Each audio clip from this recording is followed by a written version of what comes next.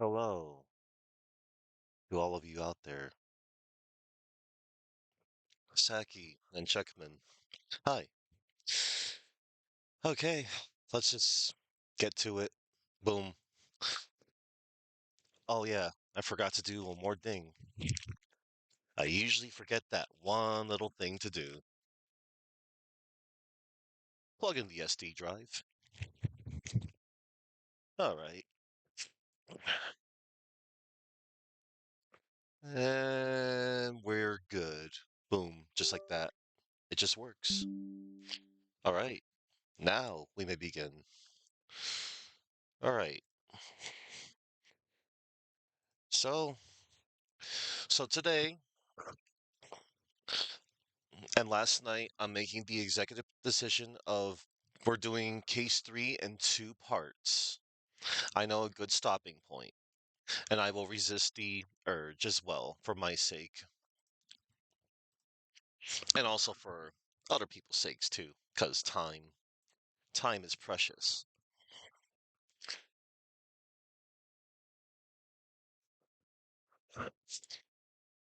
Oh, I need to check one more thing as well.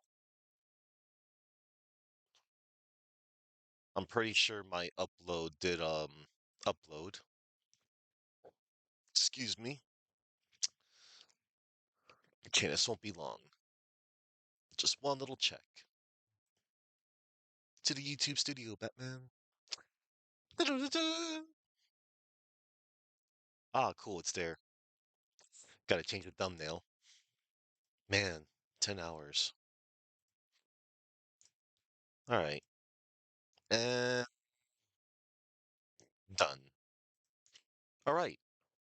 Now then, we're going to start this up now. Here goes. Case 3. The Rite of Turnabout. Oh, need to do one more thing, too. And that one more thing is done. Excellent. All right. We good now. All right. Yes. All right. Load game. The Rite of Turnabout.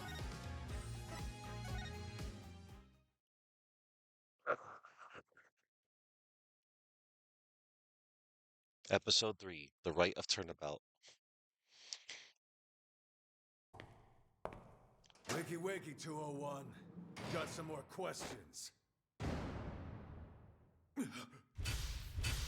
Sound the alarm! Prisoner 201's escaped! Well, you know, with Dad's back on the streets, things will be on the up and up for us. Keep your voice down. You want that rebel hunter to find us or something? Come on, we're small fries compared to... Huh?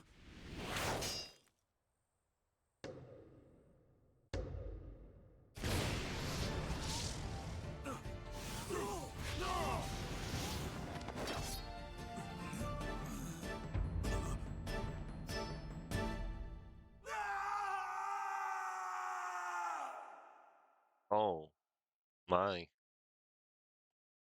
That was, something. Someone in a mask with a knife? May 3rd, 3:30 p.m. Temple. Yep, we're back in Korean, everybody. Japanifornia was nice to go to yesterday, but now we're back to this place. I mean, it's an alright place. Ah, another fine day in the Kingdom of Korean.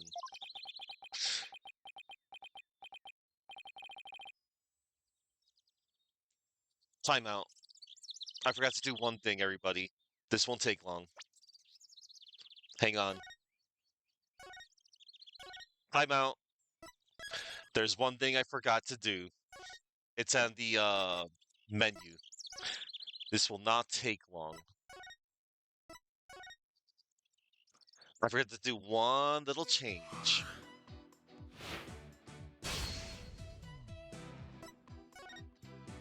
We're going to be rocking the tiger costume. Yes. For this episode, we're going to be rocking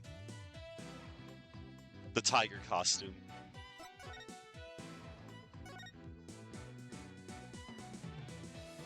Alright, let's see. Is it selected? Okay, it's selected. Alright, my apologies. I knew I forgot to do something. One little thing. Alright, we're good now. Ah, another fine day in the kingdom of Karayan. It's so peaceful here. I can't believe it's been 2 weeks already, but this place is really starting to grow on me. Still,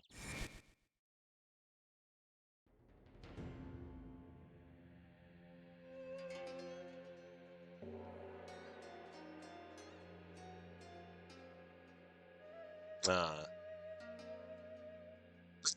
oh, that's funny. Even the flashback shows him the costume. It sure was a rough start. Yep. Now, to do what I came here to do. To see Maya. Her long aesthetic training is finally coming to an end.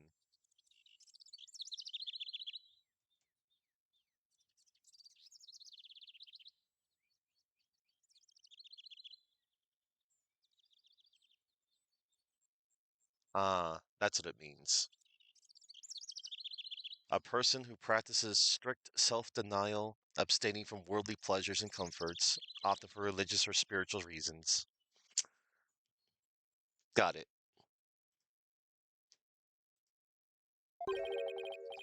But before it does, she said something about one last rite she has to perform today. Mr. Wright! Oh, it's I'll be your guide and shadow. Happy. Hey, Albie. Happy. Oh, and there it is. There's that cute little the Mitama symbol on Shadow's forehead. Adorable. Oh, you've mastered the traditional greeting of Kurayan. I don't know about that, but I guess all that practicing is paying off. Have you gotten used to life at the temple? I'm grateful they're letting me stay here, but the mornings start a little too early for me. Yes, well, morning prayers do begin at dawn. After all, you can never pray too much. Daily devotion is very important here in Karayan. Hats off to you guys. I don't know how you do it. And today's a special day, full of even more prayer than usual. There's nothing better in this world than being able to pray to your heart's content. I can think of a few things I'd rather do. So what makes today so special anyway? You mean you don't know? Today's the purification rite. It's only performed once a year. That's what Maya must have been talking about on the phone yesterday. I wonder what her role in it is. So what exactly is Maya going to be doing for the purification rite? What? Didn't she tell you? She's playing the role of Lady Kira. It's only the most important part of the entire rite. It's unprecedented to have a foreigner play such a key role. Wow, that's really something. It really is. Helping out such an amazing person has been the greatest honor of this humble tour guide's life. So who is this Lady Kira you mentioned? Allow me to explain. Once upon a time, hundreds upon hundreds of years ago, there lived a female warrior who fought valiantly to establish the kingdom of Karayan. Let me stop you right there. Is something wrong? No, it's just, I get the feeling I'm in for a really long story. Yeah, I'd say it normally takes around 2 hours to tell. Whew, dodged a bullet there. Oh, right. You're supposed to finally see Miss Maya today. Oh, look at those eyes.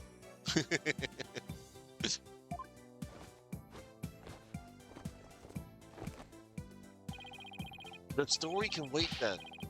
In the meantime, you can read up on the Rite with this. An English guidebook? Where did you dig this up from? I found it just lying there in the temple library. I figured no one's using it, so I borrowed it. Hmm? Hey, this book belongs to Maya. See, that's her name on the back. Guess there's no harm in keeping this for a while then. Wright's Guide added to the court record. A guide to Kurai's rights written for tourists. Let's take a look real quick. My all-important badge, proof of my profession. I'll be your guide. My guide. This industrious young man is both a monk in training and a Kurai's tour guide. Oh. And Lady Kira. As Lady Kira, the High Priest purifies both Lady Kira and her dagger. The ceremony ends the rite of fire, in which the priestess circles the sacred flames to purify her soul. Full moon, curtain, High Priest, staging area, priestess. Oh, the Rites Guide. The purification rite is a 3-part ceremony held when the moon is directly over the summit of Mount Pony Pony. It begins with the transformation rite. The high priest reads scripture, while a priestess dons the robes of Lady Kira, which have been purified with incense. Next is the rite of water, in which the priestess enters the spring dressed as Lady Kira, and the high priest purifies both Lady Kira and her dagger. The ceremony ends the rite of fire, in which the priestess circles the sacred flames to purify her soul. The two then devote themselves to prayer until the rite comes to a close 2 days later at noontime. So basically, the whole thing's a fancy way for Lady Kira to take a bath once a year. Must be nice to be her. Haha. That must have been Maya's notes there. Lady Kira, take a bath once a year. Miss Maya should already be at the site where the rite is to take place. Let's go to the Plaza of Devotion. I wonder if Maya's matured any since I last saw her. It's on a mountaintop, so it might get a little cold there. It's on a mountaintop, so it might get a little cold though. I think I can handle it. Alright. Let us talk to... Any ideas? There have been a lot more tourists this year than last. Then your tour guide business must be booming. It is. But I have more important things to do right now. Namely, helping you, Mr. Wright. I think I'll tip him a little extra for his help later. What to do. Let's head over to where the purification rite will be held. What sort of rite is it? We'd wind up missing a whole day of the rite if I were to explain it. In that case, I think I'll just go see it for myself. Alright, let's present evidence. Present badge.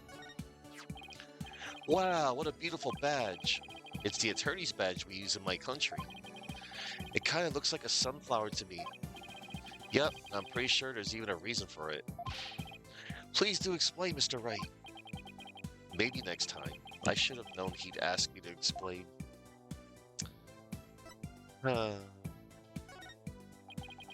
Is this some sort of new tourist souvenir? Sorry, but no. Oh. Sorry to be such a disappointment. Oh. Oh, he's licking his forehead. Adorable.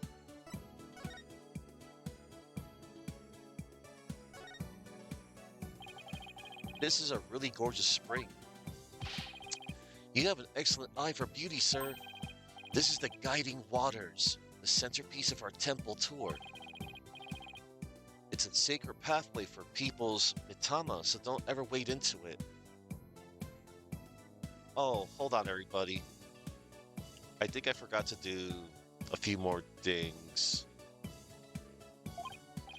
Why? What will happen if I did? I don't think we should even be talking about this. Just don't go in it, okay? What's the worst that could happen? Well, we're okay for now, right? As long as we stay out of the water. Time out, everybody. I forgot to do a few things. Uh,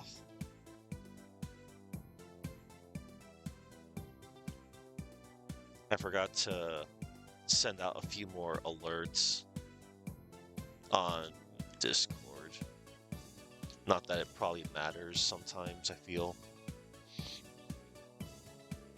It's alright though. Didn't mean to sound down there.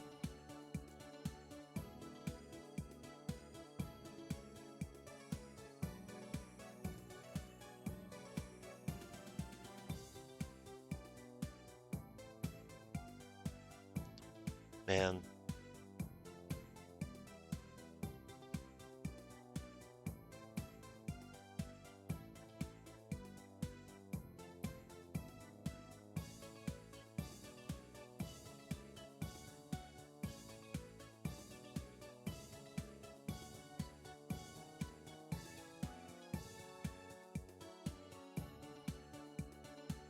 All right. My apologies. I'm just, guess I was a little bit, no. I just forgot a few things, that's all. Nothing more, nothing less. I'm just posting the self-promo channels, that's all.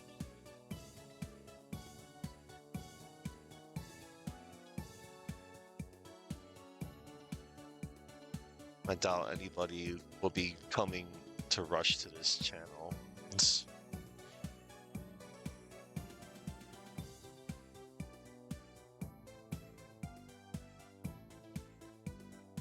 I'd say a lot more silly things about something, but nah.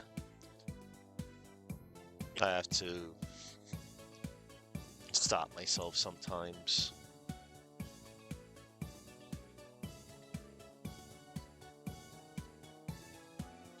Almost done, everybody.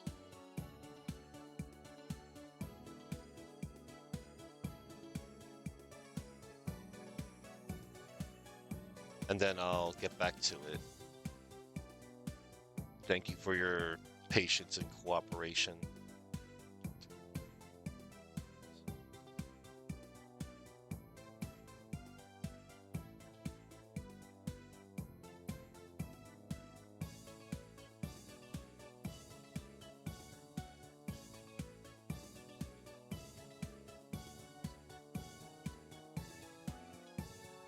Just a few more channels.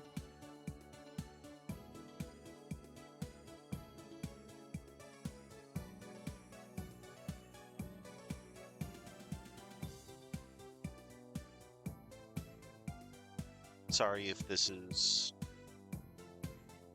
a little boring to just wait for somebody to finish posting stuff. If there's one thing I, always make sure not to, never mind. I always try to, keep things running.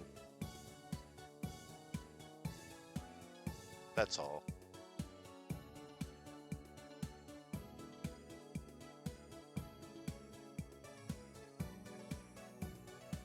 Okay, almost done, everybody.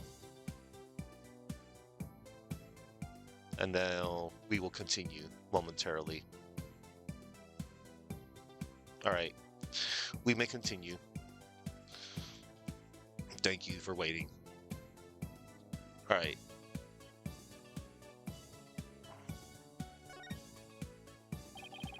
What are those buildings over there? Those are training halls. Monks continuously undergo rigorous training there day in and day out. You could try it out for a day if you'd like. They do really interesting stuff like meditating while standing on their heads.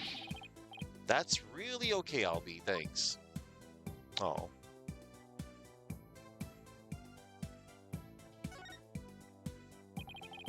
I should offer a prayer now and then since they're letting me stay here. Let's see. May there be a slightly softer futon tonight, and may tomorrow's breakfast be a little bigger. Wow, I'm impressed by your prayerful heart. Prayer is at the heart of Wrightism after all.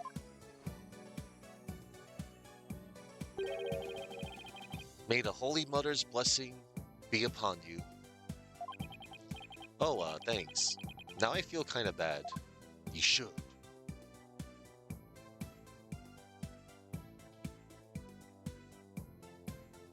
All right, we've examined all that we can here. We got all the flavor text. Now we can move things along. To the Plaza of Devotion. Oh, wow. Look at all those peeps praying.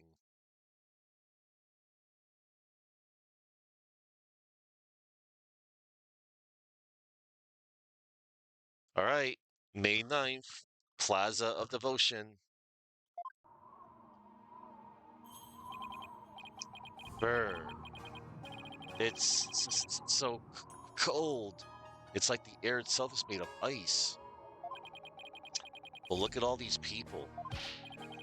Well, this is the day we come to offer prayers to Lady Kira, the protector of our land. It's amazing to see how devoted everyone is. Devoted, right. But couldn't they just as easily do all this praying someplace warmer? This, too, is a part of our religious training. It helps us build strength of spirit and willpower. Further up at the end of those stairs is the inner sanctum.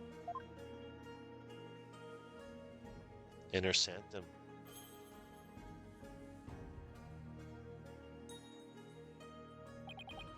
I see. Everyone I've met so far seems deeply religious. Of course we are. After all, Kurayan is also known as the land of prayer. It's said that we Kurainis spend an average of 15 hours a day in prayer. What? 15? From the moment we wake to the moment we fall asleep, our hearts are always in prayer. You see all the square flags around here? They're known as prayer flags. They contain the prayers of our people. Oh, he's talking about these colorful strips of cloth. There's something written on each one. Such piety is the glory of our people. And hold on.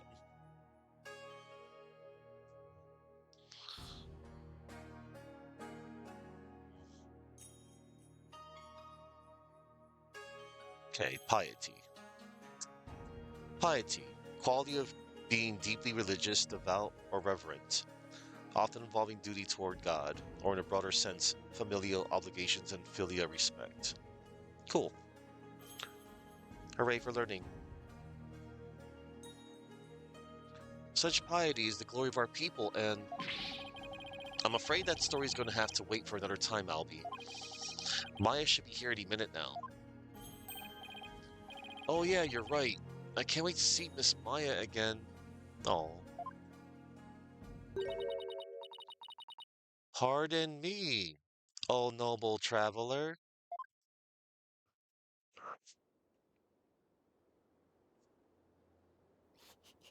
How do you fare, Mr. Wright? It's been many a day. Who might you be?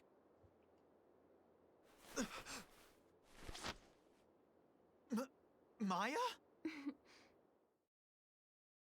Maya. Miss Maya. Happy Rocky. Happy Rocky, Albie. And you, Mr. Wright. May the Holy Mother guide you on your journey. Oh, thanks.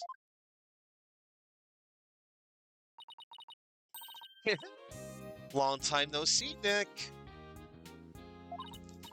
Well, well, Did I surprise you with my act? Yeah, you can say that again.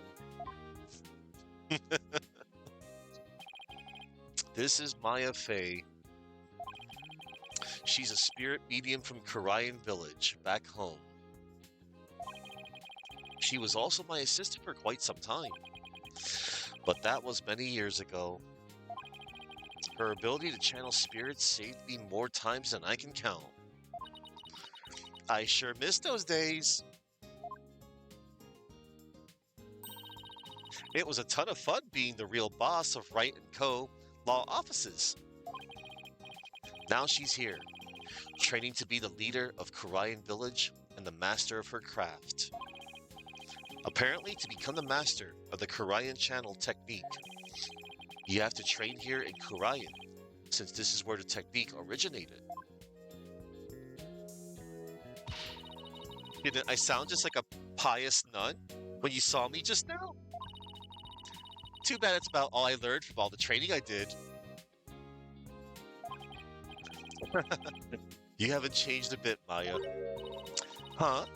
And what's that supposed to mean? She may look a little more mature on the outside, but inside, she's the same old Maya. I'm actually kind of glad for that. The remix of this wonderful track.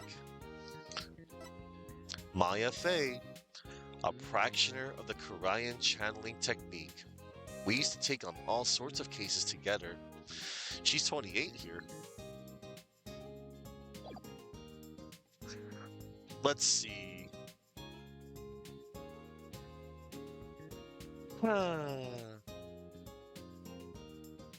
Let's examine stuff first. What a magnificent gate. You can tell it leads to someplace sacred like the inner sanctum. Sadly, only holy people are allowed through there. And here I am, hoping to show you just how amazing I've become during the rite today. All of that spiritual power I built up during my training is going to rush out like a raging river. Yeah, just try not to overdo it, okay?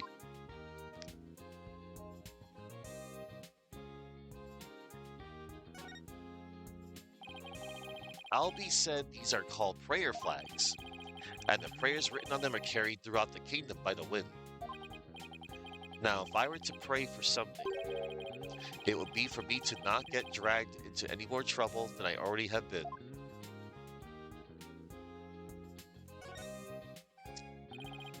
Wow, no one's moved a muscle. Those people will stay in that position and pray for 2 days straight, Mr. Wright. 2 days straight? Glad I'm not them.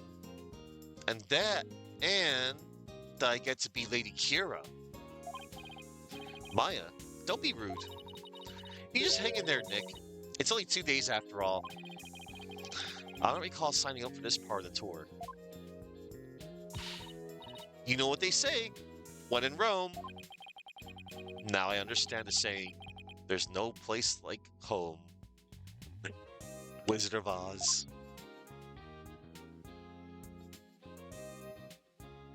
Alright. I believe that's all we can do to examine. Yep. We have examined all the things. Let us present Attorney's Badge. Oh, hey! Congrats on getting your badge back, Nick. Thanks, Maya. Now you can go back to a life of bold-facedly bluffing the day away every day. That's not exactly why I returned to the courtroom, you know.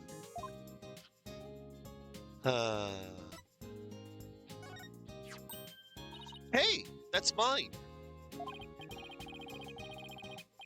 Well, it was just sitting there in the temple's library, so Albie sort of checked it out for me. Hope it comes in handy then. Oh, and by the way, the Maya Library of Guidebooks has a $2 a day donation policy. I guess Albie's entrepreneurial spirit is contagious. Alright, we can talk to Maya. Maya! I heard what happened, Nick. You ended up in court almost as soon as you got off the plane, huh?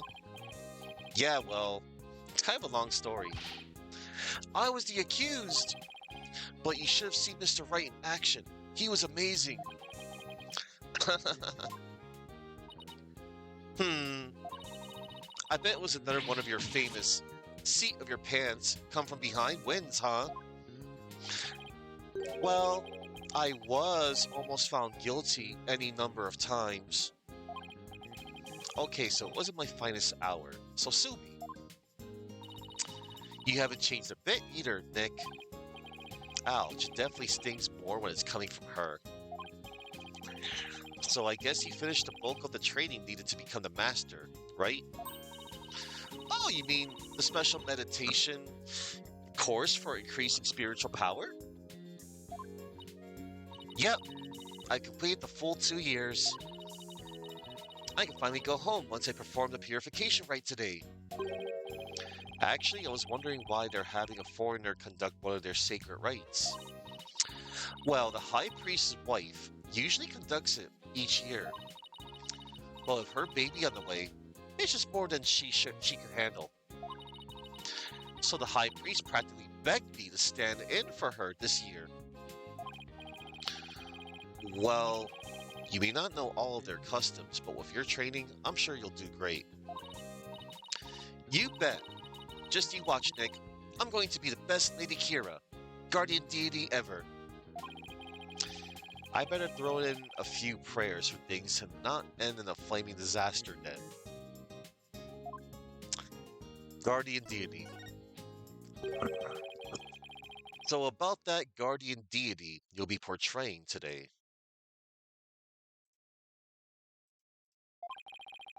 What exactly are we talking about here? Well, first of all, Lady Kira isn't really a deity in the way we think of them back home. She's a real person who fought to establish the kingdom of Kurayan a long, long time ago. Wow, so she actually existed.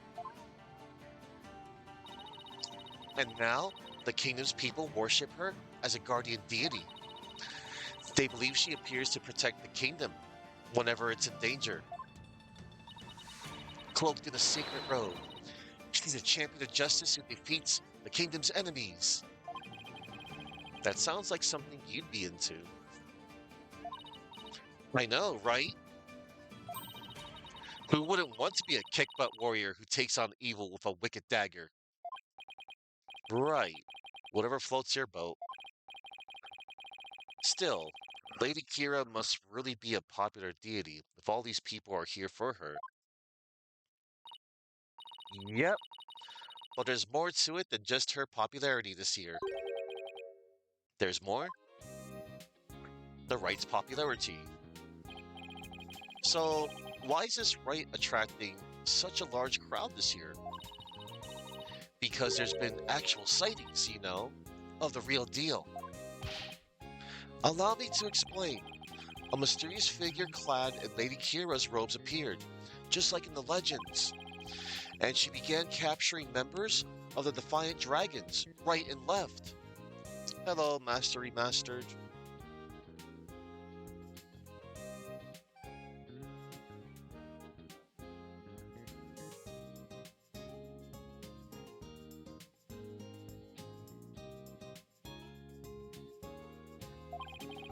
You're kidding, right?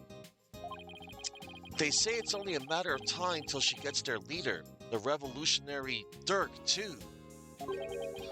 So Lady Kira's a rebel hunter now, huh? It's a bit hard to swallow, though. I mean, even if they are trying to disrupt the peace, I doubt the actions of a band of rebels can bring a legendary figure back to life. I didn't believe it at first either. But there's a real picture of her on the front page of today's newspapers. Oh wow, look at that. Sightings of her go back about 2 years.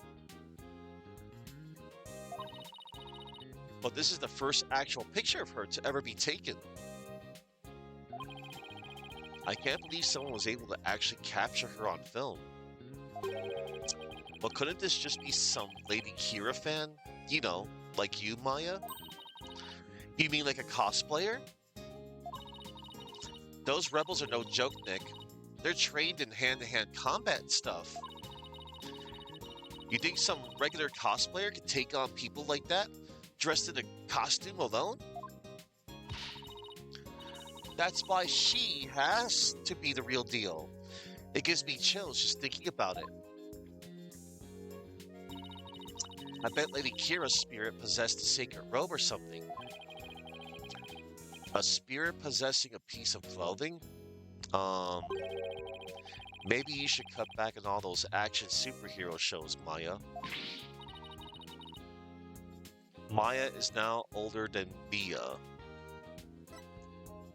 Yeah, she's 28 here in this game. Hello, Astro Dude. That's a fun little trivia factoid there.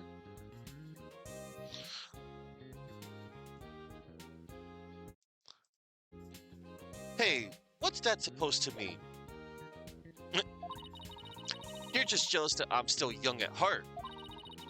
I've got a real office to run now, so I've got to keep it real, right? I don't know who you're talking about, but that's definitely not me. Huh, you really lost your edge since I last saw you. Those spikes of yours have grown really dull. There's even one that's drooping. Can we leave my hair out of this? Anyway, I swear that the Lady Kira people have been spotting is the real deal. Besides, it's just so much more fun to believe it's true, you know? I can't believe you really buy all that. Although, I wonder who's under that road. May 9th newspaper added to the court record. A newspaper from the morning of the purification rite. It repeats on Lady Kira's activities, among other things. Okay.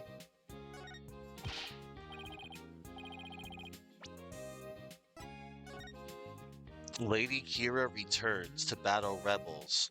The Lady Kira figure, the Lady Kira-like figure that appeared 2 years ago remains a mystery. Some town elders see her as Lady Kira in the flesh. Such rumors are fueling the enthusiasm for today's purification rite. Today's purification rite. The thick white ice that froze the ground from the inner sanctum to the plaza of devotion until yesterday has melted. The rite can now go on as planned. We give thanks for the blessings of the Holy Mother and Lady Kira. Happy Raki. Escaped prisoner alert.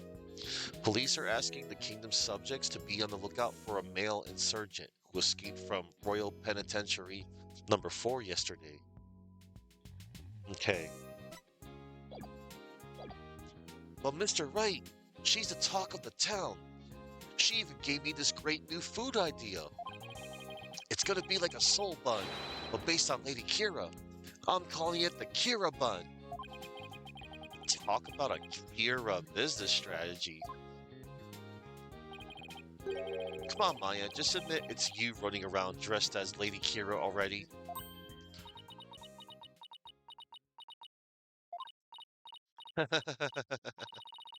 I guess the jig is up. What? Is it really true, Miss Maya? Indeed, it is I, Lady Kira. After hundreds of years, I have returned to this lovely young lady's body. What?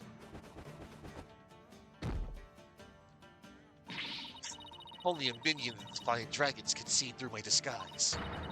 Now feel my wrath, foul lawyer. Yeah! Ow! Mr. Wright! Just kidding. I mean, come on.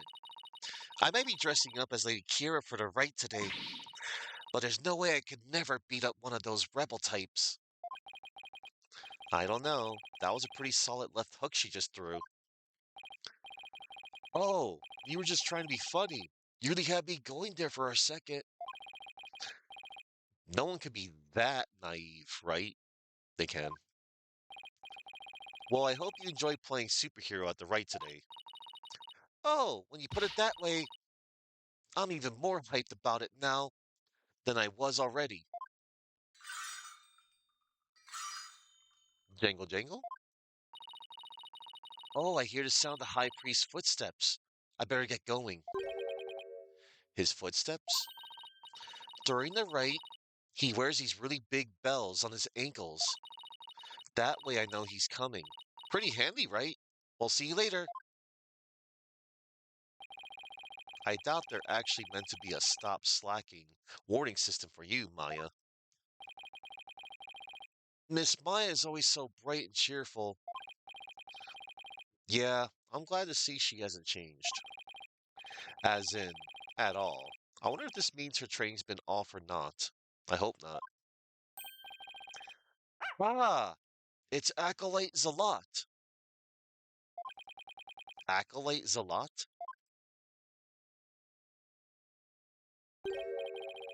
Look, he's the one praying in the red and saffron robe. He's a disciple of the high priest, Abbot Inmi, and lives and trains at his house.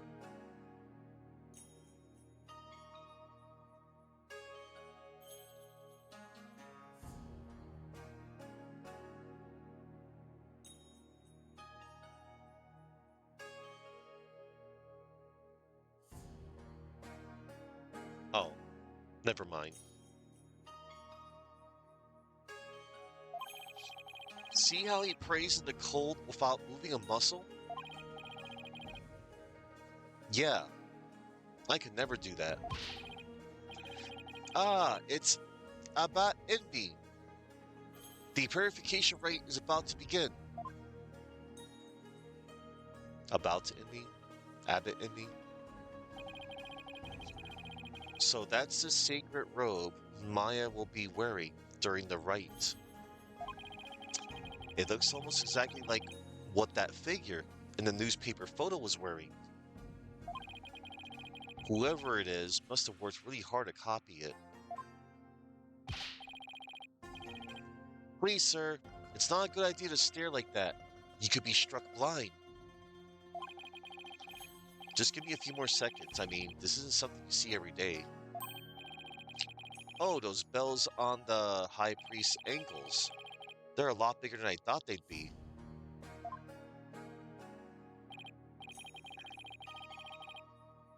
Mr. Wright, it's time to enter the prayer pose like everyone else. Those who don't will suffer the wrath of the Holy Mother. Okay, let's see. First, I kneel down and cross my ankles, and then I bow forward. Youch! Great, now all I can see is the ground. My back is killing me. You really should have trained for this, sir. Wait a sec. How long are we supposed to stay like this, Albie? The rite requires that we stay like this until the day after tomorrow. That's 2 whole days! I don't feel so... Mr. Wright, are you okay, sir? Somebody help! Oh no. His poor aching back.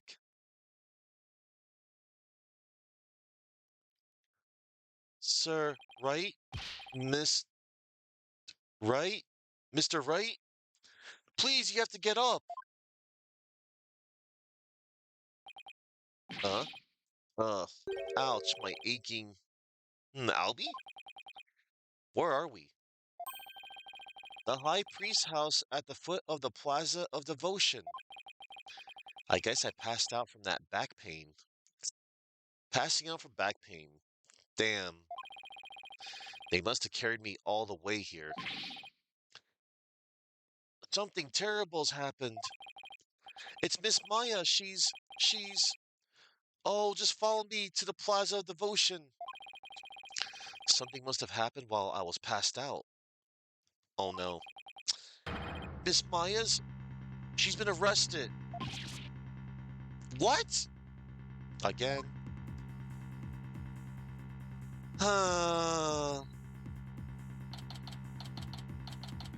May 10th, 8 a.m., Plaza of Devotion. Oh no. Where's Maya? Just take it easy, all right? But I'm telling you, I haven't done anything wrong. Humph. You can talk all you want back at the station. Let me go. Maya. Nick, I didn't kill him. I swear I didn't. Quiet, you. Come along peacefully, or suffer the consequences. Wait a second. What on earth is going on? I don't know who you are, but if you don't get out of my way. Hey, back off, officer. Emma? Emma Sky? What's she doing in Korean? I'm so sorry, Mr. Wright, but we're placing Maya under arrest. All right, take her down to the station, but with respect. Got it? Yes, ma'am. Nah. Heck. Aw. Aw, man. So what are you doing in Korean, Emma? It's a long story. Anyway, what are you doing in Korean, Mr. Wright? Same here, it's a long story, but we can get caught up later. Right now, I need to know what happened. Maya's, well, under arrest for the murder of the High Priest. Wait, the High Priest was murdered?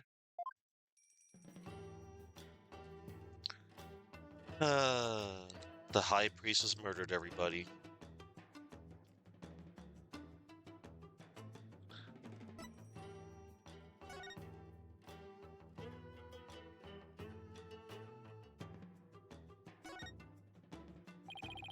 Acolyte Zalat is really in the zone.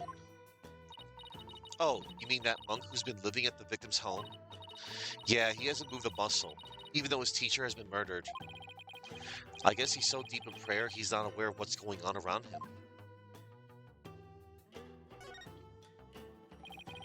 That's a befitting gate for the path to the inner sanctum. It's apparently considered a sacred object to the people of Korean. I wasn't even allowed to dust it for prints. So even applying a little fingerprint dust to it would be sacrilegious, huh? I guess so. But I applied some luminol on it instead when no one was looking. Sounds like an invitation for the Holy Mother to strike you down later, Emma. The Holy Mother will strike you down. Wow, even with the murder, all these people are still here praying. They're so into it, they wouldn't notice anything you did to them. You mean like taking their fingerprints? Huh? Oh, who would ever do something like that? You? Emma? You didn't? She did. She freaking did. Anyway.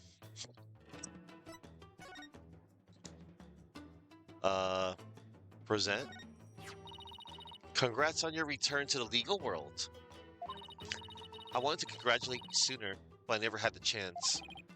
Thanks, Emma, and congratulations to you too on becoming a forensic investigator. Thanks. Oh, I know. Let's celebrate by dusting your attorney's badge for fingerprints. Or how about we do a luminol test on it? I think I'll pass on both, but thanks. It's been ages since you presented evidence to me. Remember when we worked that one case together? Case 1-5, first game? I seem to recall a thin layer of fingerprint powder on every piece of evidence then. Well, I guess to get that way from time to time now, too. As enthusiastic as ever, huh, Emma? Right, she wouldn't know that anything about those two. Court record. Emma Sky, a detective with a love of science. She's finally achieved her dream of becoming a forensic investigator. Let's talk. What happened? What happened, Emma? Please tell me everything you can. Well, basically, there was a murder during the rite as it was being performed last night. The victim is Trust in Me, the high priest who was presiding over the rites. Let me get this out of the way, everybody. So, Trust in Me is a play on trust in me. And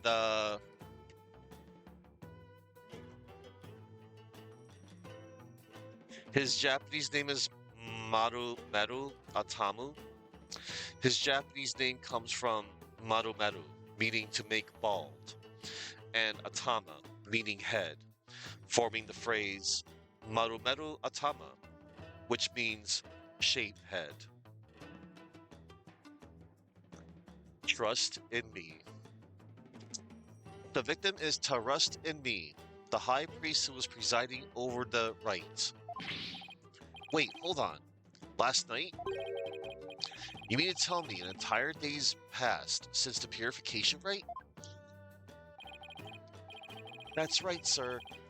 You passed out for a whole day from your back pain. I never knew my back's like a ticking time bomb. I better take better care of it.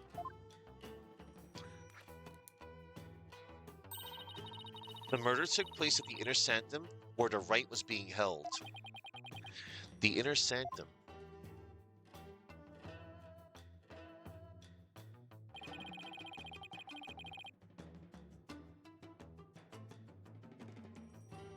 Hang on.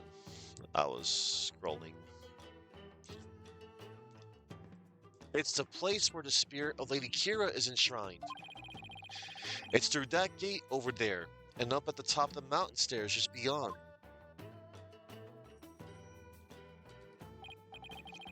Oh, so that's why everyone is offering their prayers in that direction.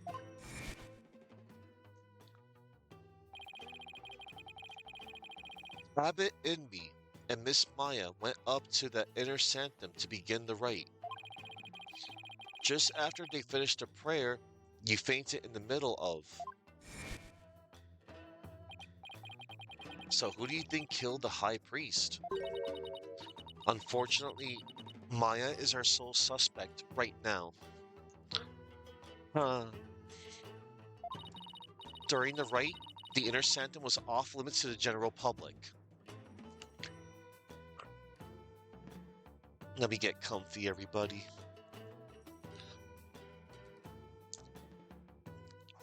I'm currently not too comfortable right now. Now to get comfy. There we go. This will be fine. Oh, much better. During the rite, the Inner Sanctum was off limits to the general public. So then, only the High Priest and Maya could have been there when the murder occurred. Right. Plus, the Inner Sanctum is on the side of a very steep mountain.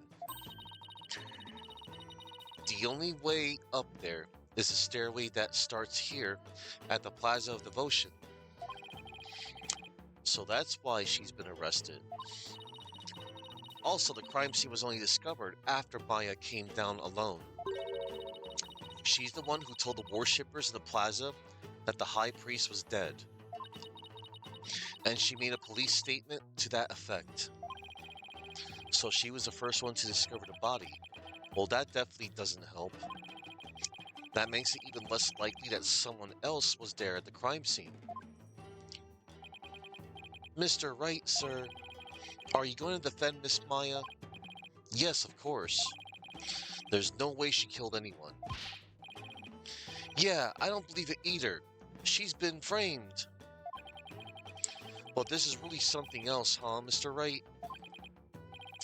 I mean, who'd have thought you'd have to take on that horrible court again?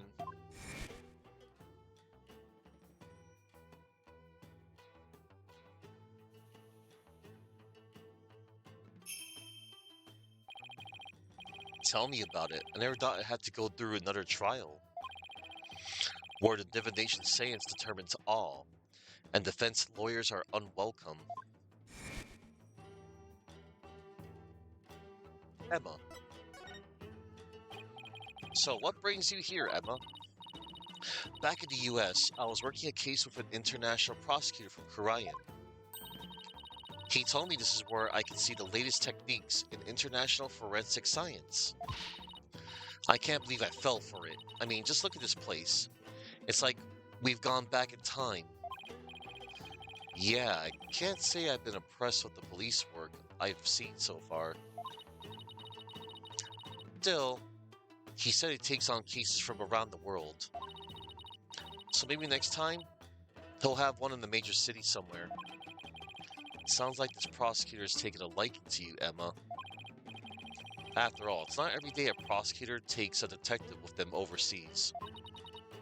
I wonder, he's calm and kind, and almost always has a smile on his face. But it's hard to tell what he's really thinking. This international prosecutor, is he the one who handled Trucy's case? Yes, he is. I take it he'll be the prosecutor on this one, too. Yes, Prosecutor Samadi's already been assigned. Prosecutor Samadi Polkanka! You know him, Albie? Of course. Everyone in Korean does. He's a highly revered individual, both as a prosecutor and a monk. If you go up against Prosecutor Samadi, you'll incur the Holy Mother's wrath. But it's my job too as a lawyer. Oh, right. Sorry. Just great. A prosecutor who's also a revered monk in a deeply religious country. This trial's shaping up to be even more uniquely Koreanese than the last one. I'm not sure I should be saying this, but he's a formidable opponent. Yeah, I heard Apollo had a really tough time, so I'd better give it everything I've got. Anyway, I'm glad you're here, Emma. They treat lawyers like criminals here. Come to think of it, Prosecutor Samadi mentioned something to that effect. I'm not sure how much I can help, but I'll do what I can. Really? Are you sure you aren't going to get in trouble for helping the enemy? Ugh. He did come down on me pretty hard when I tried to help Trucy in that last trial. Let's just say I'll help where I can. Thanks, but don't go getting yourself in trouble on my account, okay? Prosecutor Sadmati sounds pretty strict. So first things first, let's start with this. Hot off the press is the High Priest's autopsy report. Tarust's autopsy report added to the court record. Cause of death was blood loss from an abdominal wound delivered by a bladed weapon. The victim bled to death from a deep stab wound to the abdomen. Tarust and Me's autopsy report. Time of death, May 10th, 2 a.m., 3 a.m. Cause of death, blood loss from a deep abdominal wound caused by a bladed weapon. The wound appears to have been inflicted by the warbod dagger used in the Rite.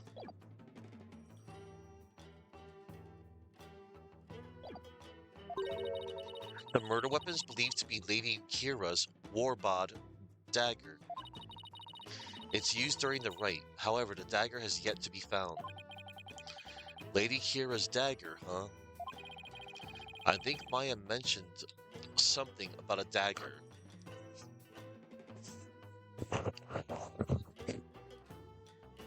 Yes.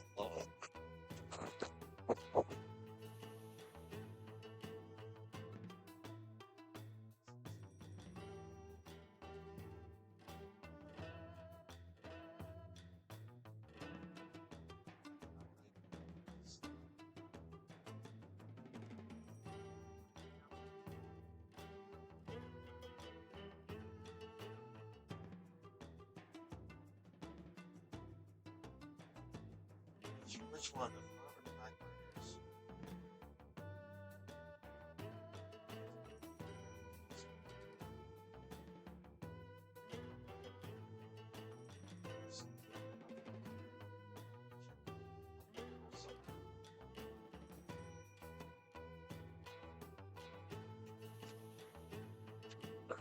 apologies.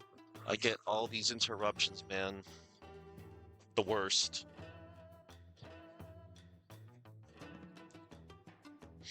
Anyway, I think Maya mentioned something about a dagger.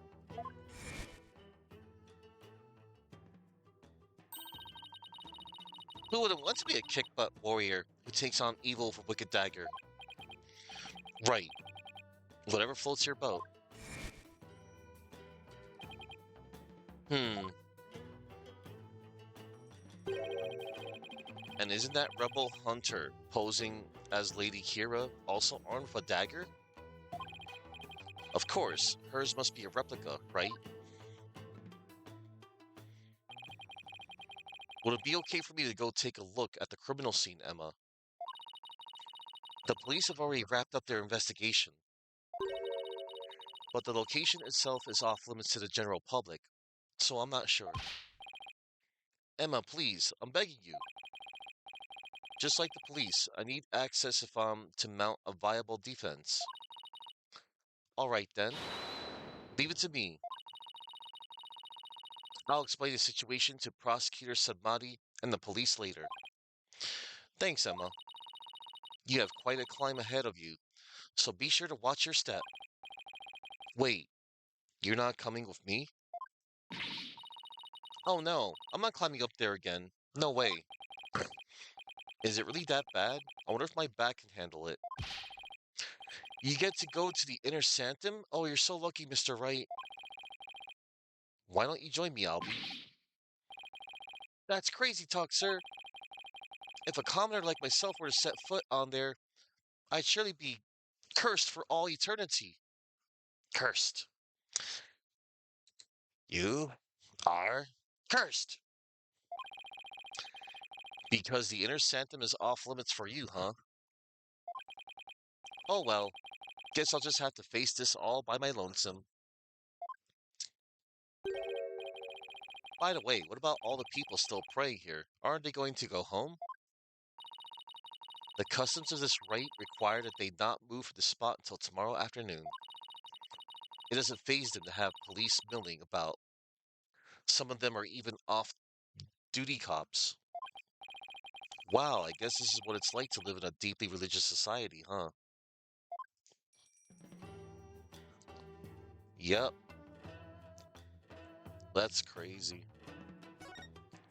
Alright,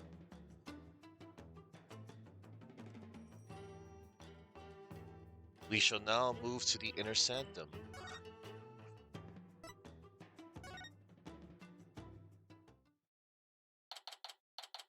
May 10th, inner sanctum.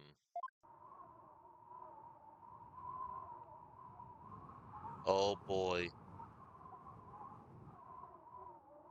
Jeez.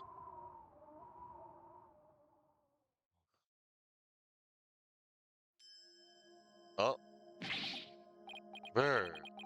It's really high up and really, really cold. What did I do to deserve this? At least I made it. I better get started while I can still feel my fingers. Hmm, who's that? It kind of looks like... Oh boy.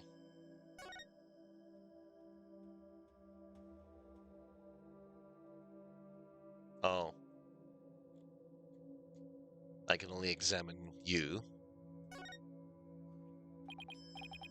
Excuse me. There's Rafa. Ah, it's you! Do you even know where you are? Barbed head? Of course I do. May I ask why you're here? Your benevolence.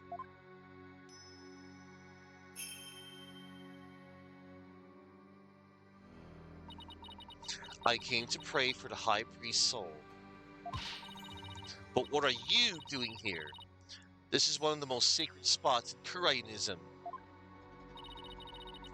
Unscrupulous lawyers such as you have no business being here. But I'm not unscrupulous. Quiet! You dare to find fault with my insights at every turn the other day. She's still sore about that trial? Yes. Yep, she's still salty.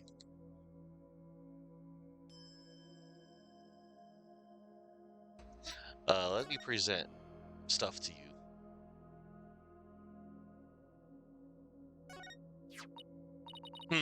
What is that badge you bear? It's a sunflower pin. They're quite popular in my country. It is rather cute, I must say. Actually, it's just my attorney's badge. Oh, so you mean it would have actually been worth more as a cheap accessory? My profession is worth more than $1.20, you know. Damn. That is a book from your land, is it not? Yes, it's a guidebook about Kurayan that was written by people back home.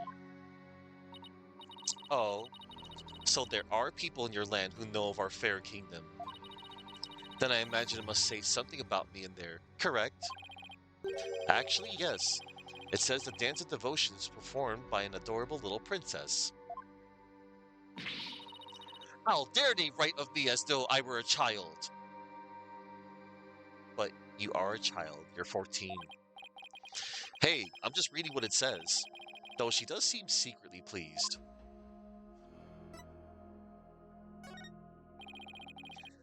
A dama for your dots? Ugh, get that thing away from me. Alright, I'll just put it away then. Who told you to put it away? How am I to inspect it if you do that? Keep it out, put it away. I wish she'd make up her mind.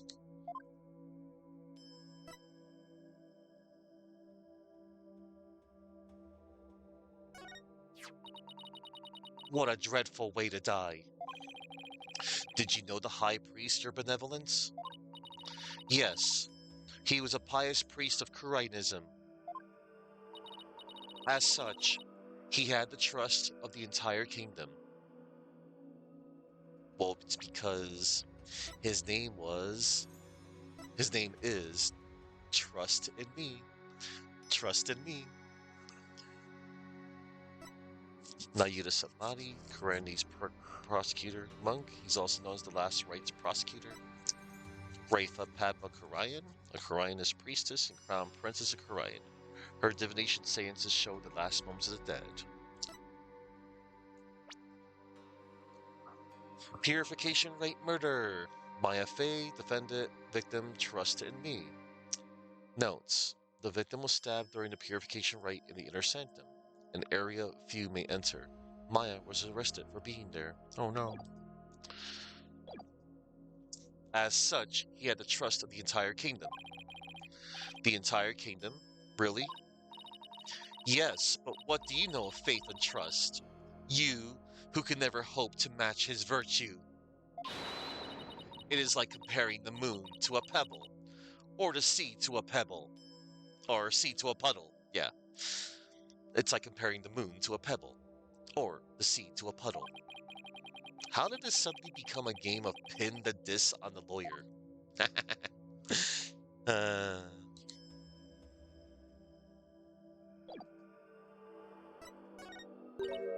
hmm, why do you keep looking away?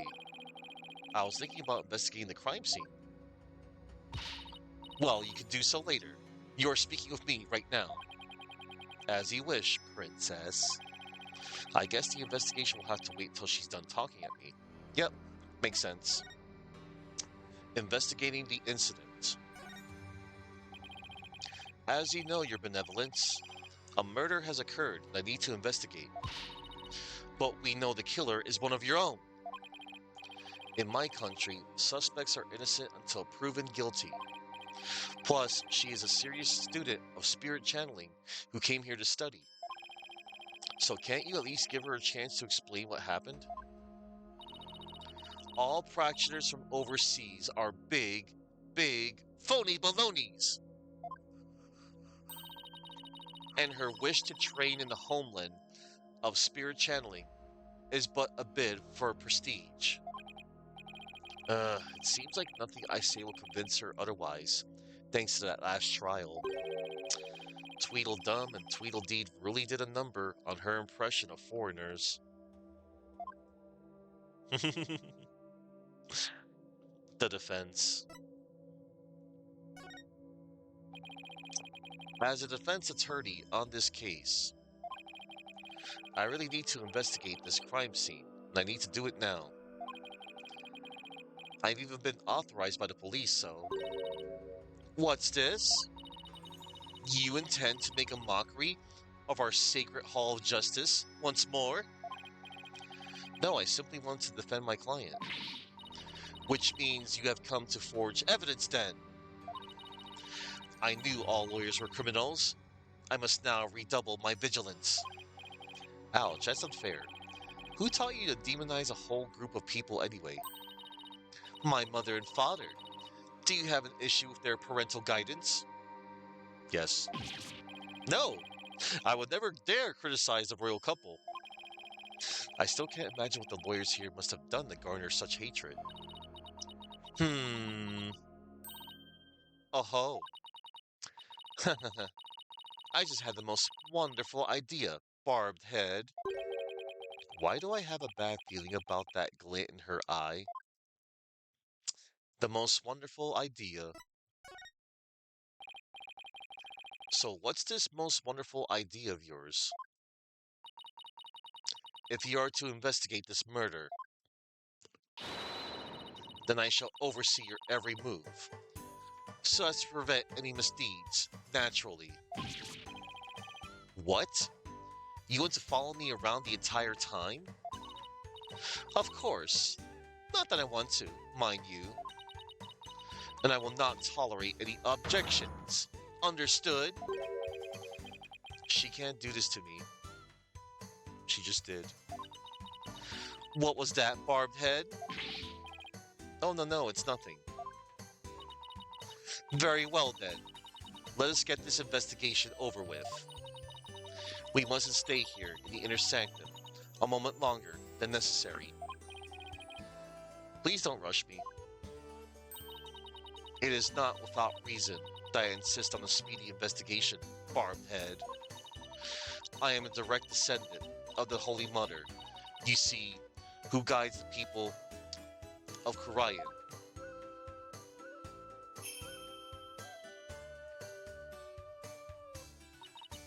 As such, I must not sully myself with the blood of battle that Lady Kira bears. The blood of battle? If that's that big of a problem, why don't you head on down now? I won't do anything, I promise. No, lawyers are never to be trusted. Now make haste, so that we may leave here soon. Oh, and one more thing. What now? Your victory the other day was but a stroke of fortune. But this time, my insight shall reveal the absolute truth. So brace yourself for a defeat, most bitter lawyer. I will. Now, can I get on with my investigation? As long as you know where we stand. Huh. I better hurry up and poke around for clues before she changes her mind. Hang on, everybody. I need to go and take care of something. It's due to an interruption I had before.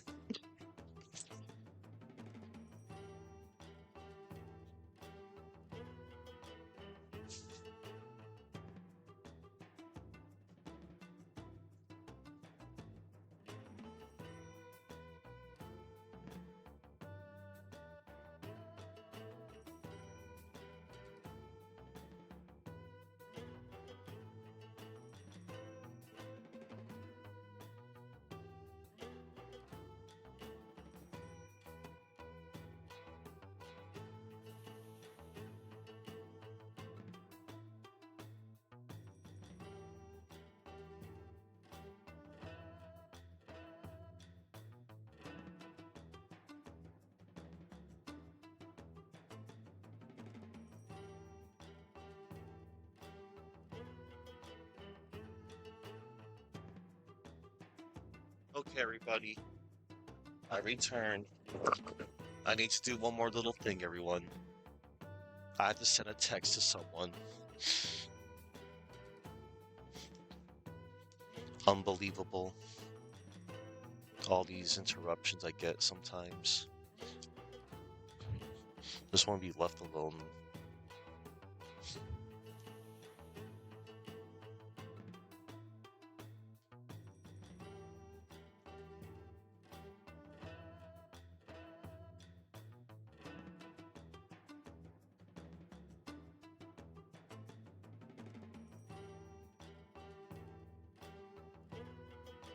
Alright.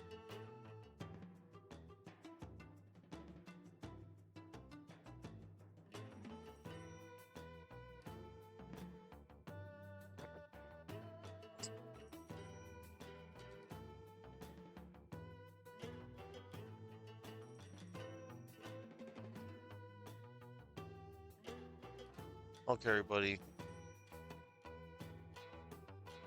Getting back to business. Because that's what I'm all about right here. Business.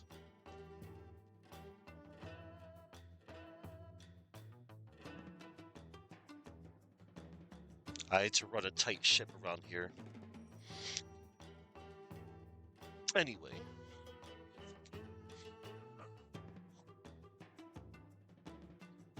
Okay. We can oh. Let's talk about the Inner Sanctum. Could you tell me about this place, Your Benevolence? I have nothing to say to you, lawyer. Is that because you don't actually know much about it? Oh, you ill-mannered. I am the Crown Princess of Karayan. There is nothing I do not know. She's flustered. Nana! Whoa, where's she come from? Hey, no cheating. Silence, barbed head. Nana's knowledge is my knowledge. End of discussion. What is she? Your pocket internet? This spring is where Lady Kira came to cleanse her body of the blood of battle. And today's purification rite is a ceremony that traces its origins back to those days. Cleansing Lady Kira's robe in this sacred water lends one courage for the next battle.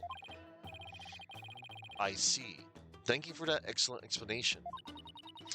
Commoners are normally barred from here, except for the day of the rite. Who normally controls the access to this place? The High Priest and his family are responsible for that. The High Priest and his family, huh? The High Priest's family.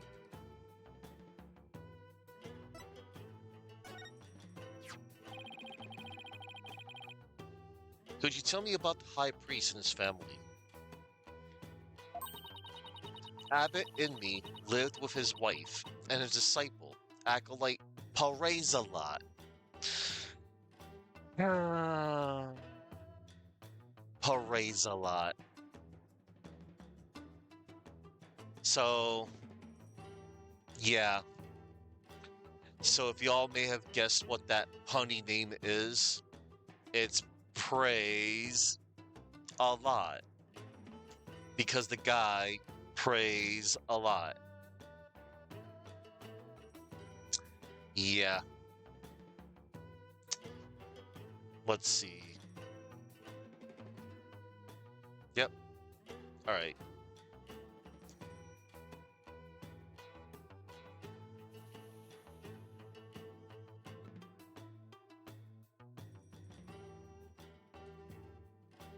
Alright. And it's also likely a play on Pray Zealot, which also roughly has the same meaning. Zealot. Abbot Inmi lived with his wife and his disciple, Acolyte Parazalot. A young man the couple took into their home upon finding him near our kingdom's border. Speaking of his wife, Isn't she the one who usually plays the role of Lady Kira? Yes, but as she is with child, the role was appointed to someone else. The killer no doubt offered to stand in, as she saw it as a chance to slay the high priest. No, you have it backwards. He was the one who asked Maya to stand in. Then that braggart must have embellished her qualifications. I'm really not sure how she could. Besides, why didn't you stand in for the high priest's wife then? Did I not tell you before? As a direct descendant of the Holy Mother, the role of Lady Kira is forbidden to me.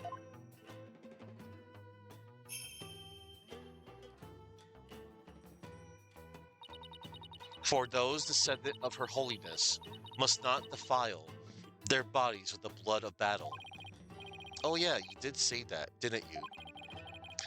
I should probably talk with the high priest's wife and acolyte Zilat later too. Alright, let us examine stuff now. What an amazing wall painting! So this is Lady Kira.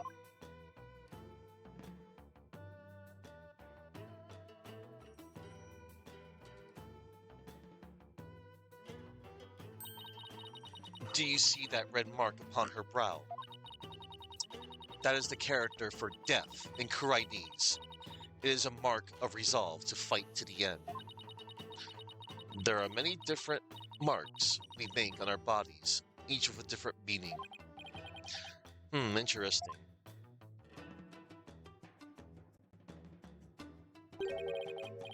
Come to think of it, you have marks on your face, your benevolence. So did the high priest. The high priest's marks are those of a monk, while mine are of a royal priestess. All members of the Carinus clergy have such marks upon them. The shape and location of the marks vary in accordance to conditions like status and age. And all records about them are kept at Temple. So it's kind of like a nation ID registry, huh? Trust autopsy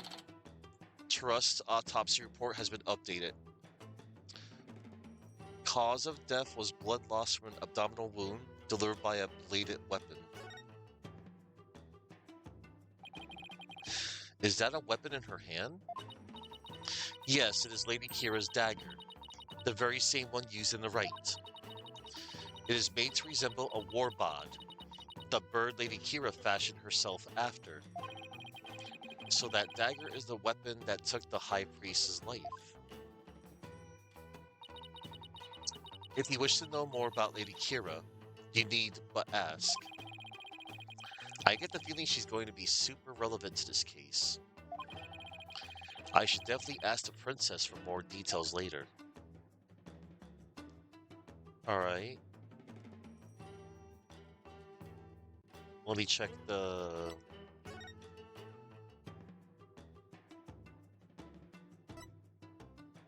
Trust in me's face tattoo. The mark on his face is one borne by all members of the Carinist clergy somewhere on their bodies. Records of who has what mark and where are kept at Temple. Okay.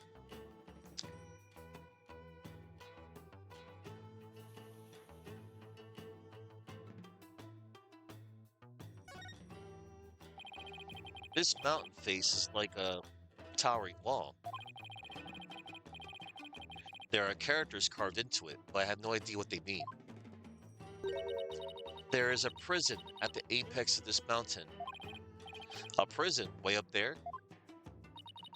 It is said that Lady Kira laid those she defeated to rest atop this mountain, so that their souls would not spawn evil spirits. I'm feeling queasy just thinking about being all the way up there. And the fact that it's a prison just makes it worse.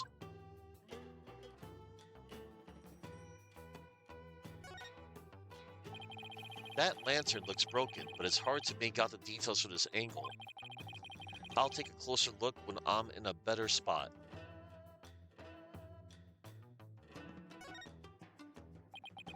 It's a lantern. Hmm? And it's still lit.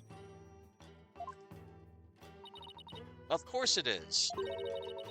The sacred flames in the 4 lanterns here have burned for centuries. Anyone who extinguishes even one of them will be put to death immediately. So that's why they're outfitted with glass wind guards.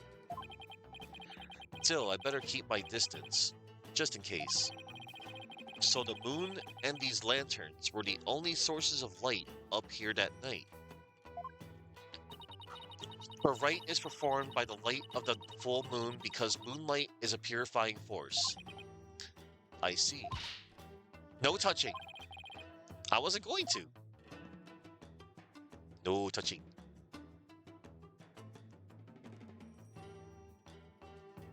Alright, let's check the statue. Let's take a closer look, shall we? Oi. Look at this.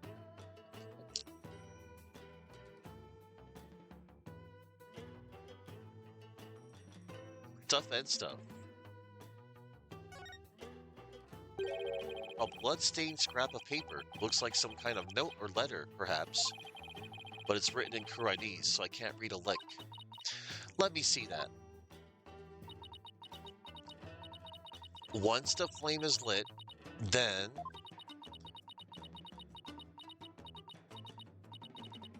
will be... This is simply impossible to read. Wait. What is it? It's stamped in the lower right. It's the mark of those insurgents. The Defiant Dragons. The rebel group? What's it doing here? Is there some kind of connection between the High Priest and the rebels? Blood-stained letter added to the court record. A letter we found at the inner sanctum. A giant blood stain makes it impossible to read it in full.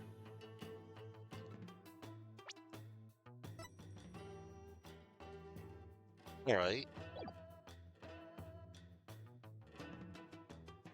Let's check the blood.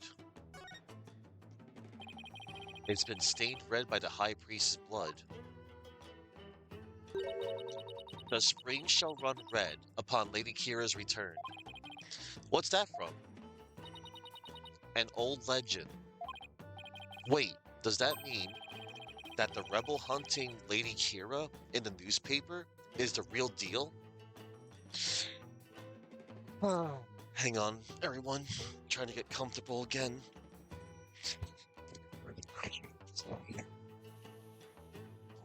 Alright.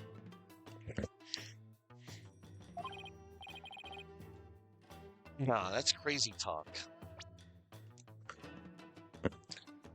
That the rebel hunting Lady Kira, the next troopers, no, that's just crazy talk. Alright, let's check the statue. Whoa, this is blood. This is the statue of a warbod, the bird on which Lady Kira based her appearance. And all this blood is from the High Priest, huh? He no doubt embraced the statue in the hope that Lady Kira would save him from death. May his soul rest in peace. Considering the amount of blood, he must have been stabbed with considerable force. But there's no way Maya will be strong enough to deliver such a blow.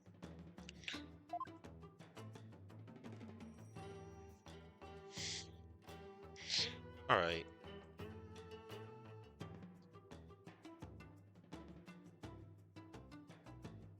Let's check this costume here.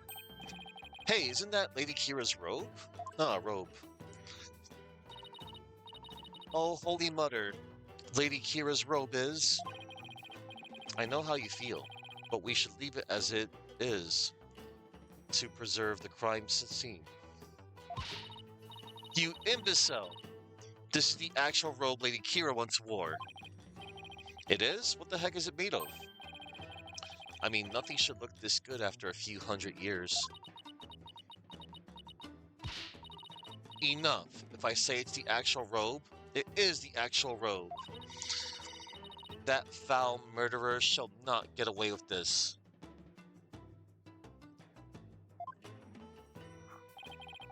It is tough to see a piece of history sloppily tossed on the ground like this, though.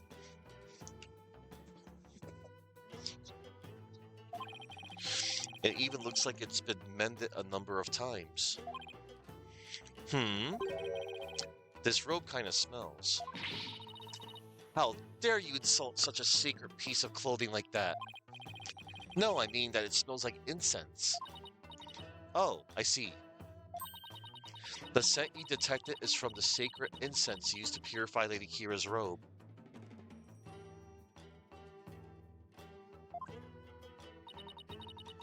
Whenever a rite is to be performed, the robe is first scented with sacred incense. If this still smells like incense now, the scent must have been much stronger last night when the victim was killed.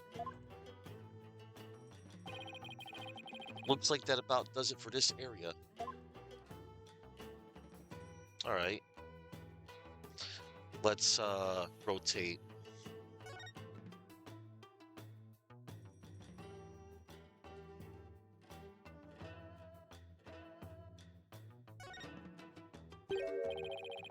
There's something hanging off of the ritual curtain there.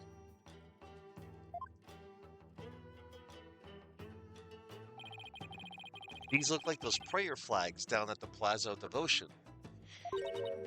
Except they are arranged like no prayer flags I have ever seen. How so? All of these flags have been sewn together. Hey, you're right. It's like they're one big banner now. There is something written on a piece of it. Donated by Tarust and me. It seems this piece is from a donation Abbot Ibni made at some point.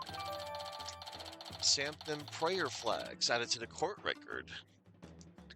Prayer flags found outside of the ritual curtain. They have been sewn together into a long banner.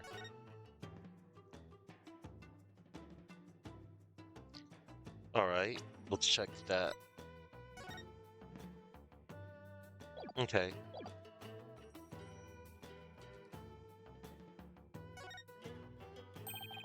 During the rite, the inner sanctum was fully enclosed by this ritual curtain, making this case something of a locked room mystery. Ritual curtain added to the court record. A curtain around the perimeter of the sanctum, isolating it from the outside world. The entrance was shut during the rite. The purification rite is akin to a bathing ritual for Lady Kira. Therefore, it must be closed off from the outside world. Oh, so the inner sanctum is like her private bathroom. Indeed. So see to it that you keep it clean.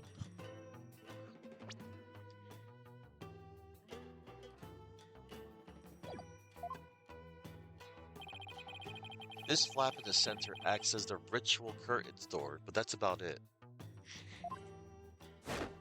Oh. Eek! And what was that shrill scream for just now?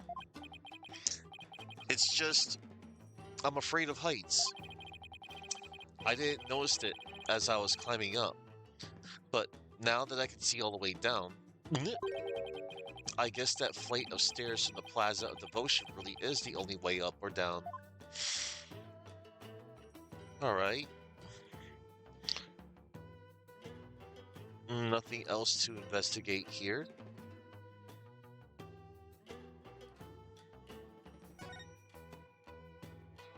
Ah. Alright.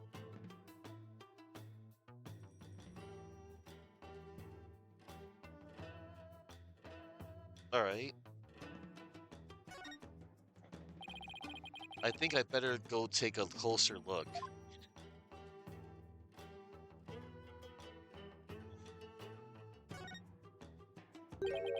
There is no snow here. Maybe it was removed because it would interfere with the Rite? The day before the Rite, the temperature in this area plunged below freezing. Even the Plaza of Devotion was covered in a layer of white frost. Must be the elevation. It wasn't all that cold back in town as I recall. Alright. This lantern is damaged. The wind guard is completely broken. Damaged? Was this your doing? No, I didn't even touch it. Humph, then perhaps a falling rock struck it. I'll request that it be repaired when we are finished here. Of course, I doubt you will live long enough to see it restored. I'll be back to take a look, you'll see. The snow has obviously been cleared away here, and the lantern is broken. I still have that camera I brought to take pictures of my trip. I should snap one of this area here, just in case. Inner Sanctum photo added to the court record. Shows an area of shoveled out snow and a lantern with a broken wind guard. Nothing else particularly interesting here. Yeah. We already checked all of that. This rock must have fallen from higher up on the mountain. It's like the perfect perch for taking a peek over that curtain. Well, up I go. Wow, what an incredible view. It almost boggles the mind. Get down from there this instant. Right, sorry. I'll be right down. It looks like the inner sanctum is just slightly higher up than the top of that mountain. I guess that confirms that the stairs to the Plaza of Devotion are the only way up here. Alright. And now, the last thing to check is the statue from this angle. It's a statue of a bird. Guess I'll take a closer look at it. Oh boy.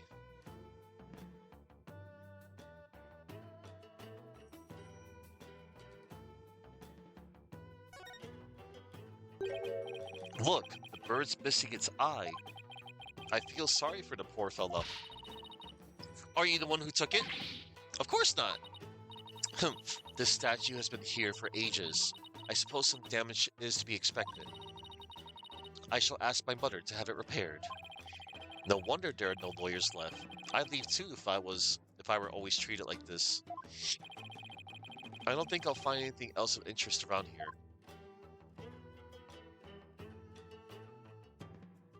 Okay. Now, what?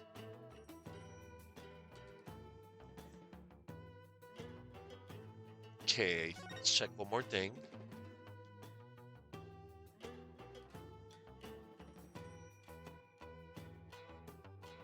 I think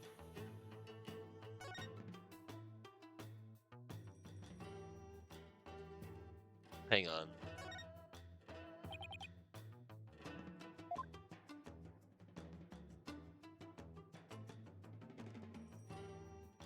All right. Nothing else to check.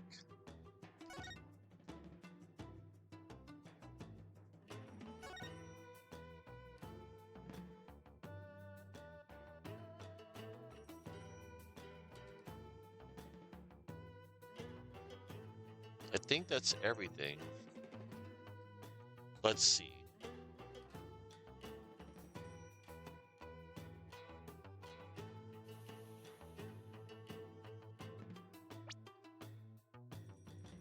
Let's see. We got the bloodstained letter. We got the ritual curtain. The inner sanctum photo.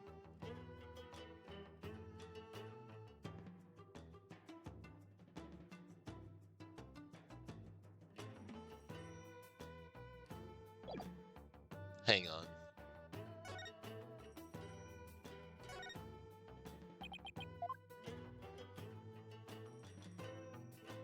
Yeah. Alright.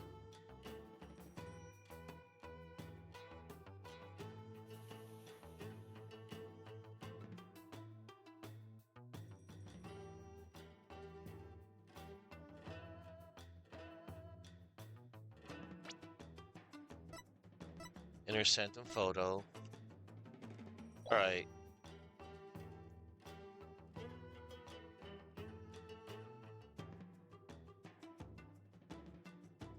Alright. It appears that we are done here.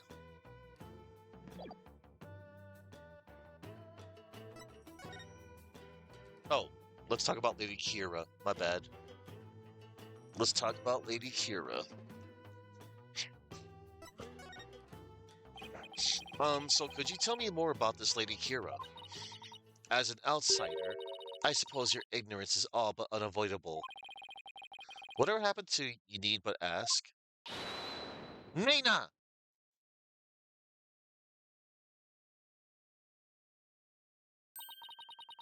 Lady Kira was the Holy Mother's younger sister, but unlike her older sister, she lacked the ability to channel spirits. However, it is said that none could equal her skill with the dagger. A dagger? Well, this became relevant fast. The Holy Mother guides our souls, and Lady Kira keeps the peace with her dagger. Lady Kira was prepared to die for her people. She cloaked herself in a sacred battle robe and concealed her face as her sister did. Okay, but who was she fighting against? Throughout our history, we have been set upon by rebels. Now is no different. For our enemy now is the Defiant Dragons, led by that insurgent, Dirk. So Lady Kira played a role akin to the police, huh? So what's the bird imagery? Lady Kira's robe is fashioned in the likeness of a war bod. It is a fearsome bird that is unique to Kirayan. I see. And what about the recent rebel hunter, Lady Kira? Who do you think she is? I have heard about her, but I have yet to ascertain the truth. However, I believe her to be a vigilante, or more precisely, a patriot. So even Princess Rafa doesn't know the true identity of the rebel hunter, huh?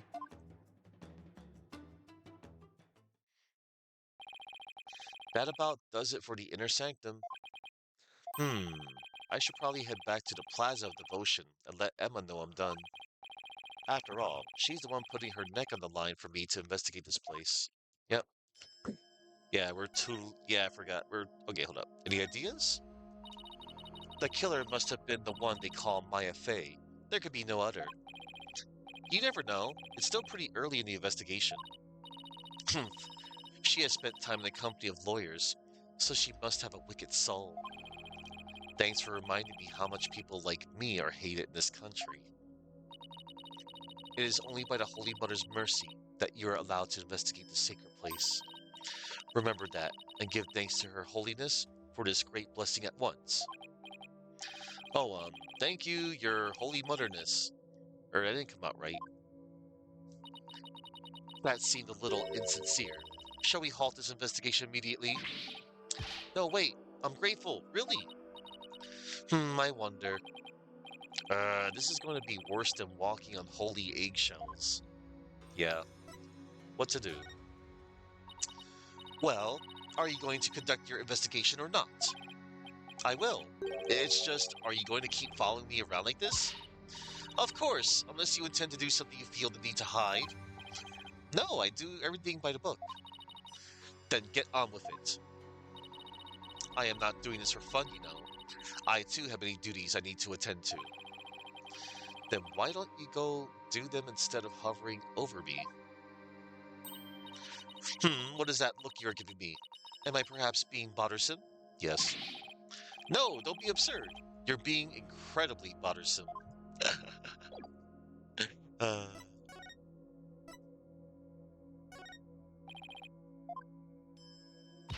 Alright, she doesn't know nothing about that.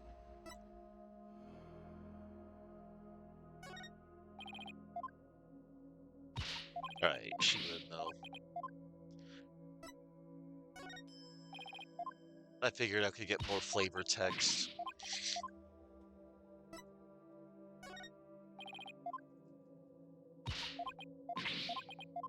Does she say anything about the updated autopsy report? Nah, it's the same one. The same text. Alright, let us move. We shall now go back to the Plaza of Devotion.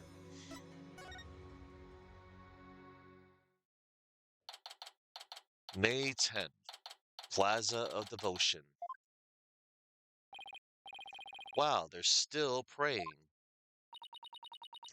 The religious devotion of our people is the pride of our kingdom.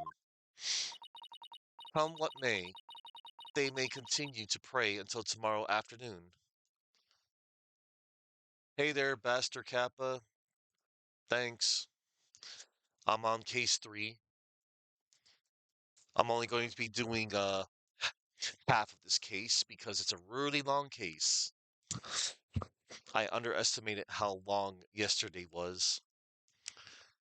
You like Spirit of Justice? Yeah, I think Spirit of Justice is pretty cool. I think it has a lot of cool moments. I know it's not probably like a lot of people's like, favorite or whatever in the mainline game. And of course, there's so many varied opinions I've heard about all the cases and the characters, the very opinionated ones. But no, I think it's a good one. It does a job of actually addressing the aspect of bringing back favorite characters. Yeah, just about. They just missed one off the mark, and I'm just gonna flat out say it. Detective Gumshoe, lack of Gumshoe still, but it's okay because at least he actually gets referenced.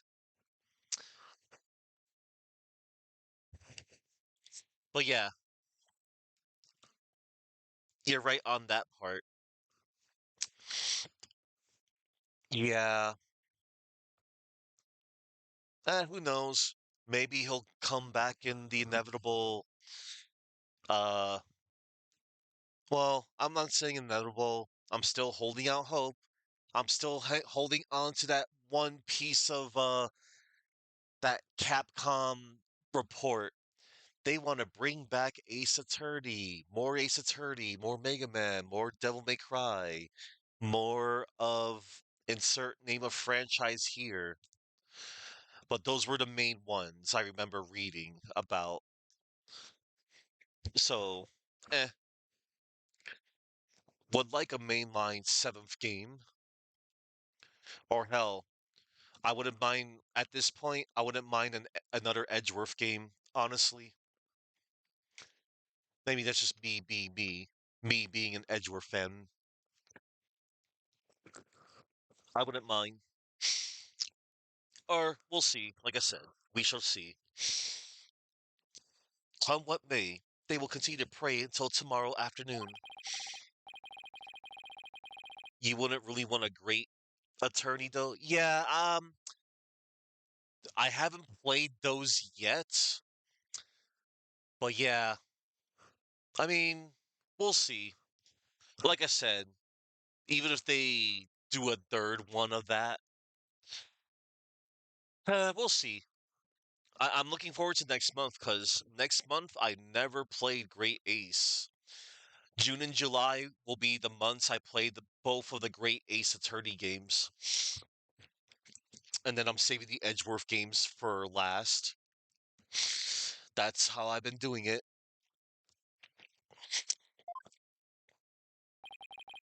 Let's see. The religious devotion of our people is the pride of our kingdom. Come what may, they will continue to pray until tomorrow afternoon. Well, I will say this level of devotion is certainly to be respected. Now to find Emma. You there. Wait. I want to ask you something. Okay. Do you know me? And do I know you?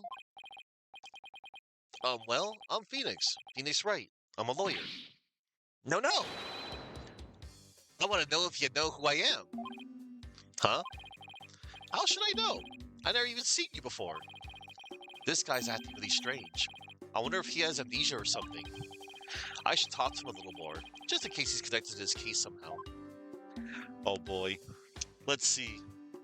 Yeah, you really want a great ace. For you, taking away the love characters doesn't help.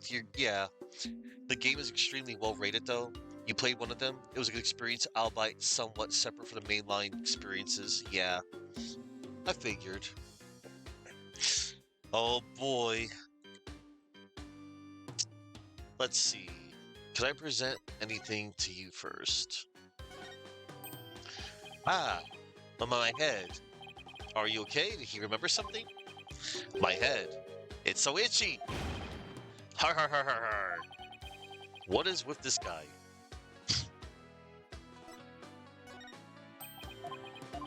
Let's see if I can get any flavor text.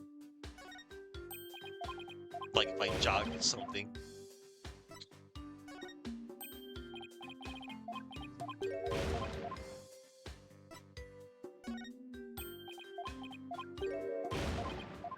Yeah, he wouldn't know nothing about this, but we'll see.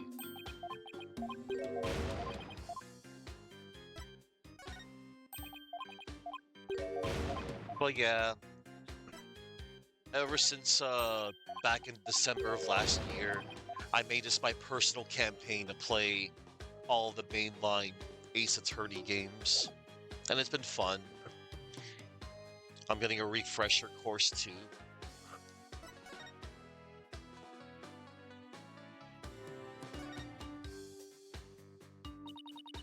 To think I would witness a lawyer being allowed to pass through this sacred gate. Yeah, well, I wouldn't unless I had to. Those stairs were brutal to climb. What's this? Do you even know how many monks would give their lives to pass through that gate? Be thankful for the great honor you have been afforded. Yes, your benevolence. She's too much. Acolyte Zalat is still focused on his prayers. Hope you also get around to making a short montage of the best moments or reactions sometime. If I knew one lick of editing, probably. But it'll all be great though. I think my first time playthroughs of both great Ace Attorney games and the second Miles Edgeworth game are going to be worthy of all of the reactions. But anywho, is not such devotion worthy of commendation? Still, he has not yet learned of the High Priest's death. When I think of how he will learn of it once his prayers are over. Yeah, it does seem cruel, doesn't it? So, whatchamacallit? So yeah, Phoenix, he's not really quite a detective. However, he is, when he is able to, allowed to investigate the going-ons of a case and collects evidence for the said case. Like, it's a good way of knowing, you know. Because I know, like, normally one would read, like, the court record or something. Yeah. But, yeah. He does his own brand of, detective work.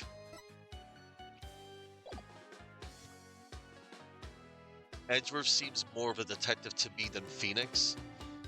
Yeah. He can be at times, too. Like, the few times that you run into him in the main games and his own game, Ace Attorney Investigations, Miles Edgeworth.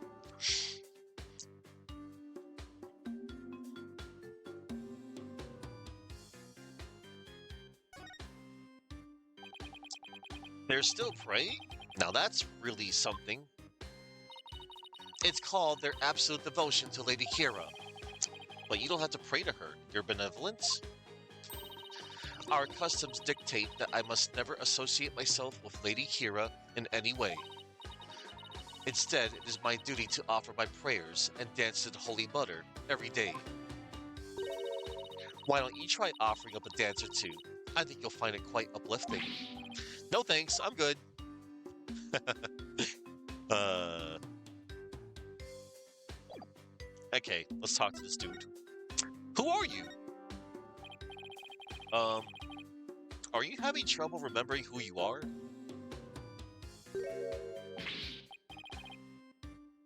Yeah. Um, so in the first three games, there's some dude by the name of Detective Gumshoe. He was in the OG trilogy, and then eventually he got replaced by a previous. Well, I wouldn't call him replaced, but Detective Emma Sky. She became a detective. She originally wanted to be a forensic investigator, but she was unable to pass the exam, and she became a detective after Detective Gumshoe. They didn't really like say what happened to Detective Gumshoe. Like he's presumably like retired, or he might be head detective now. It's hard to say. And then eventually, she got to fulfill her dream. In this game, in the previous case, she revealed that she finally became a forensic investigator. But during the time she was a detective, she was still able to do her forensics behind, the backs of, you know, police headquarters. Yeah, Detective Gumshoe. Detective Dick Gumshoe.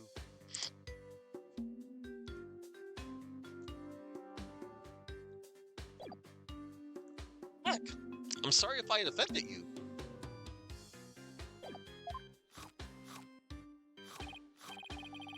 Oof, I thought he was going to pull a weapon on me. Dude's eating lizards on sticks. Well, he's just pulling some snack out one after another. I'm trying to remember what I'm supposed to do. I know it's something important. Do you know this man or something, Barbed Head? No, I just said I've never seen him before, didn't I? Are you Lady Kira? You know of Lady Kira? Then you're a Kuranese, I take it. Chomp chomp. Maybe. Wait, are those lizards he's eating? Yes. What? Yeah, what one? No thanks, I just ate. Ah, now I remember. Get a load of this.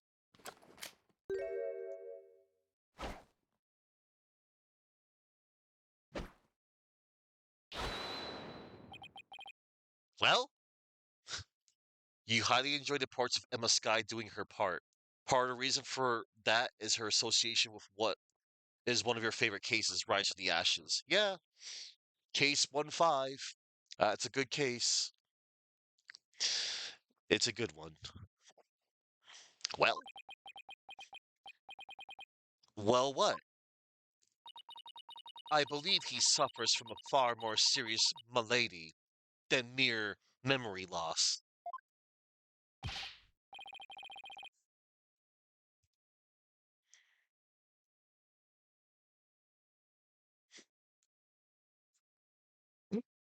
A disease, ailment, or serious disorder of the body or mind. Jeez.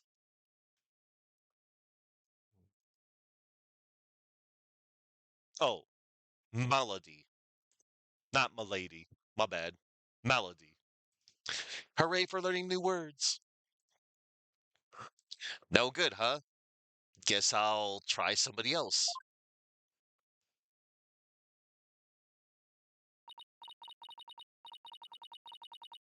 I have not tried any Ben 10 games.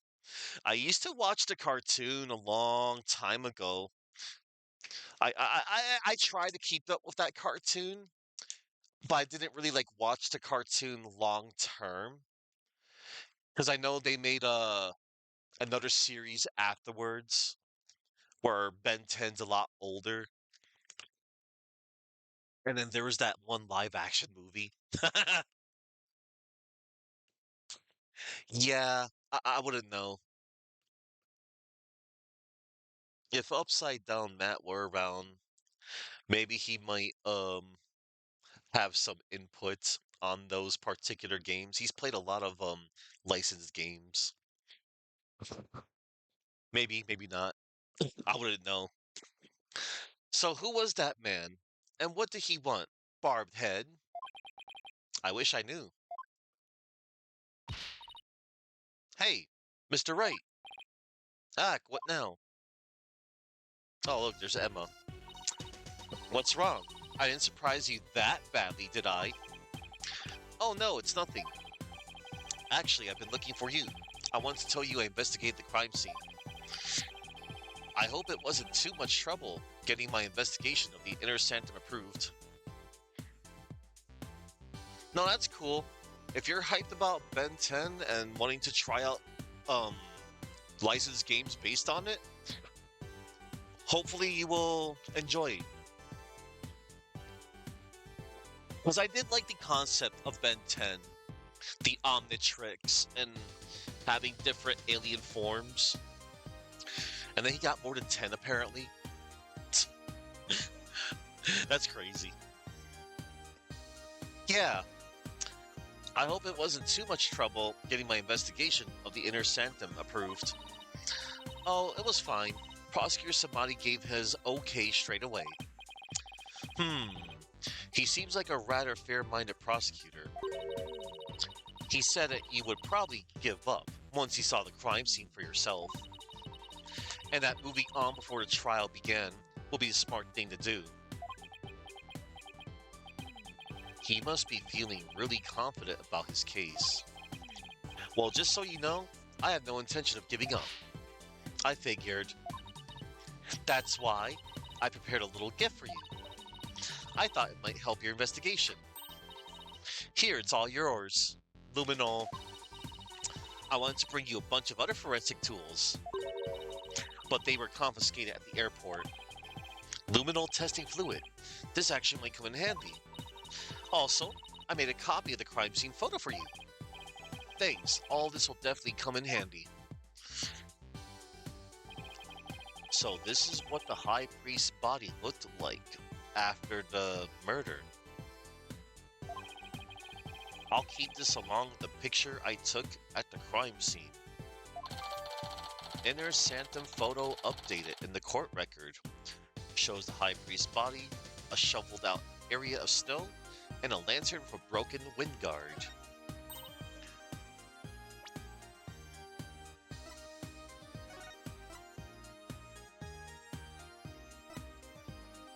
Yeesh.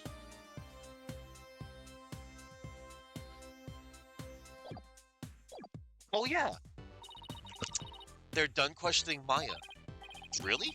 I should go pay her a visit then. Poor Maya, she must be feeling pretty lonely.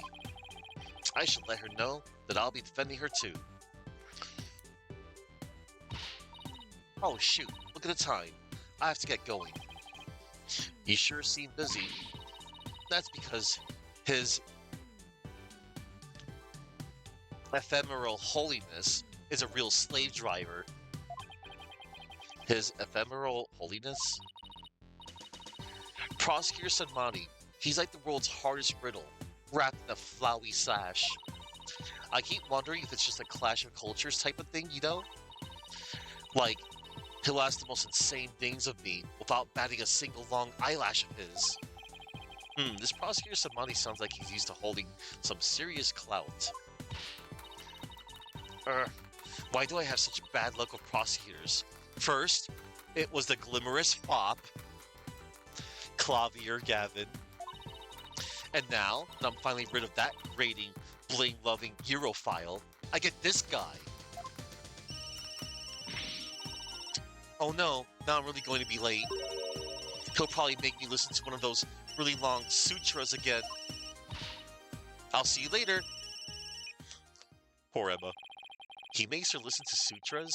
Sounds like Emma's got it pretty rough, too. She does not appreciate Prosecutor Somebody's sutras. What ingratitude! It appears that she, too, is lacking in religious devotion. I don't think that's what the problem is here. Besides, Emma's not even a Kuranist. My goodness.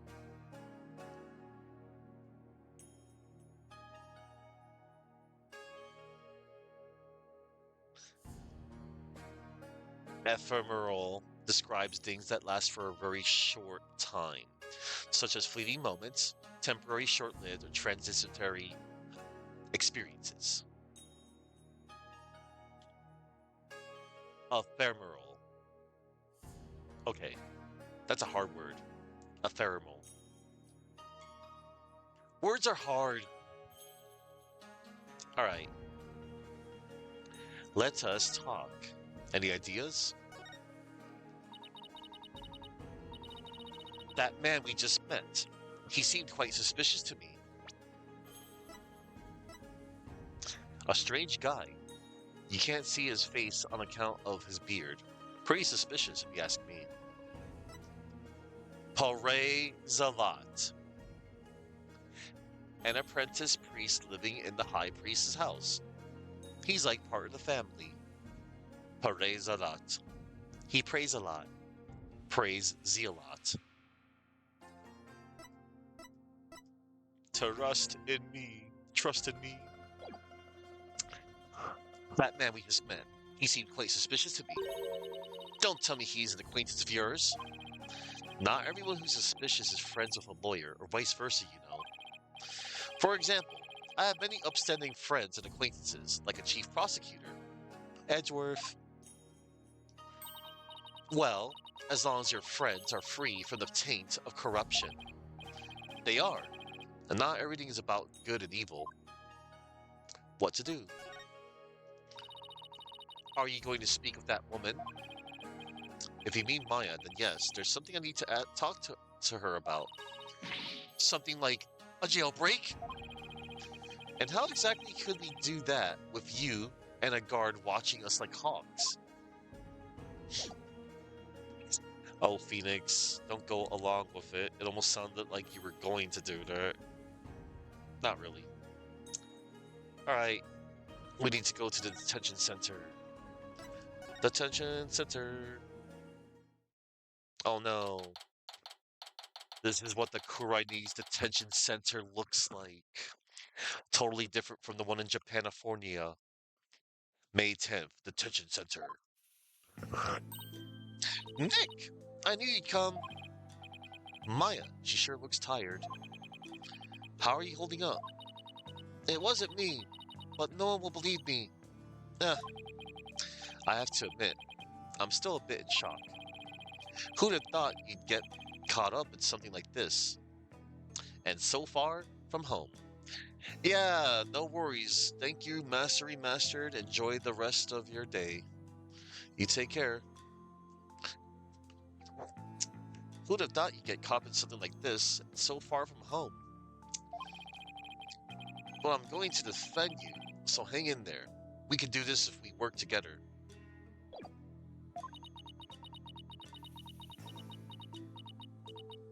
That's a lot of ellipsis. This is all my fault. I mean, you came to Korean just to visit me? We hadn't seen each other in ages, and then this happens. I haven't seen her this down in ages either.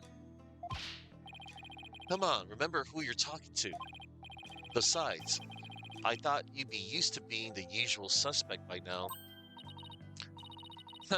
I guess you're right. And you saved me each and every time. Yup, so just tell me everything you can, and let's go from there. Barbed head, stop stalling and go straight to the matter of true import. We know she is the murderer, therefore, it is time for her confession. Your benevolence! What brings the royal priestess to a place like this? I am watching over this lawyer to keep him from tampering with anything in this case. Now, out with it. Confess to your crime. Please, your benevolence, could you please take it down a notch or three? Maya, please tell me what you can. I know this must be difficult, but anything you can remember might help. Sure, okay. Okay.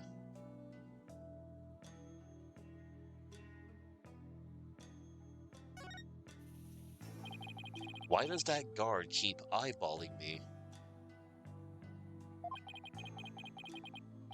I can't let him get to me. I can't let him get to me. Ah! He's doing it again.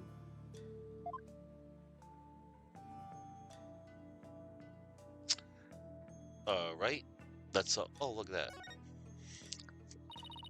A guard will come running if you ring that bell there. Really? Let's put that to the test, shall we? Jingle, jingle. Oh, but they got really mad last time when I rang it for no reason. You could have told me that before I rang it. Yeah, they don't have surveillance cameras in here. Just a guard and a bell. All right. Anything to present to her? Like this? Oh, hey! Congrats on getting your badge back, Nick. Oh, yeah, I already showed that to her. I didn't kill the High Priest, I swear! Of course you didn't. And why should I believe the words of the accused? But I really didn't kill him. And if you don't believe me, then prepare to get an earful. From Nick. What? Keep me out of this. That's funny. There you go, presenting things left and right again, as always. Sure takes me back to the good old days. Oh, present something else, Nick. If that's what you really want. At least it seemed to cheer her up a bit. Alright.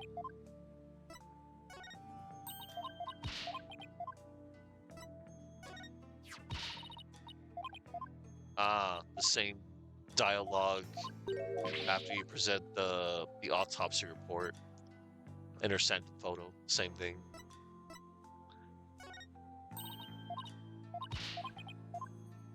And then the rights guide I showed her before. Alright. Okay, we can just straight up talk to her. I was just looking for flavor text. The incident. I didn't kill the High Priest. I wouldn't even dream of it. I mean, he always treated me so well.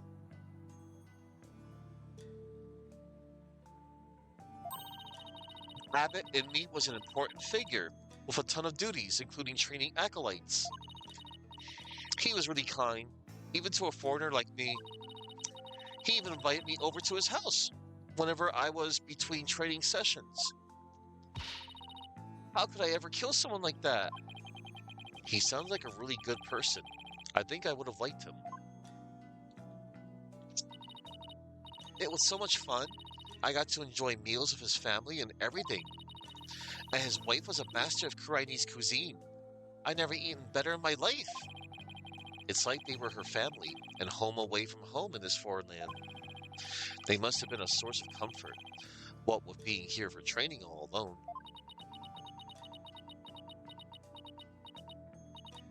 But what?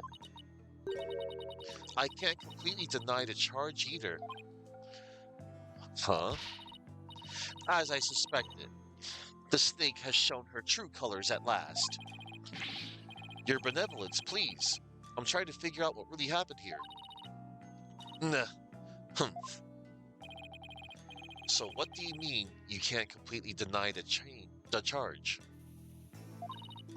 Well, during the purification rite, I suddenly got really, really sleepy. The next thing I knew, Abbott in me was, you suddenly got sleepy? So then you didn't actually see the High Priest get murdered? No, I didn't, but if I was possessed by some crazed spirit while I was asleep, then... What an excuse. How dare you pin your crime on another person's soul? Mm, be honest. What you call training is but an extended vacation in reality. And that training here is simply for prestige. No, it's not like that at all. Training. I'm training to become the master of the Korean channeling technique. Hmm. A neophyte practitioner, such as you, become a channeling master? I think not. The spiritual power required is beyond the means of an outsider like you. Yo, I don't think you ever met her cousin, Pearl Fay. Shut your mouth. Rafa seems to really hate fakers. But Maya does actually have the power to channel spirits. She does. I should let Rafa know. Your benevolence? I wouldn't call Maya a neophyte because she can already chat. Ah, wait, Nick. What? Can I talk to you for a second? Why is she whispering all of a sudden? I want to keep my spirit channeling ability a secret while I'm here, Nick. What? Why? I'll explain later. Just keep it a secret for now, okay? If you say so. What's that all about? Yeah. What is all that whispering about over there? Oh, it's nothing, really. I'll have to ask about this later when Princess Rafa's not around. Oh, I almost forgot. Nick? Yes? About Abbott and me's murder. There was something I noticed that I thought strange. Oh? What you noticed? So what is it you noticed? Well, you probably won't believe me, but why don't you let me be the judge of that? Okay, so you know that spring? The spring? You mean the pool in front of the Warbod statue? Yes, that. The water in there was dark red. And when I say dark red, I mean blood red. Oh, that? Yeah, I saw it too. You did? Yeah, the high priest's blood turned it red. What? No, that's not what I meant. The spring was red before he was killed. What? Wait, so it was already red even before the high priest was killed? Yeah, I noticed it during the purification rite, just before I passed out. It's just like the ancient legend says. What ancient legend? The spring shall run red upon Lady Kira's return. That's how it goes anyway. Hold on. Yes, there is a legend about the inner sanctum that says just that. But the water runs red this time thanks to the murder. The police investigation confirmed it. Perhaps your eyes are deceived by the lantern light reflecting off of the water. I don't think that was it, though. An ancient legend, huh? I wonder if it's connected to this murder somehow. Maya's statement added to the court record.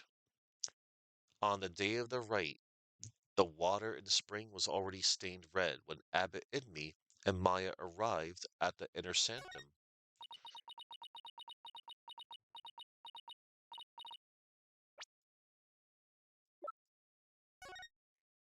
The spring water was already stained red when we arrived at the inner sanctum on the day of the rite. Nick? Yes. So, actually, there's one more thing.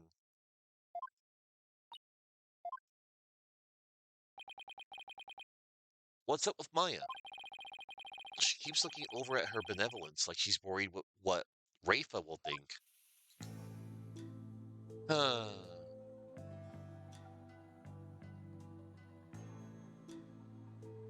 One more thing. There's something I want to show you. There is? I found this in the inner sanctum after I came to. Is this a letter? It's in Chinese. See that stamp on the far left at the end of the letter? Does it look familiar?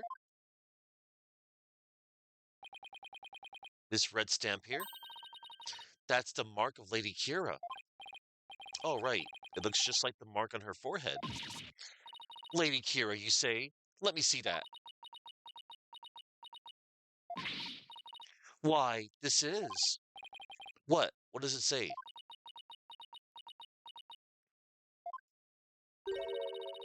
Do not perform the rite. I know what you are planning. Lady Kira. That sounds like a threat or a warning.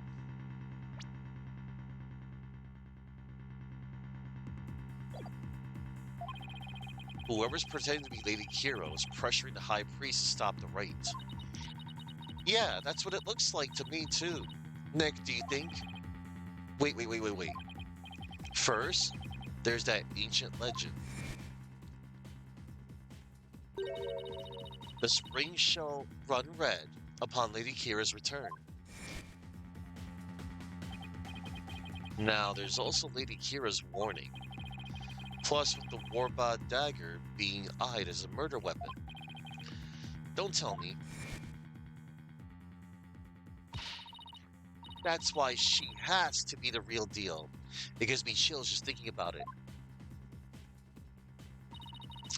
I bet Lady Kira's spirit possessed the sacred robe or something. Don't tell me. Don't tell me you actually believe that the real Lady Kira returned to kill the High Priest. Don't be silly, Nick. Huh? Historical figures don't come back to life. I mean, give me a break. But you were saying only yesterday how it was more fun to believe that she's the real deal. Yeah, yesterday. I wish I could keep on entertaining that fantasy too. But the fact is, we're dealing with a murder here.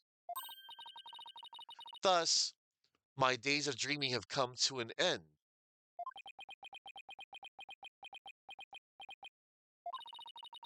I'm going to keep it real from now on. And you should too, Nick. I thought you said I was the boring one because I was keeping it real. Sorry, I guess I've outgrown that step ladder argument we always have. I think you mean ladder, Maya. Ha ha ha ha ha. Oh man, the ladder.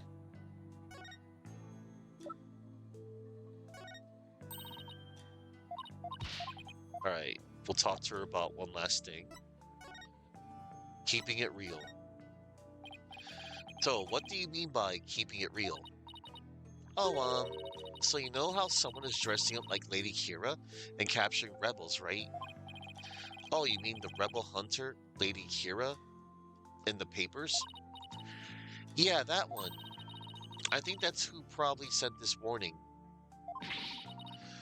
What nonsense is this? You dare to suggest that Abbott and me was slain by Lady Kira? You nincompoop. Eek! The rebel hunter is sure to be a vigilante who loves his kingdom. And it is that patriotism that led them to cloak their identity in the guise of Lady Kira. Such a patriot would never slay the High Priest. I guess it's only natural for Princess Rafa to see it that way, but I can't let it go at that.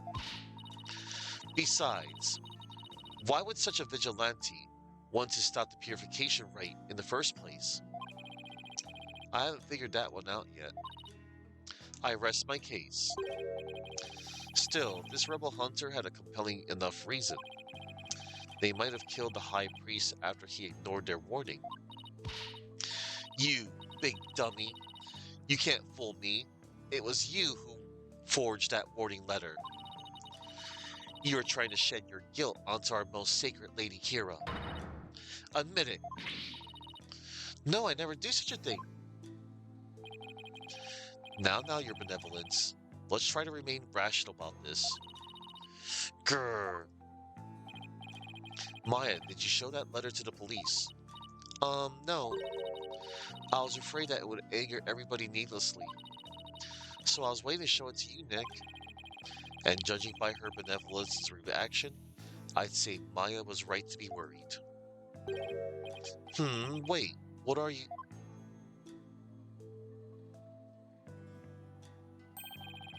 There are a number of places on this letter where there are three holes in a row. Are these supposed to be some sort of a message too?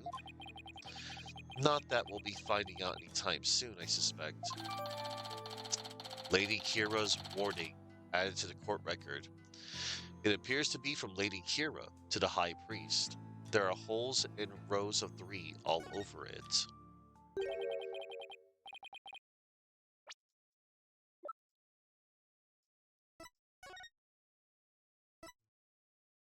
Lady Kira's warning. Do not perform the rite.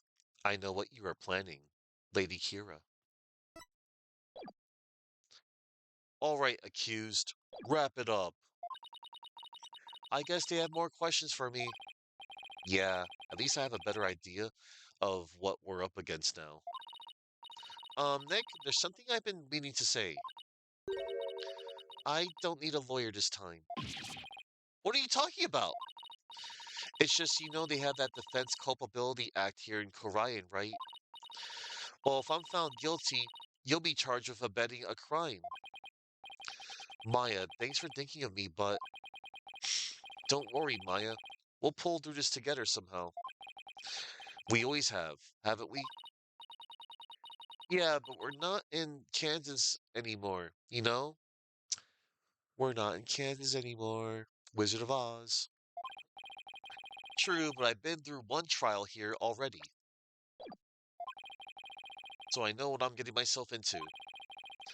We're going to win this one, no matter what, because I believe in your innocence. Yeah, I know. We've always won because of your faith in me.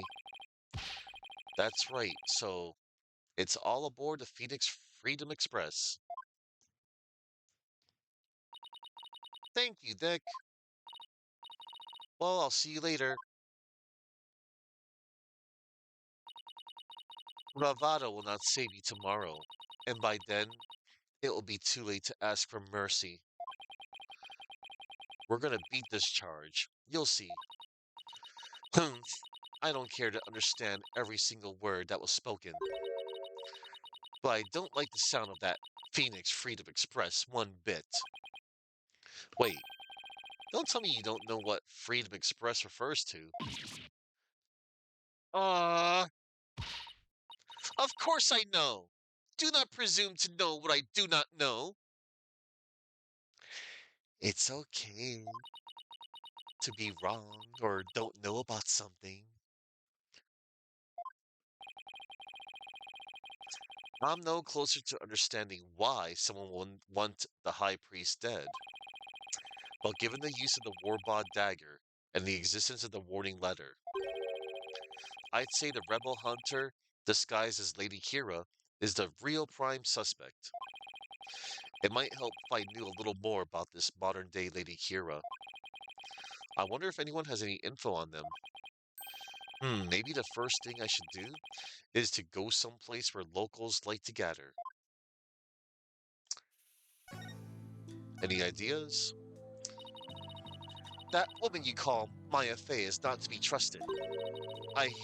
Hear she is already 28, and yet she is still as antsy as a maiden in her teens. Surely she must be hiding something. Actually, that's just Maya being Maya. What to do? So what next? Let me think. Oh, I know. Dare I ask? Admit the accused's guilt, so we can go straight to the inevitable guilty verdict. Bad. No. That will solve everything. No, no, it won't. Bad, Rafa. Why'd I even ask? I think I'll just keep on investigating. Bad, bad, bad. That's not how we do things. Anyway.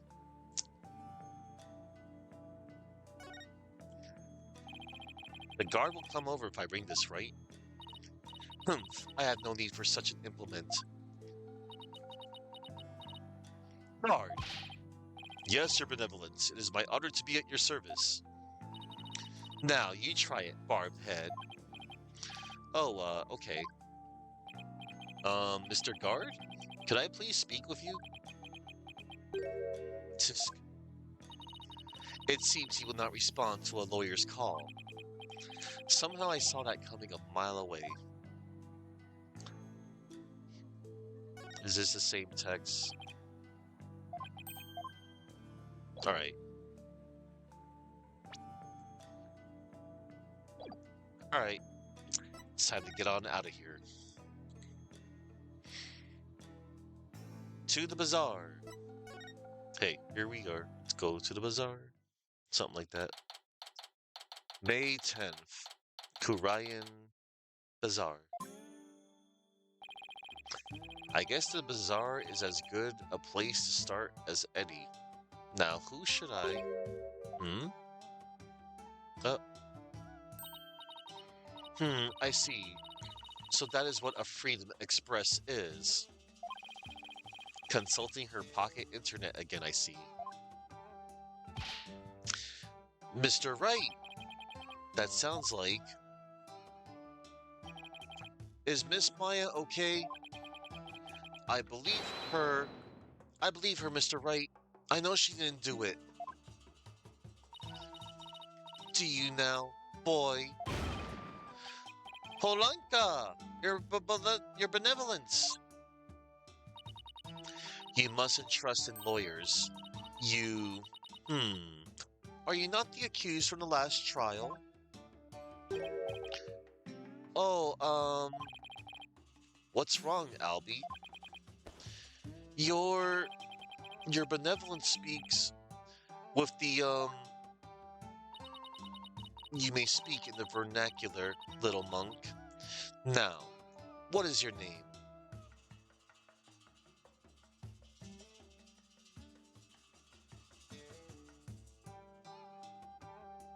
The native language, dialect, or everyday spoken language used by ordinary people in a specific region, community, or group, rather than formal, literacy, or standard language.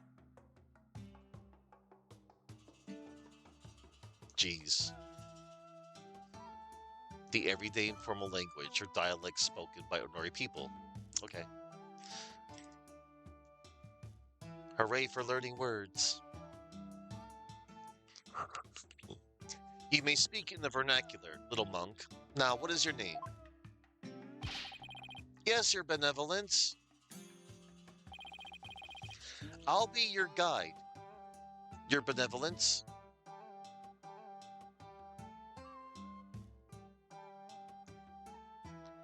Hang on, everybody. We're good. Know this, Albie. Your soul is only as clean or filthy as the company you keep. I wish he'd stop insinuating that all lawyers are trash. Please forgive me, your benevolence, but Mr. Wright is a very trustworthy man. And I trust him as a lawyer. What's this? I'm sorry, forgive my insolence. If a common boy such as he can place his trust in lawyers, it can only be because of my failure at the Hall of Justice the other day. Oh. Mr. Wright, her benevolence is sunk into the ground. She must really feel responsible for what happened in court that day. Let's give her some breathing room for now. I'm sure she'll be back on her feet in no time. In the meantime, do you mind if I ask you some questions? Of course not. I'm always glad to help. Her benevolence.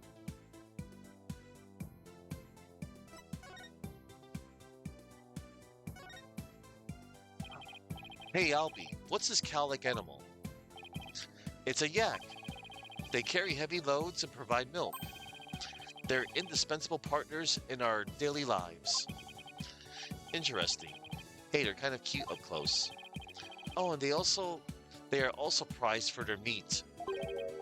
You know, the meat you enjoyed so much last night. Oh, partner must mean something else here.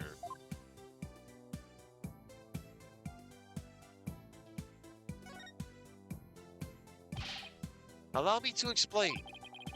This bird is known as a warbod. It's only found here in Korayan. Oh, right, the bird Lady Kira based herself on. It's a really beautiful bird. Tourists must love it. They usually do. There's just one thing about it that's kind of hit or miss. Its unusual cry drives children to tears. It can even make some adults collapse in fear. Maybe they should keep such a fearsome creature in a less crowded area.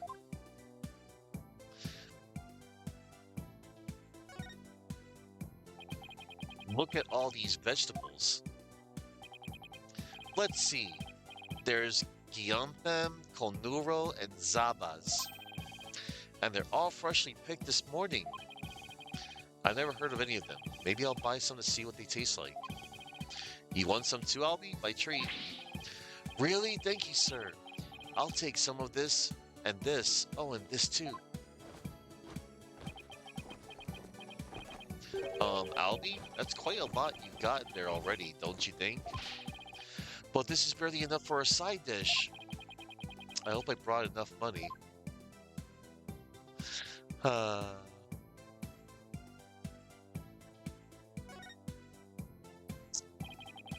gate to Temple.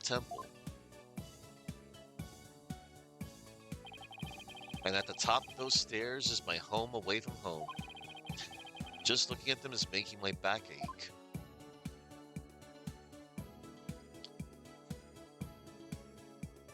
Alright. I can't read the sign, but this looks like a souvenir shop. It's too bad I don't have time to do some shopping right now. But I'll have to stop by here before I go back home. I'm sure everyone's expecting something, especially Trucy. Gotta get a souvenir for Trucy, your daughter. Your adopted daughter.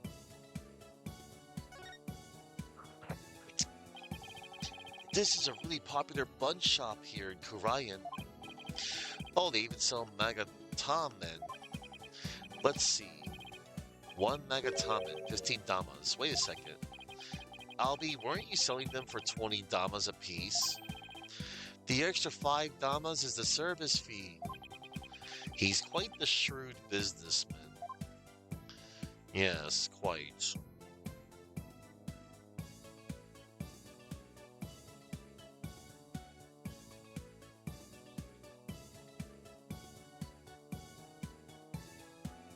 Alright. Hang on, everybody. I'm just checking something real quick.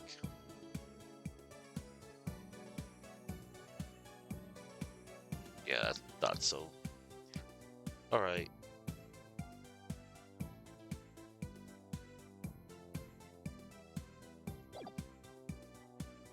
Let's see.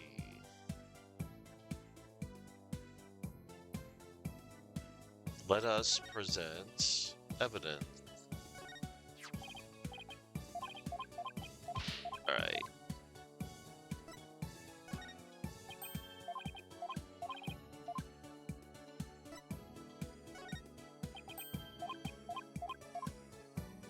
Same text as before. He probably wouldn't know nothing about any of this. But I just want to see. I just want to humor myself.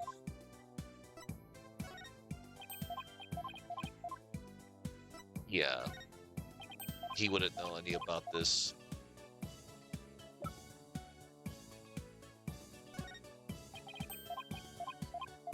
Alright, we're gonna talk to Albie. Albie, your guide. The Rebel Hunter. So what have you heard about the Rebel Hunter that was in the newspaper? Everyone's overjoyed at her appearance. They say she's the modern-day Lady Kira. So they're treating this Rebel Hunter like a mysterious protector of the people, huh? People have been on edge recently. What with that jailbreak and stuff. I sure hope they catch that escaped prisoner soon. Escaped prisoner? Yes, he was one of the vicious rebels that Lady Kira had captured.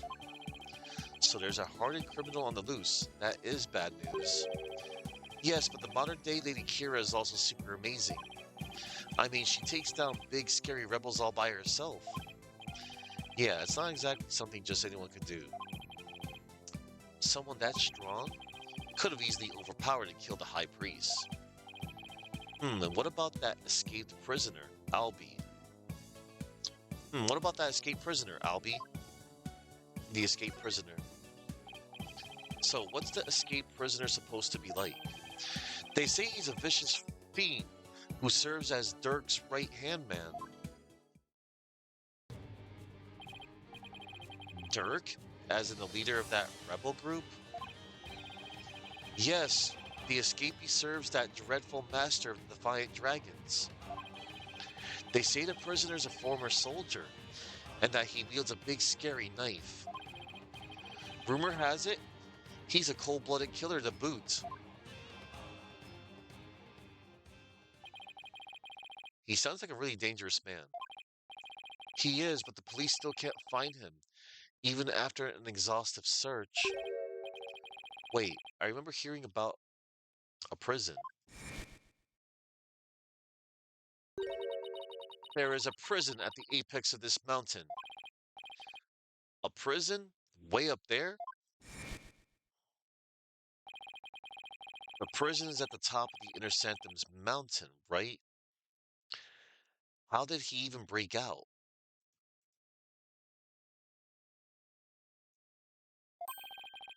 No one really knows. He supposedly did it without any tools to speak of, too.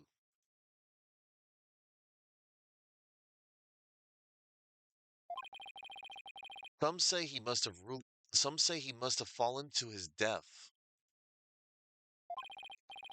Personally, I like to believe he did. Otherwise, something like that terrible incident might happen again. Terrible incident. The terrible incident. What was that about a terrible incident, Albie? It happened before I was even born, but Queen Amara, the previous queen, was assassinated.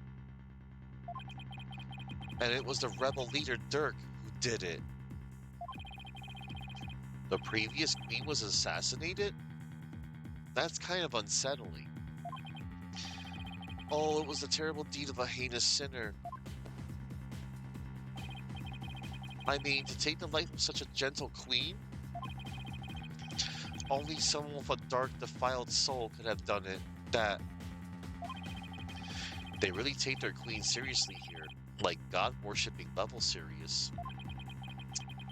It really would take someone pretty bold and blasphemous to assassinate one. Those defiant dragon rebels are not afraid to do anything to accomplish their goals. That's why with that escape prisoner on the loose, who knows who might be killed next? So that's why the people of Karayan are so afraid of that escapee, and why they want the rebel hunter to take him out, along with the other rebels. So is there anything else you can tell me about the rebel hunter, Lady Kira, Albie? I was just thinking there was something else, but what was it? Oh yeah, here. What is it? Shadow found it. Why, that's the Warbot arrow. Feeling better now, Your Benevolence? This is no time to be feeling sorry for myself, for I am the Crown Princess of Karayan. Now, let me see that boy. Yes, Your Benevolence. Hmm. It looks very much like one of the legendary weapons Lady Kira once used in battle. A three-pronged arrow? I could swear I've seen something resembling that arrowhead recently. Where did Shadow find it, Albie? Near Abbot Inme's house. Near the victim's house, huh? Something tells me I better look into this. Warbod arrow. Added to the court record. Resembles the three-pronged arrows once used by Lady Kira, discovered near the High Priest's home.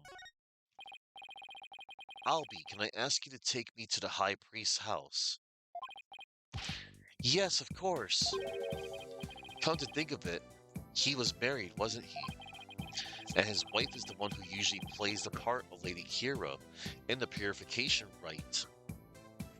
Oh, I should probably talk to her too.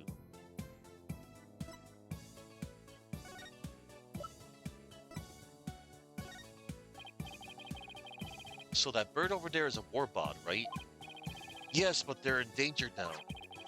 I wonder how many of them were killed to make this arrow. Oh, would you like me to explain, sir? No, that's okay. Wow. Alright, we got extra flavor text out of that. That's pretty cool.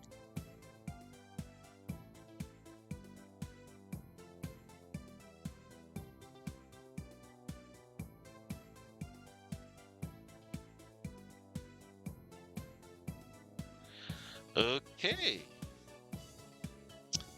It is time.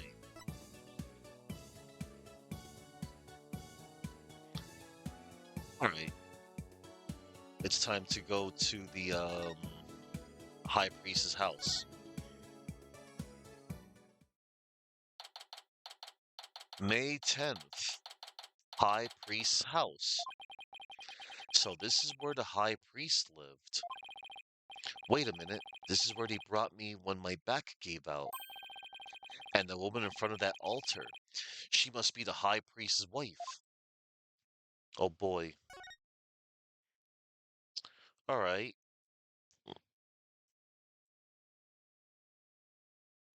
Well, nobody to examine but the woman. Excuse me. Well, yes. May I help you? I was hoping to speak with the High Priest's wife. Are you her?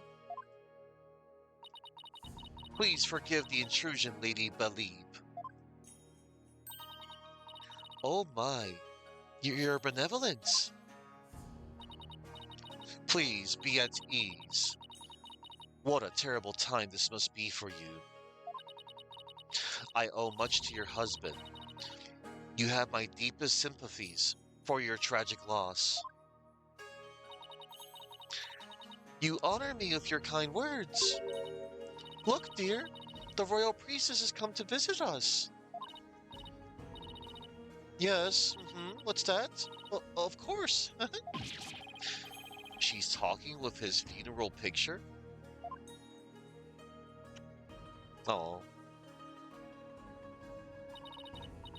My husband, too, is delighted that the royal priestess has graced us with her presence. You can speak with Abbot in me? No, I don't possess the power to speak with the dead, but I can feel his presence. What's that? No, that can wait till later, dear. Oh. She's definitely speaking with him. So, your benevolence, what is it that brings you to my humble abode? This lawyer is investigating your husband's death, and I am watching him to ensure he does not tamper with any of the evidence. I know this must be difficult, but could I ask you some questions? A good friend of mine has fallen under suspicion, you see.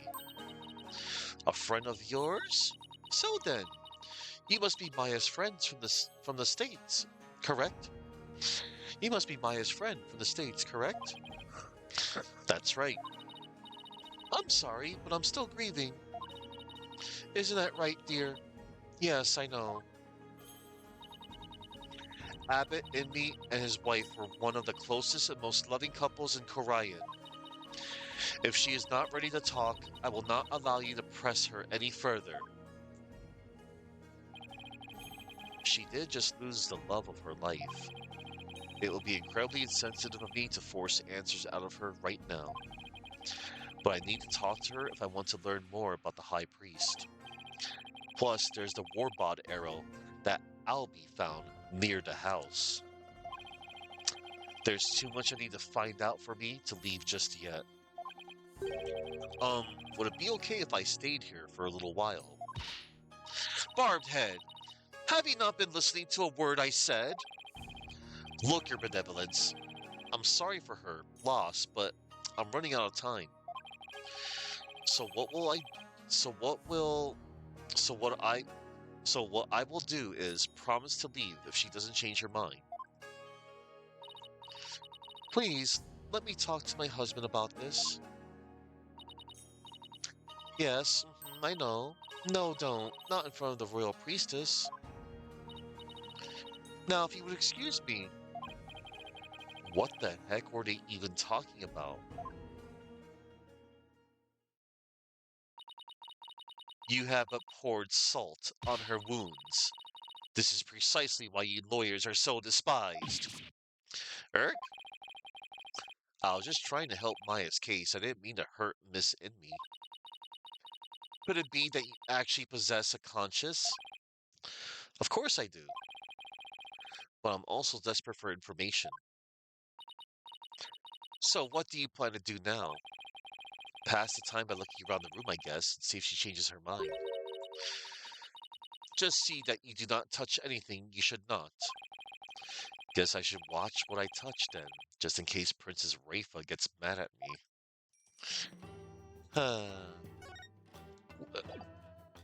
Time to examine.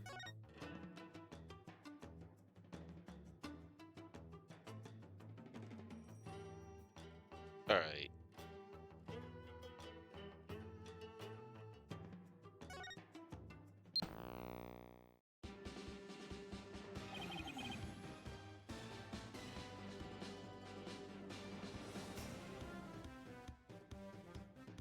That sounds so familiar. What show is this? It is the Plumed Punisher, warrior of Neo Twilight Realm. It is based on Lady Kira, and is the #1 action hero show in Korean. The Plumed Punisher, warrior of Neo Twilight Realm.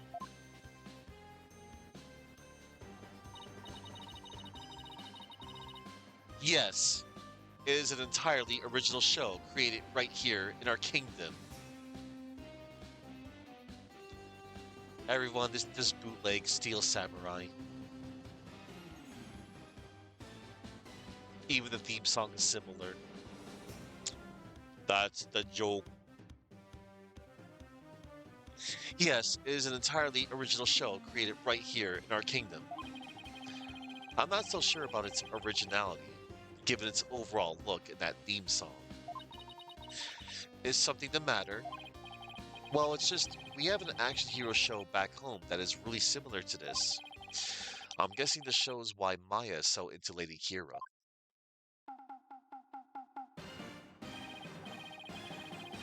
Honestly, the theme song is exactly the same as the one for Maya's favorite show. The Steel Samurai, warrior of Neo Old Tokyo. It's a popular action hero series filmed right in LA. Set in the city known as Neo Old Tokyo, it pits the Steel Samurai in Mortal Kombat against his nemesis, the evil magistrate. Mortal Kombat! Maya's collected DVDs and merchandise from that series as long as I've known her. The Plume Punisher seems awfully similar. The Plume Punisher seems awfully similar to the Steel Samurai.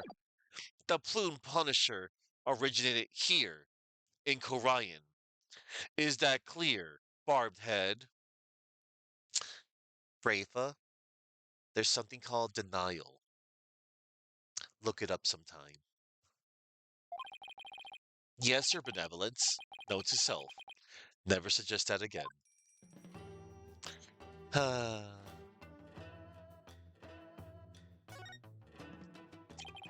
What a magnificent altar. Of course it is magnificent. It is for the Holy Mother, after all. The Holy Mother. Is she that faceless figure there? Such insolence! How do you not know who Her Holiness is on sight? Do you seek to cross over into the Twilight Realm right this instant? Sorry, it won't happen again. Humph, this is why lawyers are so despised. Now listen well. Depicting Her Holiness's face is the greatest taboo in all of Wrightism. There are none alive today who know what her face really looks like, and that includes the members of the royal family. Wow, now there's an unusual custom. It's gotta be one heck of a secret if even the royal family can't know what she looks like.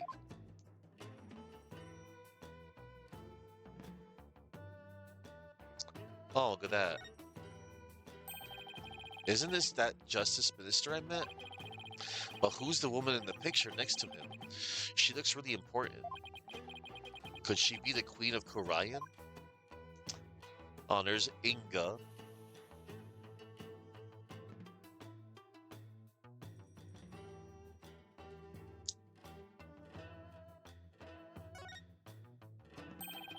There's a steel samurai patch in his bag. Guess the bag must be Maya's. She probably left it here while she was performing that rite.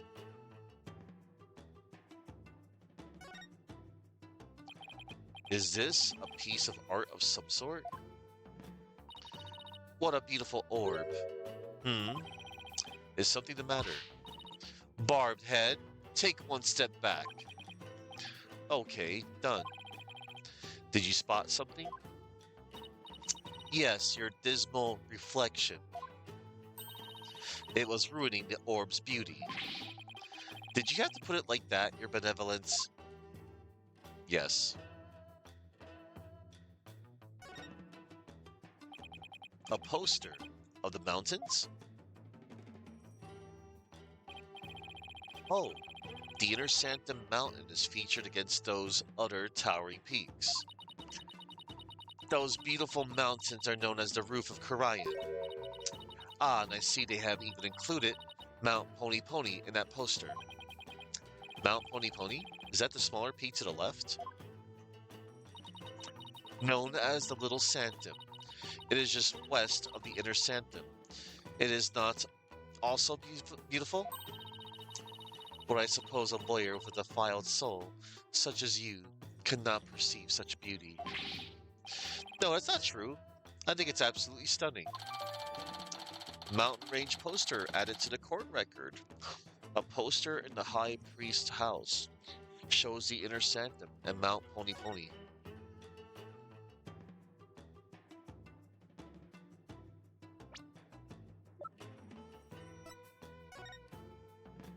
Cool. It's only 2,310 meters, 2,298 meters.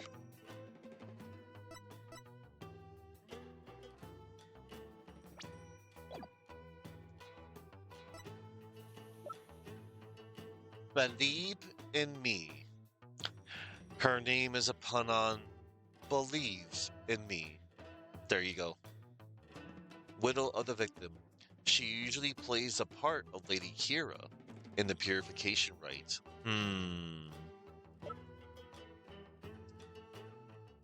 Usually. Alright.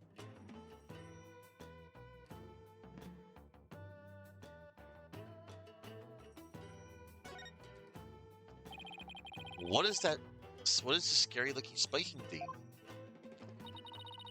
It is a floor cushion for heightening a practitioner's mental focus. Your ignorance astounds me. There is not a soul in Korian who would not recognize this. A floor cushion? You mean you're supposed to sit on this? Humph. How else would you suggest it be used? It looks like a torture device to me.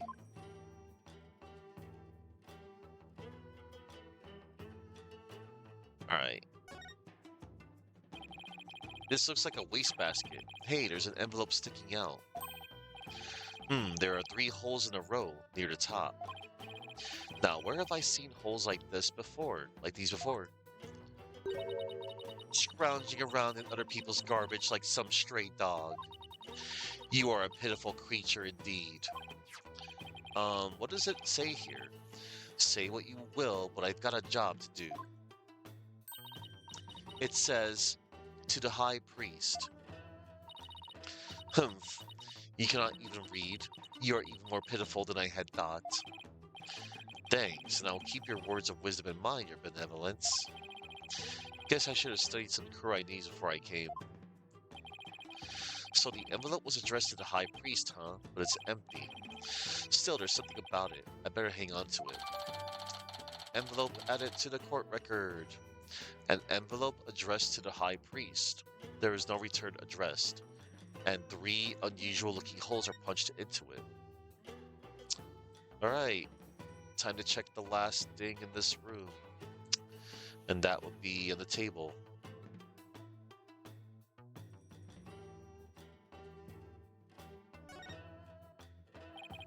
This game looks kind of like checkers or chess. You mean to say you have never heard of Kachu Demon?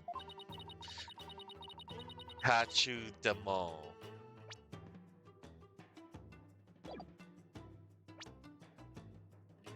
Catch them all.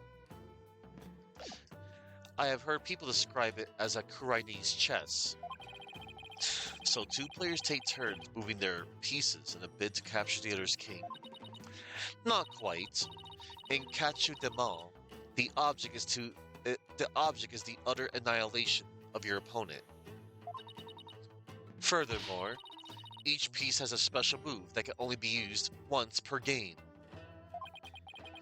Special moves? It sounds like a game right up Maya's alley. Catch you them all. And each piece has a special move that can only be used once per game. This might be a slight Pokemon reference. Maybe a light Pokemon reference. Probably. Pocket Monsters. Catch you them all. You know, gotta catch them all. Anywho. Moving on. Alright. Oh, it's a wanted poster for the rebel escapee everyone's talking about. What? Let me see that.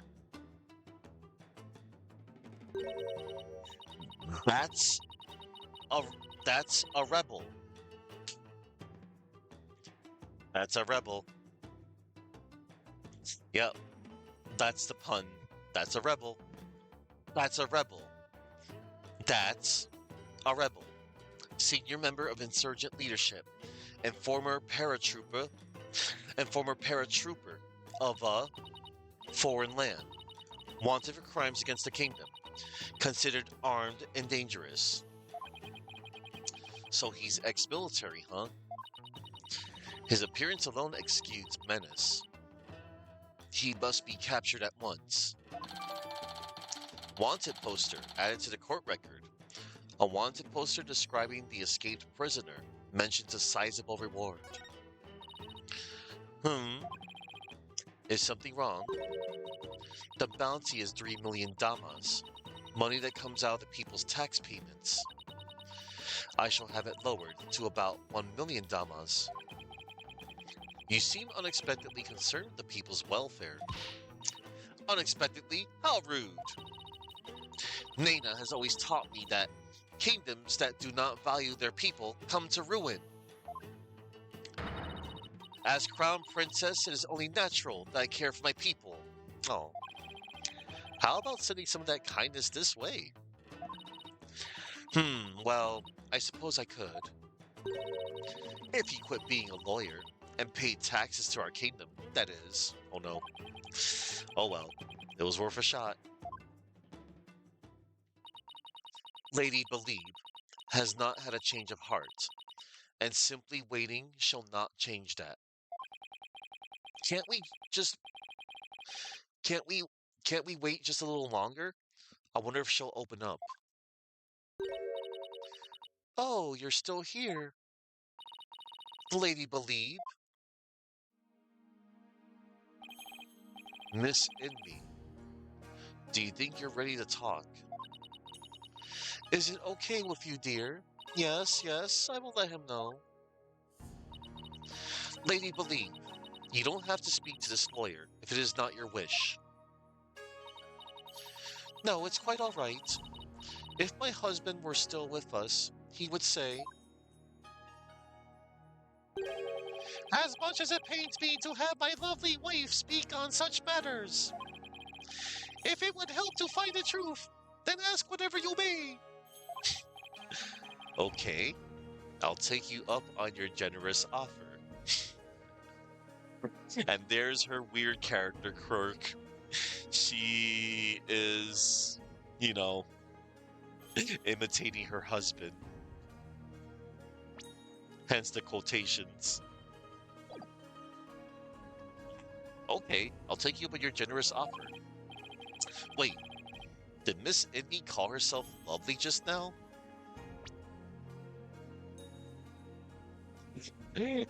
I mean,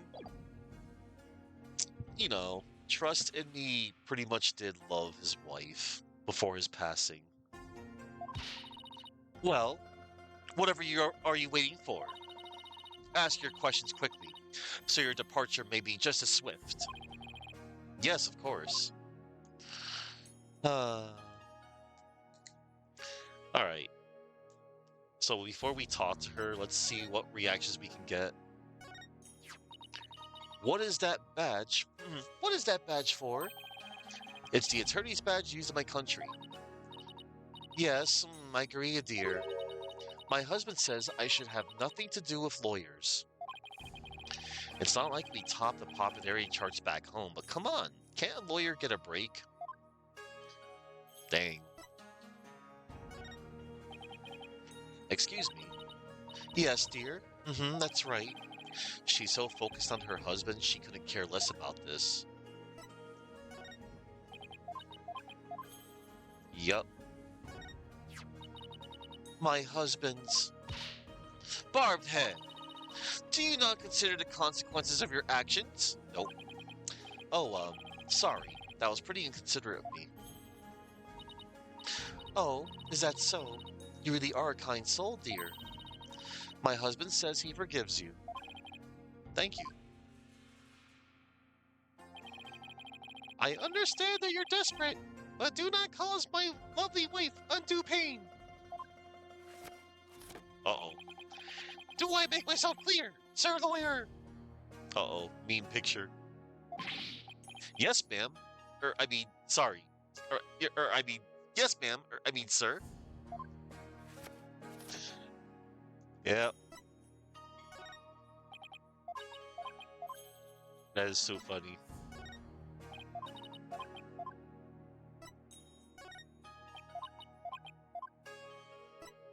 I take it this is the same the same reaction. Just like the autopsy report. Ah. That's scary. Alright.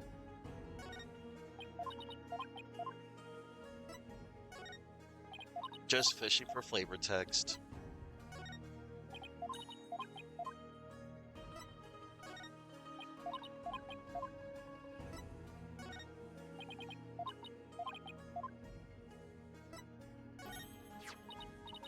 Why, that is the escaped criminal who has all of Korean astir. When I think how he might still be lurking about, I get so scared. I can't sleep at night. I don't blame her, considering she just suddenly lost her husband.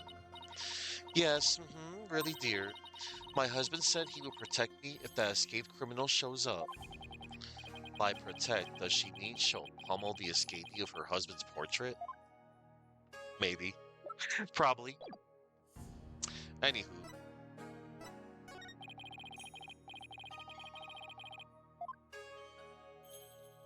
Oh yeah. Okay. We shall talk to believe in me, trust in me. Do you have any idea why your husband might have been killed? Was he acting different or doing anything out of the ordinary lately? No, I don't recall anything of the sort. Ugh, this is really difficult. Did anybody have a grudge against him? He was a kind man and one of peace. He would never do anything that would cause someone to bear a grudge against him. Uh-oh. Uh-oh. It's Psychlocks time. Psycholocks. These are Psychlocks. This means Miss Inme is trying to hide something from me. This is the Magatama Maya gave me all those years ago. And it has a really amazing power. It reacts when someone is hiding something. It allows me to see the Psychlocks that are holding that person's mind shut.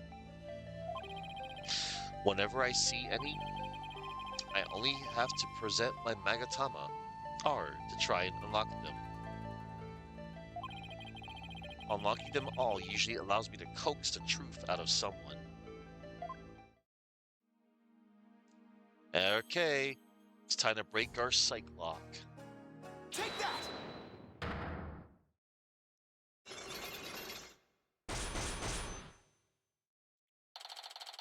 The High Priest. Psychlocks. They appeared when I asked her whether anyone held a grudge against her husband. That must mean that Miss Inme thought of someone who just might have such a grudge. Let's just stir the pot a little and see what happens.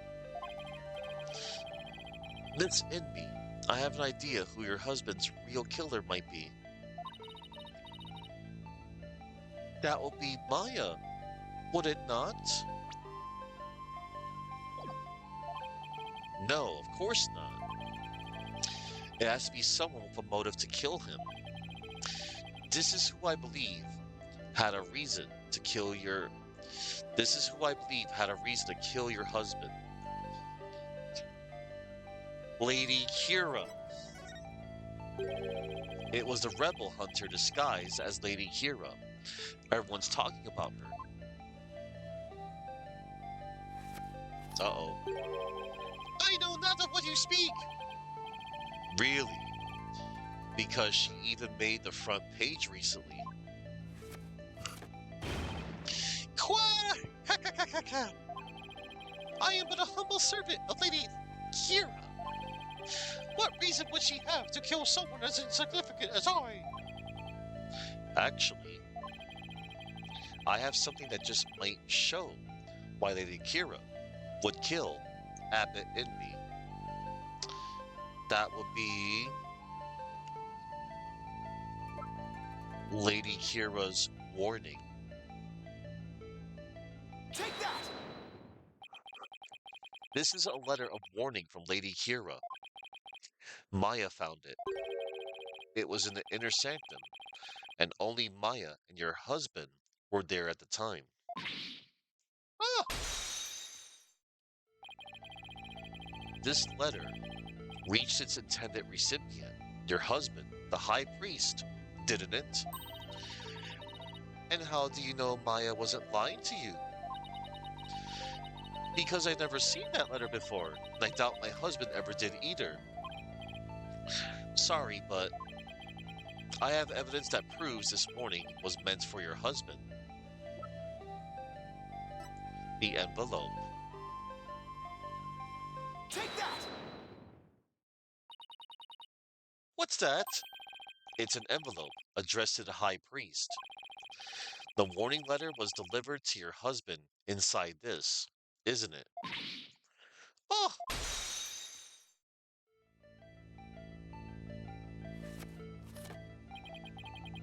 What nonsense is this?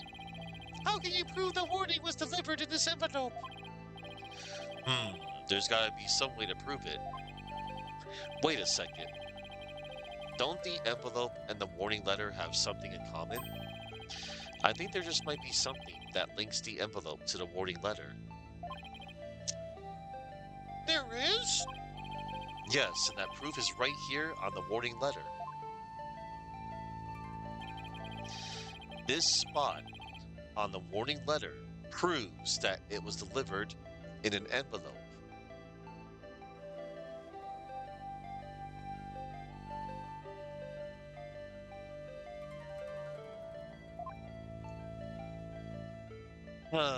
So right here, any of the three holes. Take that! The three holes in the envelope are in the same shape and arrangement as the holes in the warning letter. And if you fold the letter in thirds and place it in the envelope, the holes line up. Ah! As for what made the holes, I believe it was this. The Warbot arrow, which resembles the three-pronged arrows. Yep. Take that! They were made by this Warbot arrow, one of the weapons favored by Lady Kira. The warning was folded in thirds, placed in the envelope addressed to the High Priest, and delivered to your husband on the points of this arrow. Eek! Bingo. Done.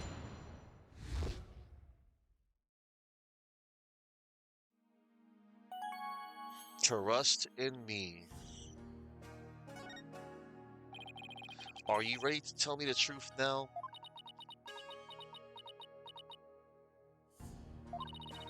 I admit the warning was sent to my husband, but he was not an insurgent. Then why did you keep it a secret? Because the authorities might have suspected him of being one if I hadn't. I guess that makes sense. If the rebel hunter was after him, I could see how people might at least suspect. We are a Kurainist kingdom.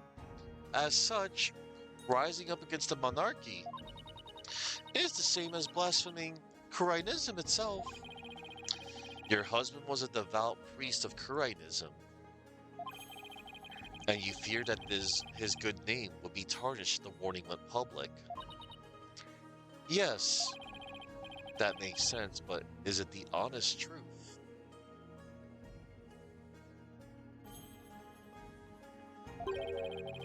What if the High Priest really was a rebel? The rebel hunter would have had a motive to kill him. Still,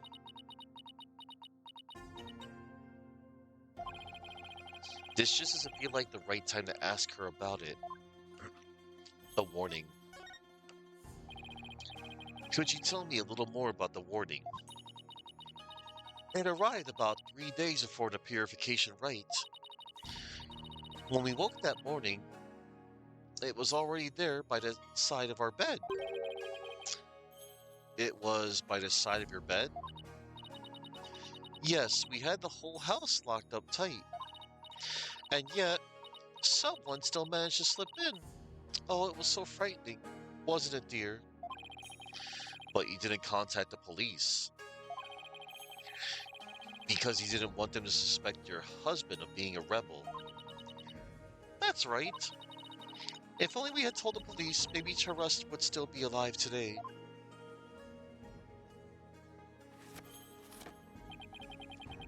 You lovely wife! No need to fret, my dear! My only regret is that I left you all alone. Barbed head. That is quite enough. Yes, you're probably right. Miss Indy, I'm sorry to have bothered you at such a difficult time. Don't be silly. I'm happy if I have helped.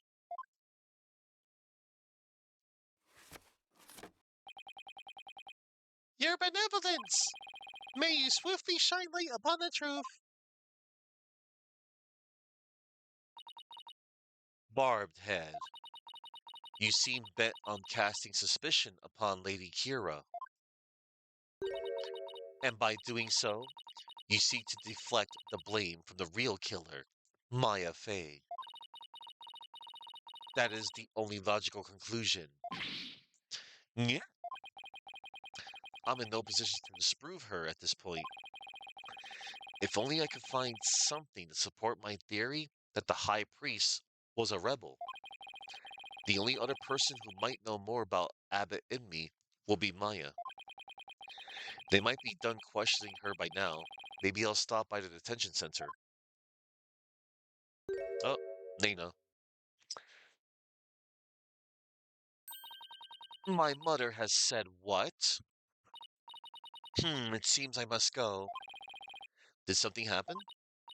Yes, my mother has decreed that a rite shall be held for the high priest's passing, and that she shall conduct the prayer of lament therein. Her Eminence has so decreed? Has she? Oh, but she should not concern herself with a humble priest like my husband. No, it is only natural, considering his meritorious service.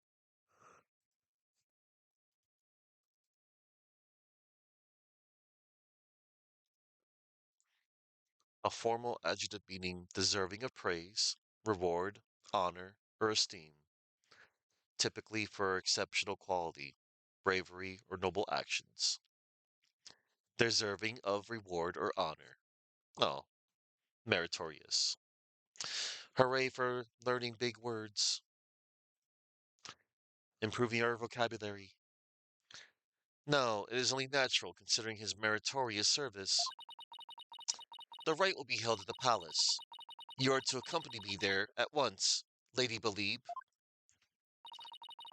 Thank you, your benevolence. My husband is more delighted, too. My husband is most delighted, too. Yeah. How wonderful for you, Miss Inme. A direct decree from the Queen. That must be quite an honor. Barbed Head, you are coming as well. Huh? But I don't have much time left to investigate.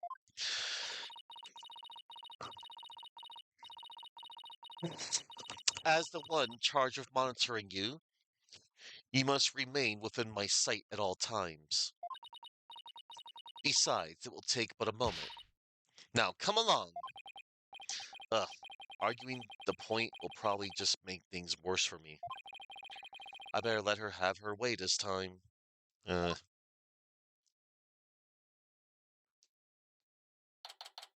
May the 10th, Garen Palace, Audience Chamber. Oh boy, look at this. How nice. Oh no, it's this dude. Welcome, Lady Believe.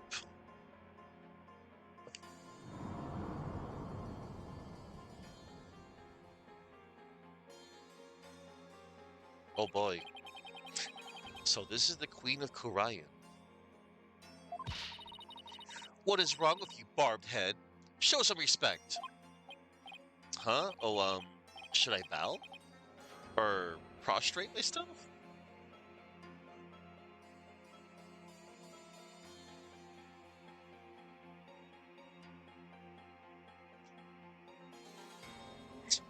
Lying stretched out on the ground with one's face downward.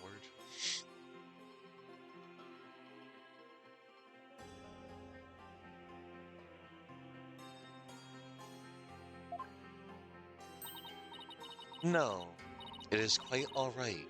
Stay as you are. Mother, Your Eminence, I would like to give thanks to you. You honor both me and my husband. His exemplary service deserves to be honored. Oh, but what a terribly trying time this must be for you, Lady Believe. May my prayer comfort your soul and that of your dearly departed husband. Nothing would please me more. Oh, your Eminence, your words are wasted on my humble husband and I. Now that's what I call a commanding presence. So, you're the lawyer of whom my daughter speaks. Yes, Your Eminence. I am so very honored to make your noble acquaintanceship. I'm humbled to bask in your resplendence? Act. Did I overdo it? I have no idea how to talk to a queen. Ho ho. May the Holy Mother's blessing be upon you. Now then, Lady Believe, let us go to the chamber of prayer. Rafa, you are to accompany us too. Yes, Mother.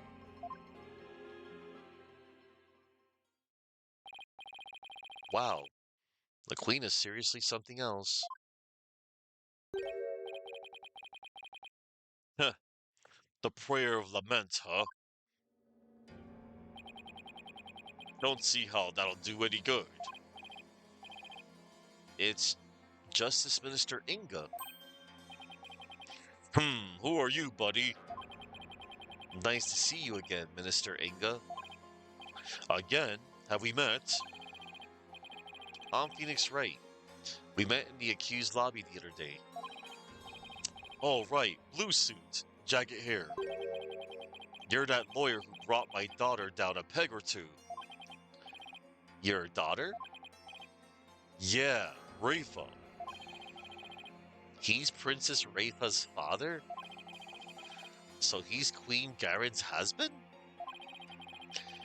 You planning on sticking your fat nose in this mess too? The accused is a good friend of mine. Like I said last time, you better watch yourself, see? Um, do I mind if I ask you a few questions? You want to question me? That would be great. That would be great. You got balls for a lawyer. Guess I can play along a bit.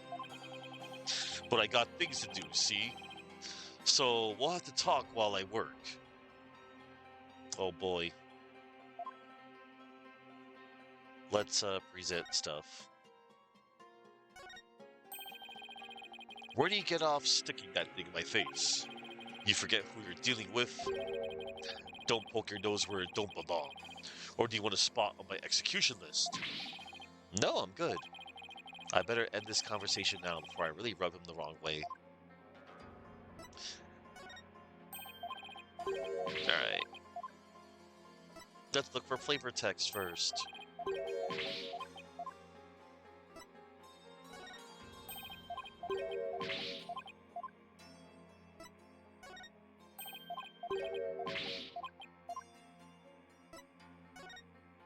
He probably doesn't know nothing about this evidence. I just want to see if I can get like a certain reaction though. Hence the flavor text.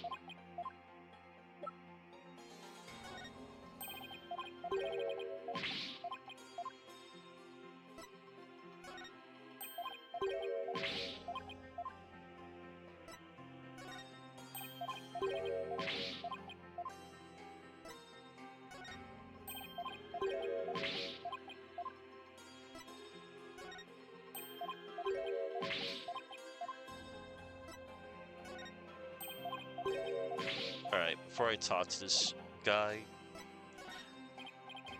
Hey, keep your paws off that stuff over there. It's all pretty pricey. More than you could possibly imagine, I'd wager. Yeah, I better keep my hands to myself. Alright, we're just gonna talk to this guy. This incident. I wanted to let you know that I'll be the defense lawyer on this case too.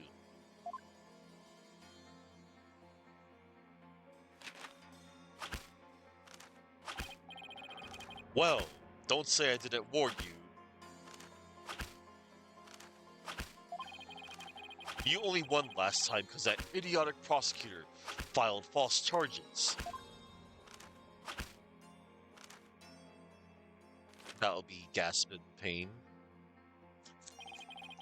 But it's gonna be different this time. I got Korean's top prosecutor on this one. See?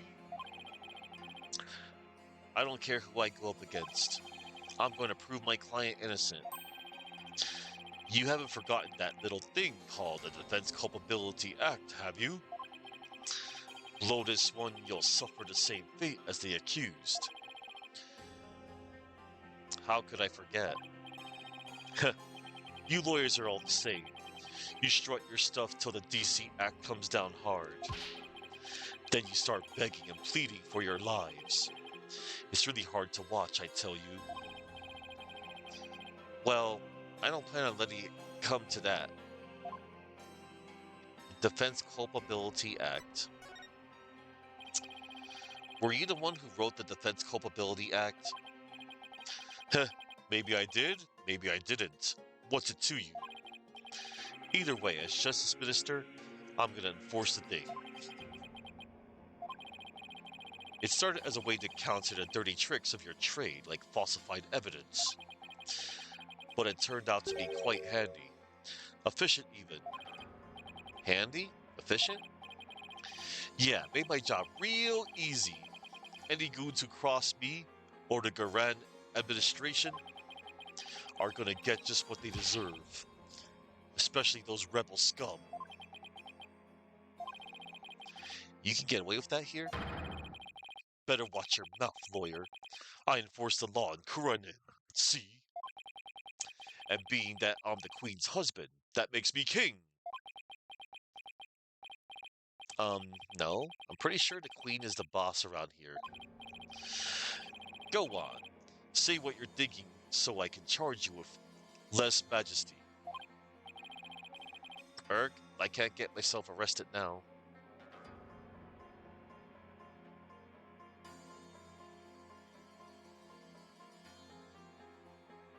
Let's say majesty.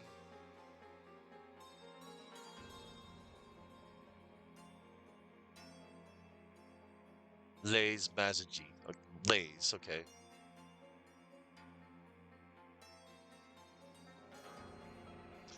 Lays majesty refers to the legal crime or offense of insulting, disrespecting, or damaging the dignity of a ruling monarch, head of state, or the state itself. Okay. Lays majesty. Got it. I know that was mentioned the other day. Ugh. And I wonder if he's like trying to talk like a mobster. Like, better watch your mouth, lawyer. I enforce the law in Korean. See? I can't. Listen up, lawyer. We got a low crime rate and a populace that lives in peace. And that's all thanks to the DC Act. So I don't want to hear any more lip about it. But I can't defend my client unless I can speak my mind. Even without the DC Act, Dirk and his insurgent scum buddies' days are numbered. What's that supposed to mean? Let's just say I got a little trick up my sleeve, so I'd watch it if I were you. Because you got a defiant attitude, like one of them dragon dupes.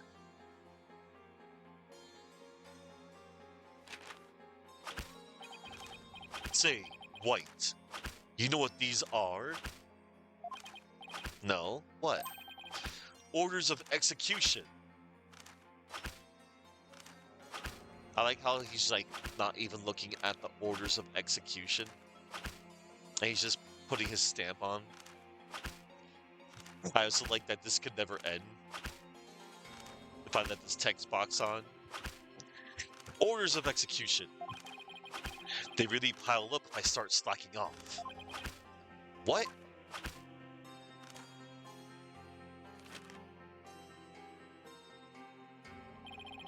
And tomorrow, I'll have even more work to do, processing the one for your little friend. And if you really do defend her, I'll have to add one more to the pile for you. But you're not stupid enough to waste your life with that criminal, are ya? Punk. Don't worry, I'll make sure to lighten your workload, Inga. I won't give you a single execution order to sign tomorrow. I have returned, Barbed Head. Your benevolence, are you done with the rite? Yes, it was performed flawlessly. Lady Believe stayed behind to speak with Mother. I hope this will help ease her sorrow, even if just a little.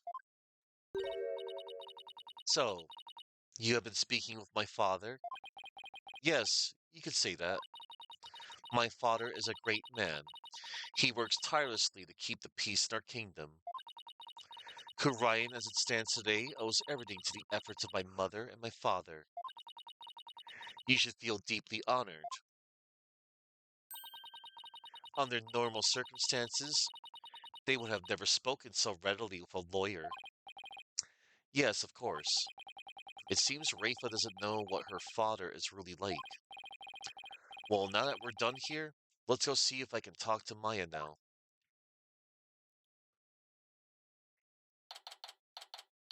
May 10th, Detention Center.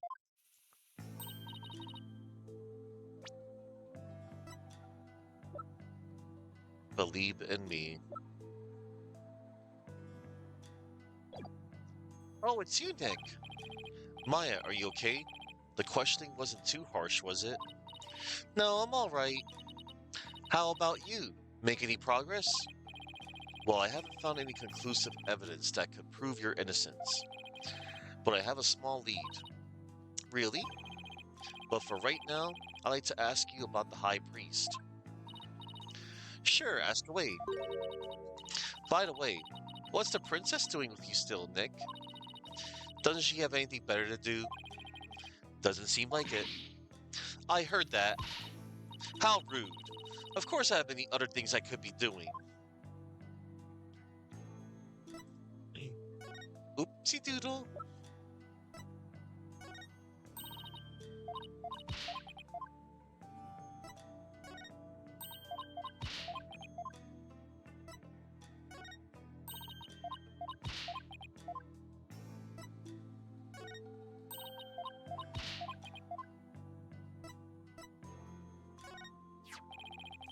Why would Lady Kira want to stop the purification rite?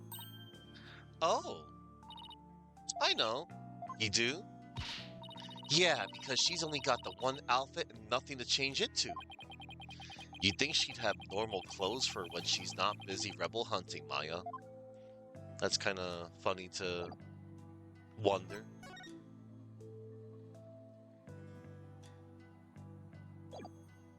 Alright, it's time to talk to Maya, the High Priest. It's just a thought, but do you think the High Priest could have been a rebel? A rebel? Why would you even think that? Because if he was, then the rebel hunter, Lady Kira, would have had a motive to kill him. What? Uh-oh, Princess Rafa overheard me.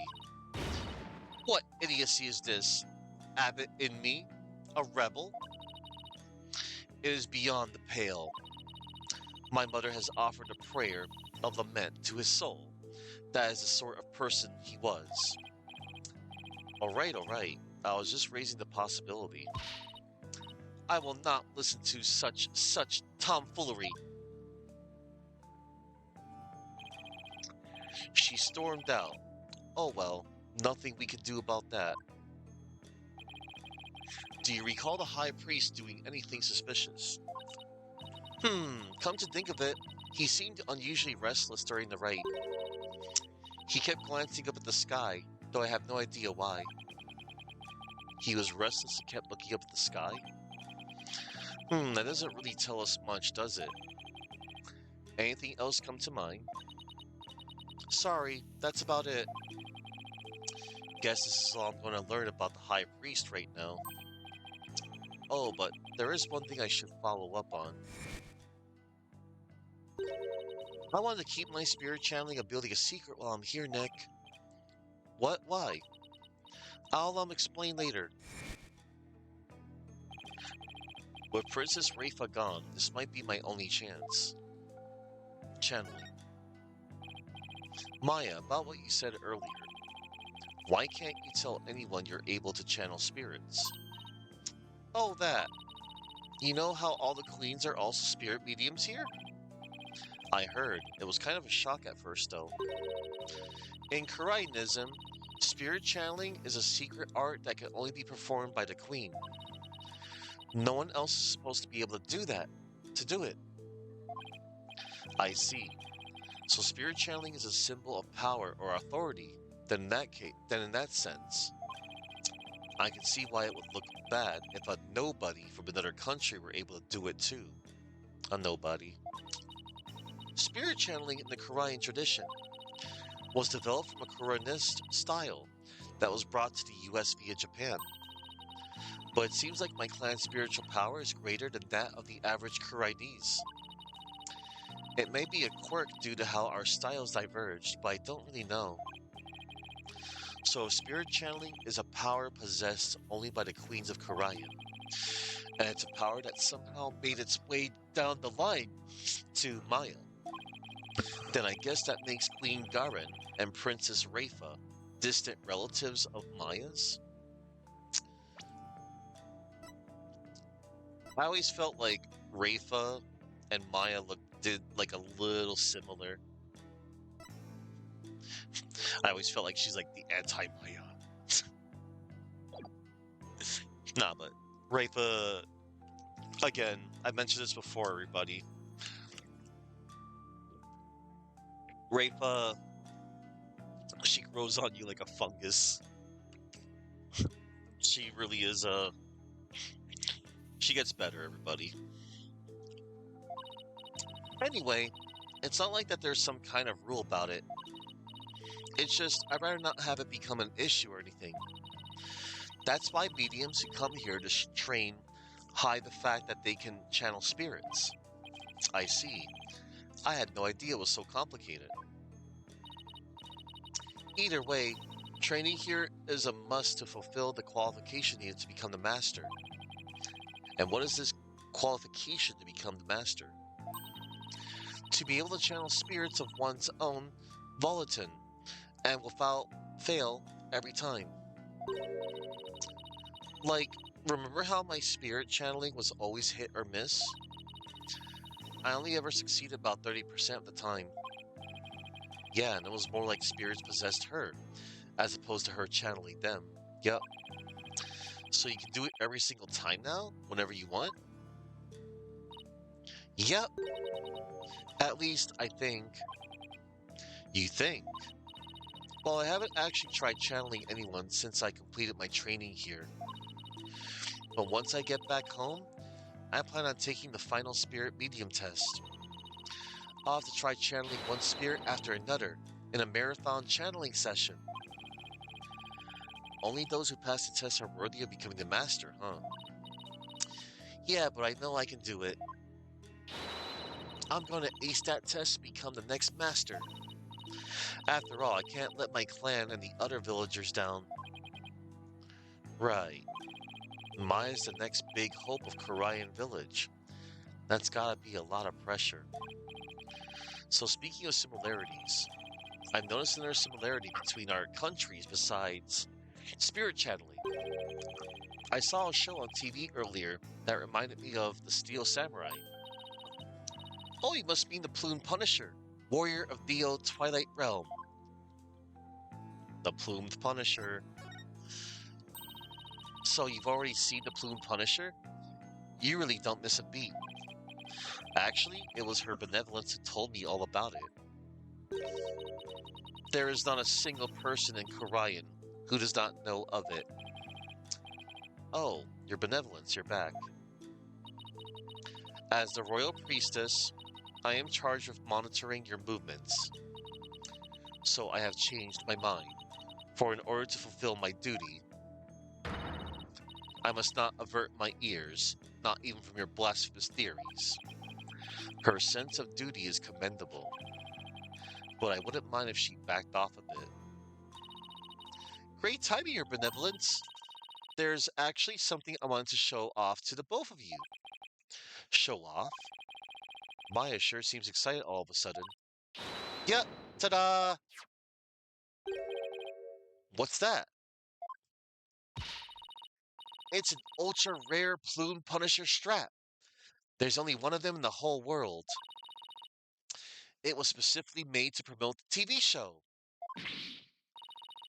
You're the owner of this strap? Don't tell me. You're a Plume Punisher fan too, your benevolence? No, of course not. Only little children watch that show. And you're not a little child yourself? Miss, I am 14 years old. Rafa? I have no interest in such things. She's a closet fan. Right. No, I am telling the truth. Sure, let's just leave it at that. So how did you get your hands on that, Maya? I found a kindred spirit in a Plume Punisher fan here in Karayan.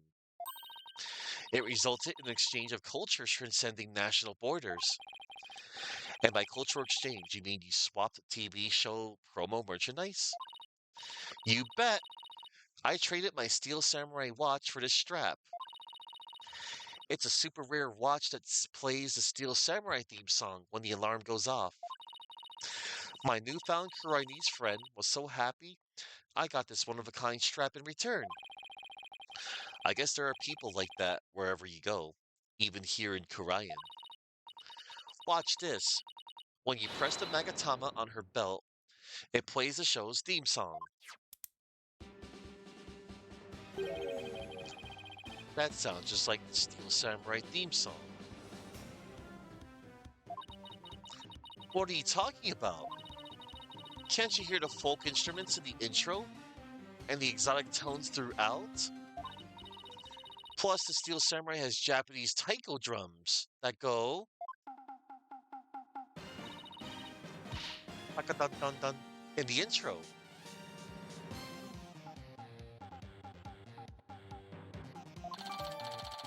Moon Punisher strap added to the court record. This one-of-a-kind strap plays the Plume Punisher theme when the Magatama on her belt is pressed. Right. Guess my ears just aren't as good as yours. Anyway, I have this amazing idea for a new show. The Plume Punisher versus the Steel Samurai.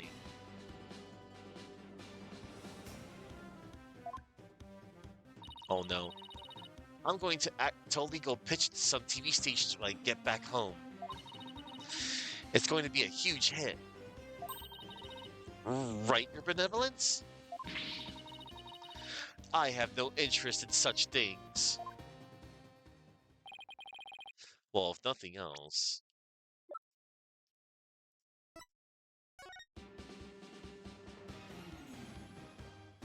Plume Punisher strap. Maya got this in exchange for her Steel Samurai watch.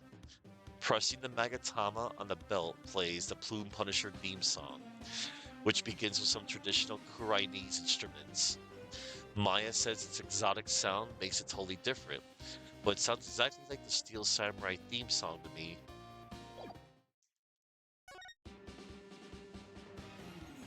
So every time I check that evidence, it plays the theme song. Well, if nothing else, talking about the Plume Punisher has thankfully seemed to cheer Maya up a bit. It's getting late. Try to get some sleep, okay, Maya? And leave tomorrow to me. Okay, thanks, Nick.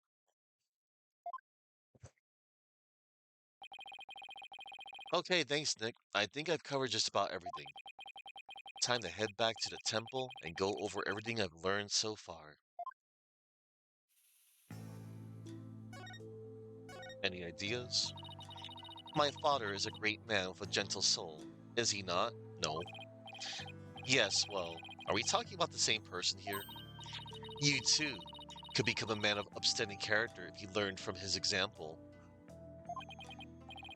Sure, upstanding character? Him? I care little for that tone of yours. It is as if you do not agree. I don't. No, you have it all wrong. Why is my face always such an open book? What to do? You have visited the accused a number of times already. Could it be you are smuggling in tools one at a time for a jailbreak? Of course not. Besides, you've been watching me like a hawk. Well then, perhaps you're cutting the bars in the visitor's room, bit by bit. How on earth would I even do that? With that barbed head of yours, of course. Now this is getting ridiculous. Heh, of course it is. I'm merely having a little fun here. Well, please don't have it at my expense. I'm mentally taxed enough already. Alright. Before we go, any reaction to this? Do not flaunt that strap before me!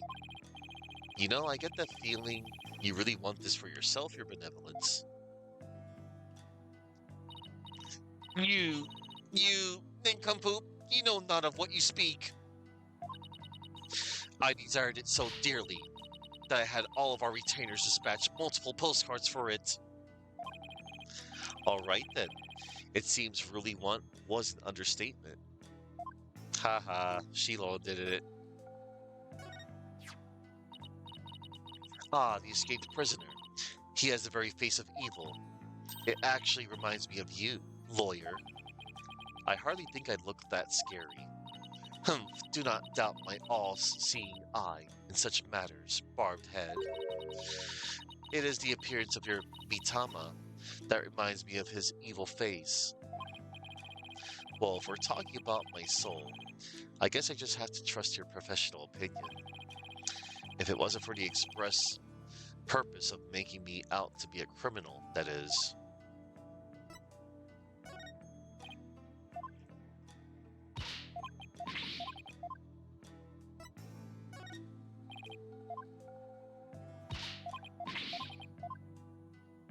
Alright, I got some flavored text out of that. That is the Warbod arrow. I don't see the connection between this arrow and the Warbod, though. The feathers of a Warbod were used in its fletching, and its design was also inspired by the official bird of Kurayan. Wow, you were able to explain all that without Nana. What did you just say? Nothing. Never mind. Why can't I ever keep my big mouth shut? I don't know. Why is that warning letter comprised of paper cutouts? Probably because the author wanted to hide their identity. It's not a common technique these days, what with the spread of computers and printers. We have such modern conveniences here in Karayan too. I'm sure you do. Not that I've ever actually seen any of them.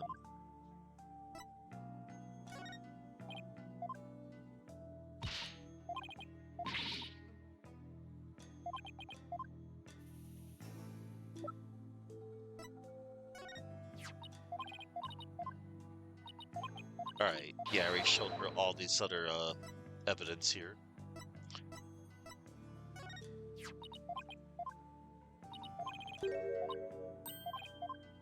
Alright. We shall now get out of here. Yep. Alright, everybody. We shall go to the temple.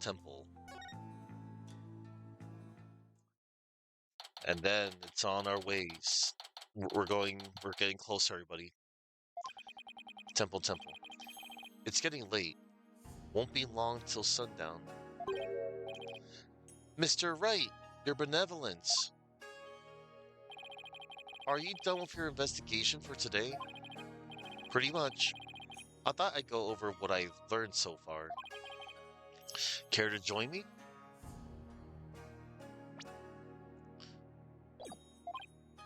Yes, please allow me to help.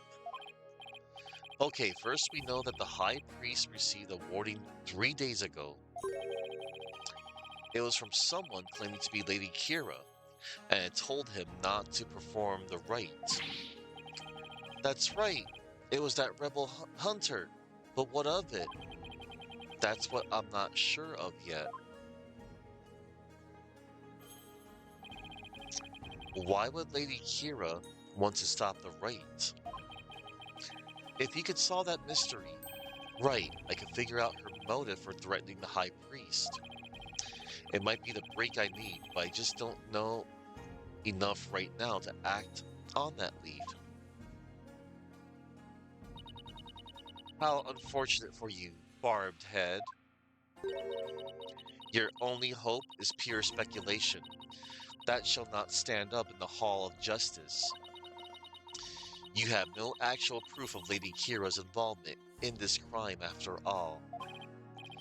Yeah, the warning letter alone can't prove who killed the High Priest. I'll give you one last chance to withdraw before you are charged under the DC Act. Your benevolence! While it is true you did not forge or suppress any evidence, that is perhaps a product of my careful monitoring of your every move. I wasn't planning to do anything like that in the first place, Your Benevolence, but I am going to prove Maya's innocence within the confines of the law. How can you be so sure you will? Because of my undying faith in my clients. That is a lawyer's greatest weapon. Humph, what nonsense. You have chosen to dig your own grave. When next we meet, it shall be in the Hall of Justice. As royal priestess, it is my duty to reveal the truth through the divination seance. This time, I will prove that the insights I glean thereof are the very truth itself. Prepare yourself, for this shall be your last trial and your last rites. Tomorrow shall end with you under the headsman's axe. Whatever. Tomorrow, I'll be defending Maya in that so-called Hall of Justice again.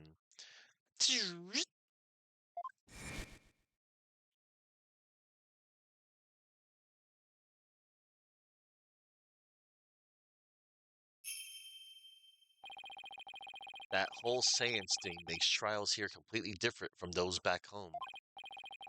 Plus, I don't have a shred of conclusive evidence. On the other hand, I've got plenty of confusion and anxiety to spare. I'll have to think of something. After all, I'm the only lawyer in all of Karayan. I have to do this. I will do this. I'll prove Maya's innocence if it's the last thing I do.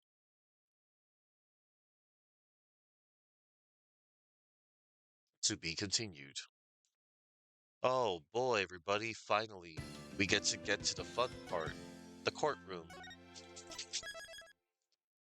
You know, the main thing about these games, the courtroom.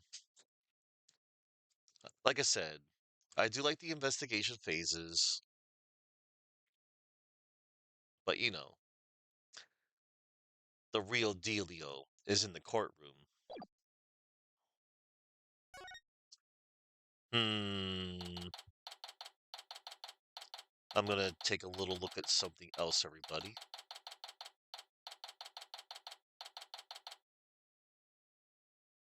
Hmm, perhaps this might be a good stopping point. No, as in, I'm gonna do the first day of court, but this is not the end of the case, everybody, because this case got a long ways to go. Let's see. Let me check one more little thing. Uh-huh. All right, I think this is perfect, actually. Things are going to work out my way. This is going to work out good for me.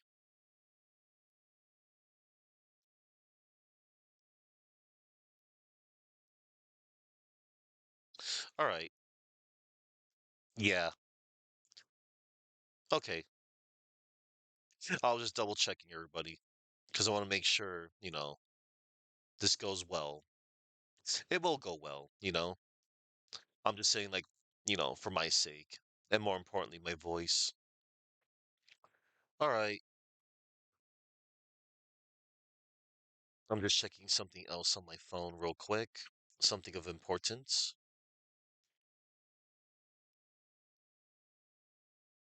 All right. Okay. Here we go. May 11th, 9:40 a.m.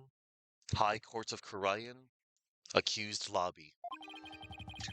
I wasn't able to find any conclusive evidence yesterday, but if I can figure out Lady Kira's motive for threatening the High Priest, then maybe. Nick, today well, don't look so down, Maya. I'm going to defend you with everything I've got.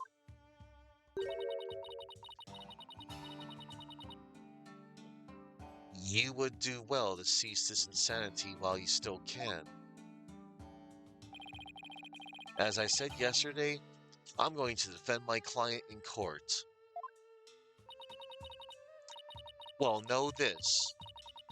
You shall not witness a miracle of the sort that occurred last time. The moment she is found guilty, you too be found guilty of abetting the accused. I never claimed to be a miracle maker, but I am good at discovering the truth. And unlike miracles, the truth is always waiting to be found. The truth, you say? Humph. Then it seems you have chosen your fate. This shall be your very last trial. Nick, I'm gonna prove you innocent, Maya. You'll see. After all, you have to introduce the Plume Punisher, warrior of the old Twilight Realm, to the folks back home, right? Right. I may be a defendant this time, but I'll be by your side like always, Nick. Thanks, Maya. This place is tough on lawyers. I'll need all the help I can get.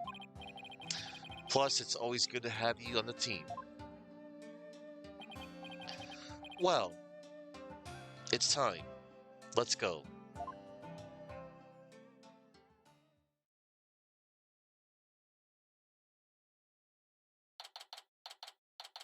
May 11th, High Court of Kurayan.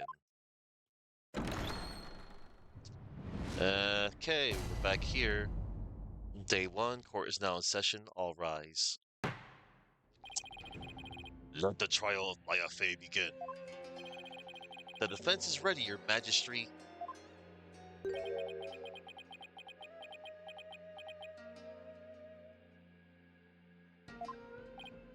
Huh?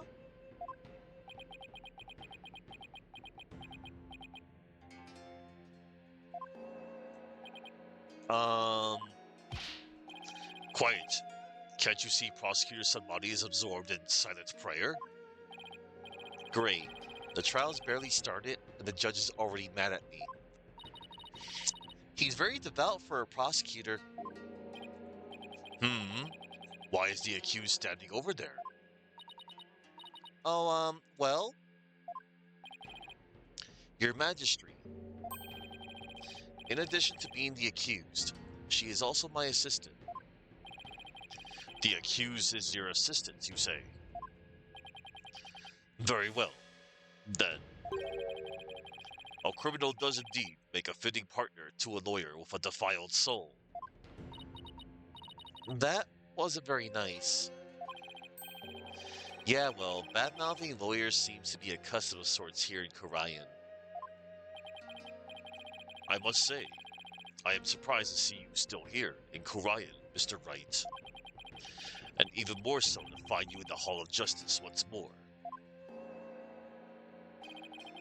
I cannot fathom why you would willingly risk your life in yet another trial. The answer is simple, Your Majesty. I am a lawyer, and this is what lawyers do. Although, to be frank, I'd rather be anywhere but here right now.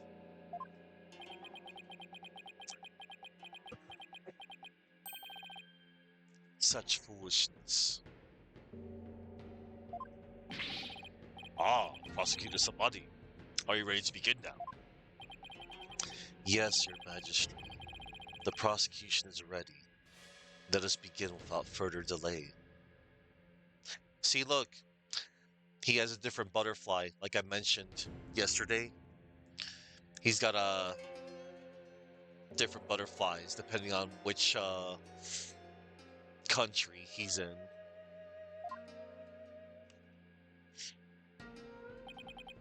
But first, I promise you both this. I will cast your wicked souls into the fires of hell. Thus shall the soul of the victim attain salvation.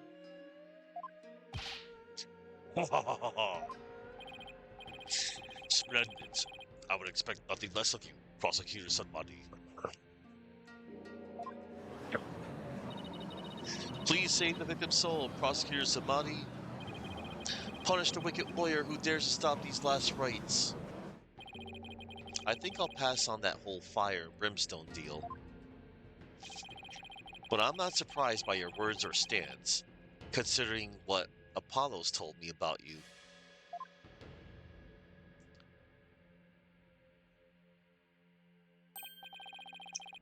So it was you who instilled that putrid lawyerly guile within him. Putrid? What? He too must soon face the fires, lest his soul be lost to redemption. But I shall send you on ahead, so that he will not be lonely when he arrives. Sorry, but I'm afraid it won't be that easy. People say I never know when to give up. Nervous, Maya? A little. Feels like it's been ages since we stood side by side like this in court. Too bad I'm the defendant. Don't worry. We haven't lost the case together yet. You're right. Let's get this everything we've got, Nick. Now then, Prosecutor Sunbody, would you please explain the case at hand? Of course, Your Majesty. Let us begin the last rites of the victim.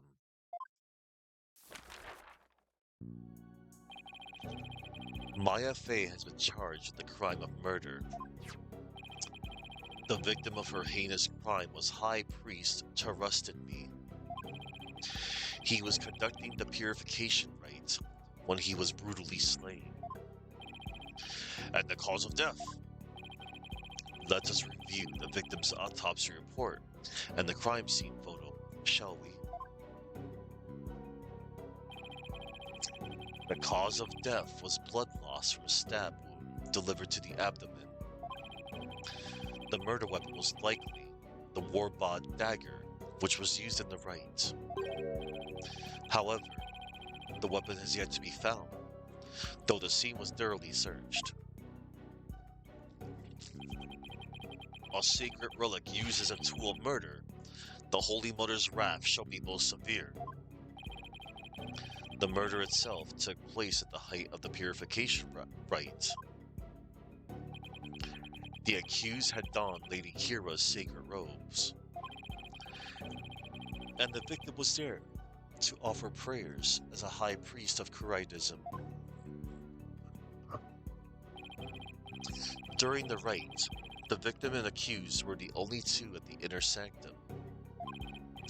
Therefore, the only person who could have slain the victim is Maya Fey.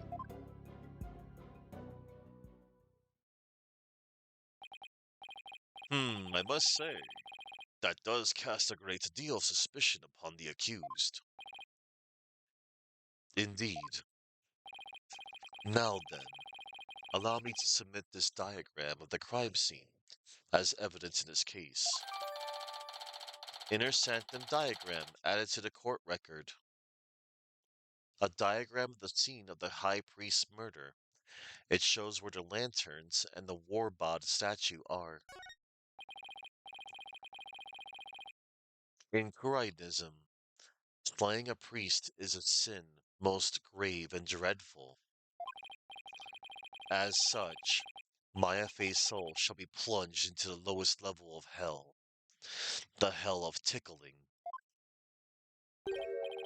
There, he shall be tickled without end for 500 million years.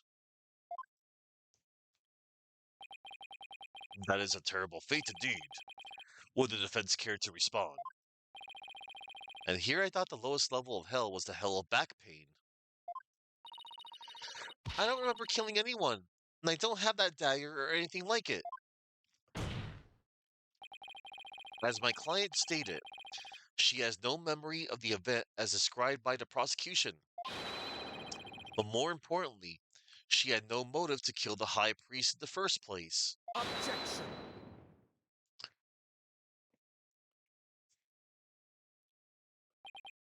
Humph.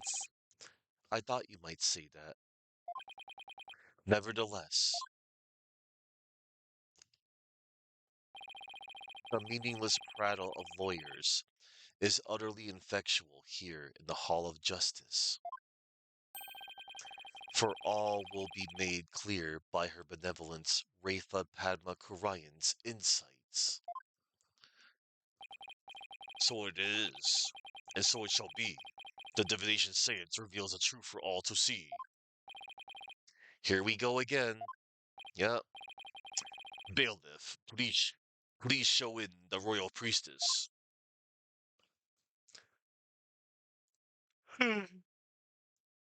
Great.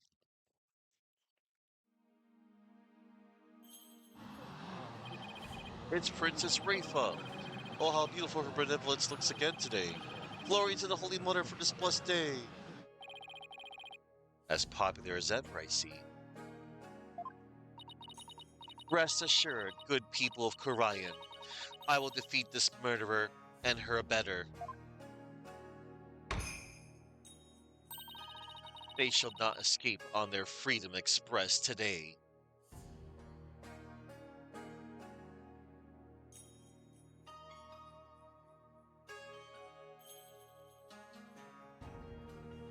All right.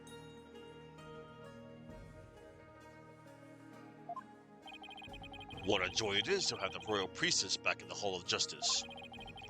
May the Holy Mother grant us her divine favor. Urdirara Kuaren.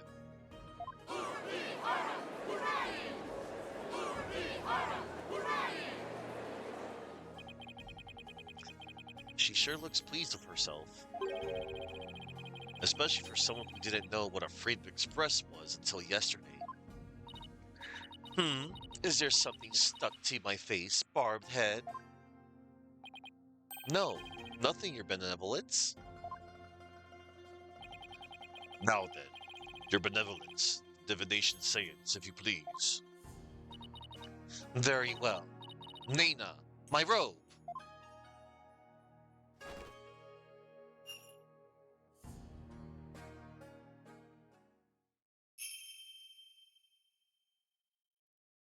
And here we go. O Holy Mother, we hold this divination seance in your name. Let the eyes of everyone here be clear and our ears be unstopped. O dance of devotion, guide the victim's soul to me, so that we may receive their final memories in the pool of souls.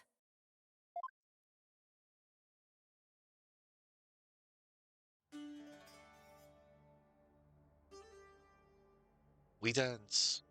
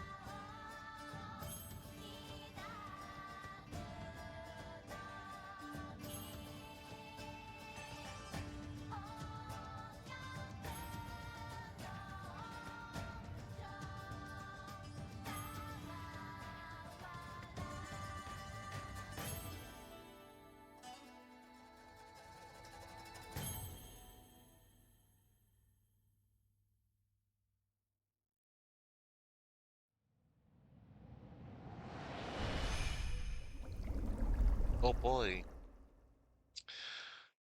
we get to do this now. Oh boy. So we're seeing the view of Trust and me, and there's Maya.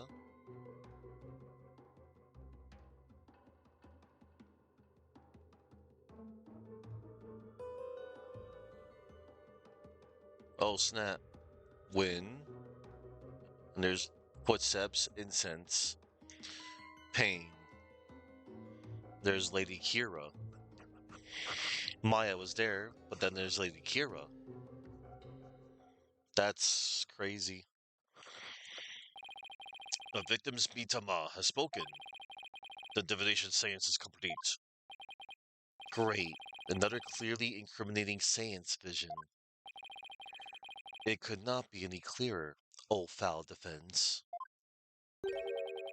The accused donned the sacred robes of Lady Kira and then attacked the victim.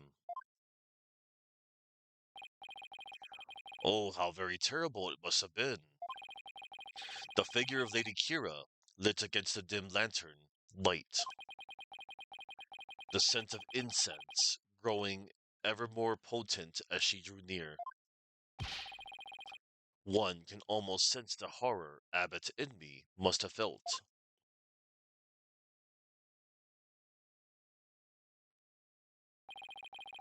The facts as presented by her benevolence are indisputable. But that wasn't me. Do something, Nick. I'm working on it. That couldn't have been any clearer. Looks like I'm in for another uphill battle. The accused committed this vile act during our ancient tradition, the purification rite. Come to think of it, the Rite's Guide explains the multi-part purification rite in detail. The transformation rite. The high priest reads scripture, while a priestess dons the robes of Lady Kira. The rite of water. Lady Kira enters a spring, and the high priest purifies her, along with her dagger. The rite of fire. The priestess circles the sacred flames to purify her soul. Indeed, it would seem that the murder occurred during the transformation rite. The rite dictates that the high priest stand in front of the spring. Therefore, the accused must have attacked him from the direction of the broken lantern. Well, Barbed Head, would you care to object? Of course, because I know my client is innocent. So you say. You truly do not know when you are beaten, do you? I managed to pull it off last time with Albie. I'll just have to do it again. You intend to find fault of her benevolence and insight yet again. It would seem lawyers are Pokonen creatures indeed.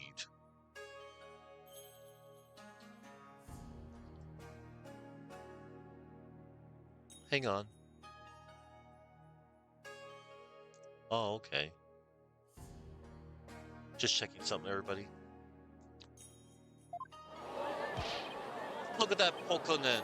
Pokunen. Pokunen. What exactly is a Pokunen? Someone who's a real piece of work, so to speak. They can call me anything they want. The only thing I care about is uncomforting truth. So, Barbed Head, are you foolish enough to risk your life for your so-called truth? Because my insights are the truth. To deny them is to willingly dig your own grave. Uh, well, it's insight time. Rafa's insight. The victim commenced the purification rite by bowing to the lanterns and reading a sutra. As the first part, the transformation rite ended, he lowered the sutra. Suddenly, he heard the accused's approaching footsteps and smelled her incense-laden robes. It was then that the victim felt an intense pain. I believe this is when he was stabbed. As his life's blood spilled over, his vision dimmed, till finally he passed from our world. That is everything the victim experienced in his final moments. Inner sanctum diagram updated in the court record. Shows where Maya and the high priest were during the rite.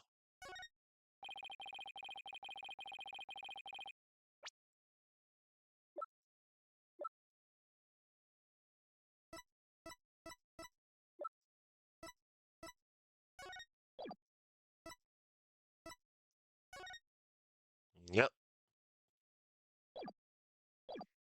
Dressed in the sacred robes of Lady Kira, the accuser rushed the victim head on.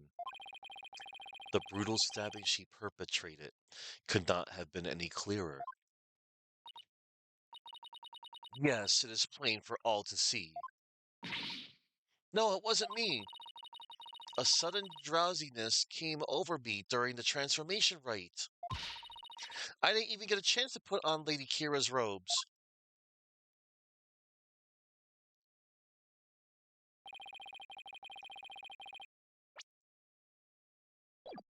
You waste our time with such meaningless statements, accused. You cannot explain away the truths revealed by the royal priestess's divine insight. Oh, how did you end up finding contradictions last time? The deceased's final memories include all five senses. Oh, you mean those words that appeared in the pool of souls? It looked to me, it looked to me like the bigger word. It looked to me like the bigger the word, the stronger the sensation was to the victim. Yeah, that's how it looked to me too.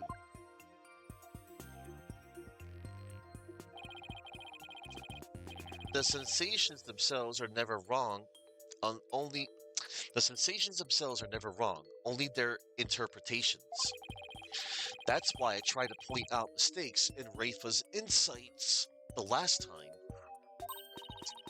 So there could be contradictions between what Abbott and me felt and her insights, huh? You got it, and I'm going to find them this time too. Should I check out? Should I check how to point out contradictions in Rafa's insights? Yeah, let's check just in case. I can switch between insights with A and D while I look for inconsistencies between them and the sensations in the vision. Seance visions can be paused with Z. I can even jump to different points in the seance vision using M and B. When I see an insight that doesn't seem right, I should select I should select it.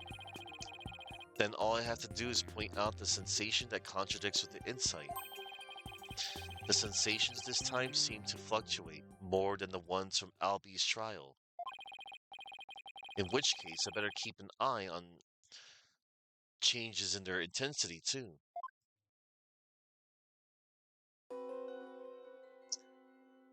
The victim commenced the purification rite by bowing to the lanterns and reading a sutra.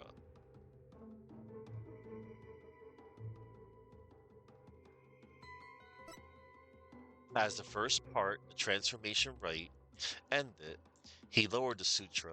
Suddenly, he heard the accused's approaching footsteps and smelled her incense-laden robes. It was then that the victim felt an intense pain. I believe that is when he was stabbed. As his life's blood spilled over, his vision dimmed, till finally he passed from our world. All right.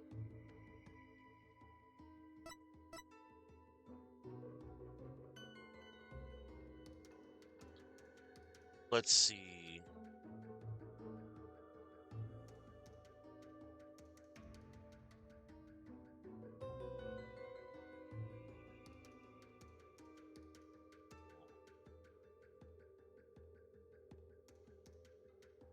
He heard the accused's approaching footsteps and smelled her incense-laden robes.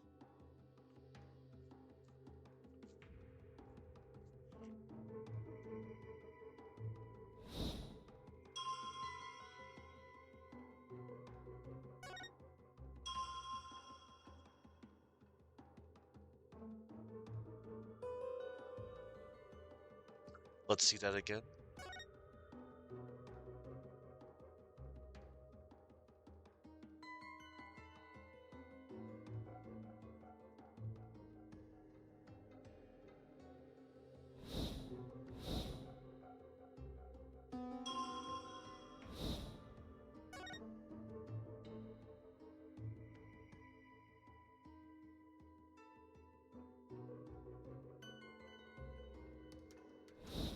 Right.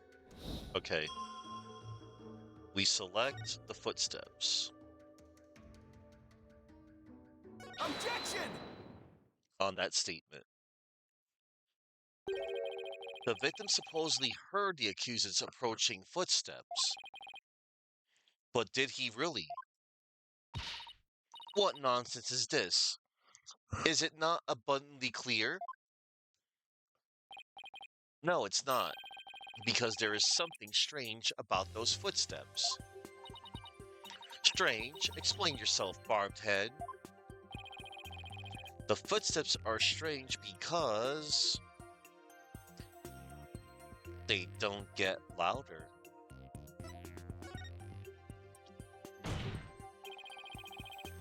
They're not getting any louder. And why exactly does that matter? Please focus your attention on the incense the victim smelled. The scent grows stronger as the accused approaches. If the accused really had approached the victim, the sound of her footsteps would have grown louder as the scent of incense grew stronger. Ah, why, that makes perfect sense. How can this be explained, your benevolence? Well, there must be a reason. Objection! Uh-oh. It is as they say, even a putrid worm of a lawyer will turn. What does that even mean? He's not exactly singing your praises, that's for sure. Still, we cannot discount this information solely on account of its lawyerly source. Your benevolence. Perhaps you must listen more carefully to the abbot's Bitama. Listen more carefully? What's he talking about? Yes, it would appear so. I shall try to refine the sensation. Refine the sensation? I can more accurately gauge sensations by deepening my communication with Abitama. I didn't know you could do that. Why have we never done this before? By refining a sensation, a clearer picture of the truth can be discovered. Oh,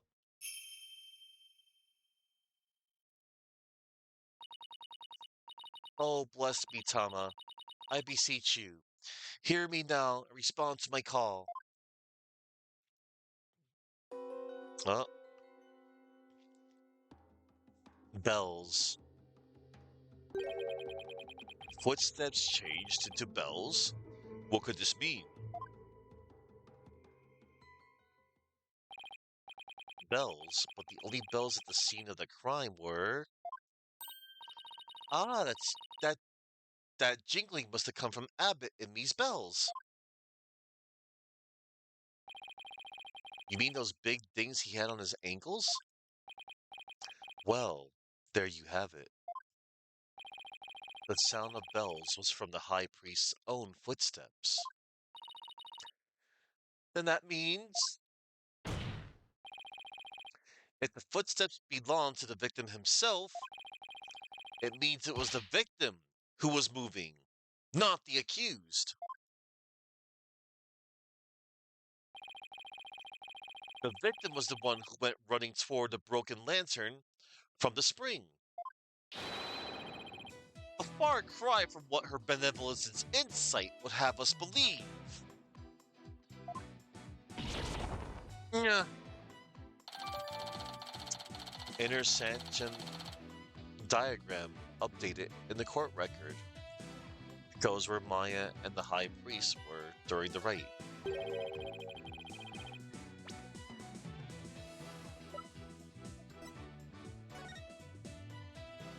Yep.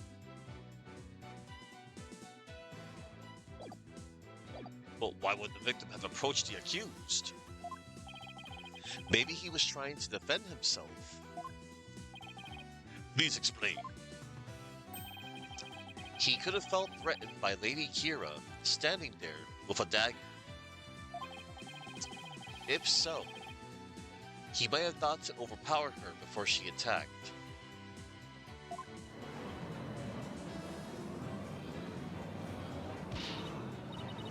Still your voices. This is nothing but a theory, and a poor one at that. Be not led astray by this lawyer's obvious postulation. Objection!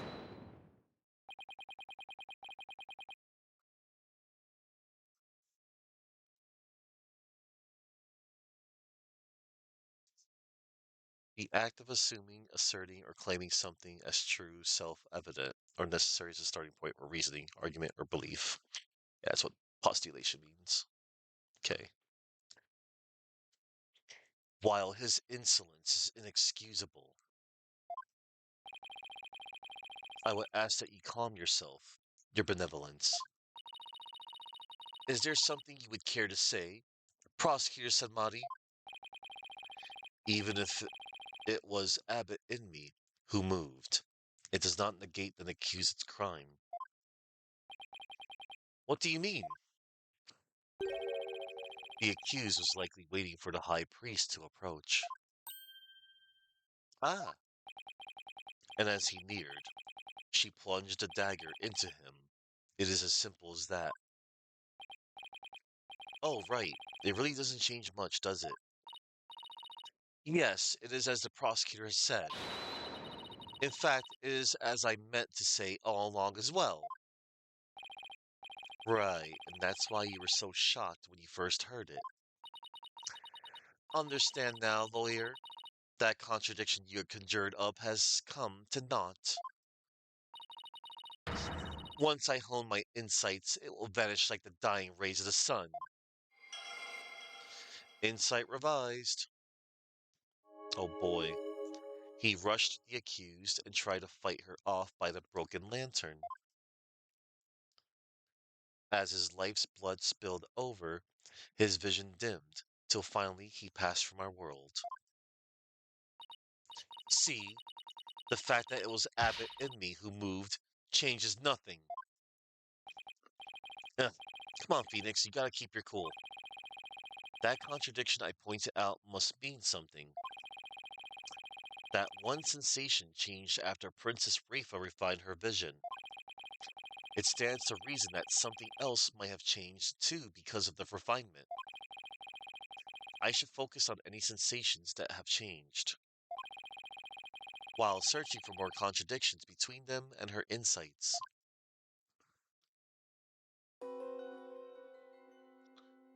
Alright.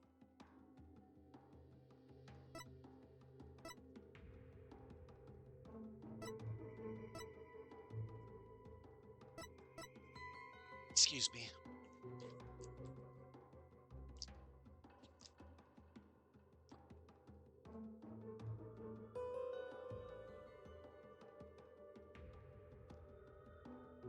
Okay. Let me, switch over again.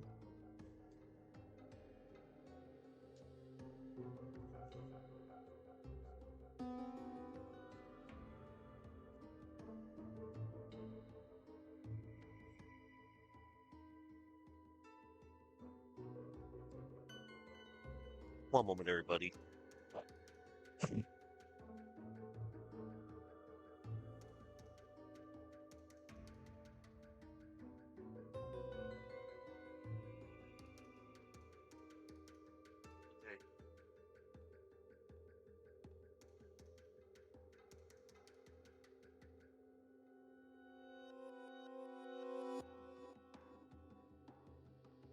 All right.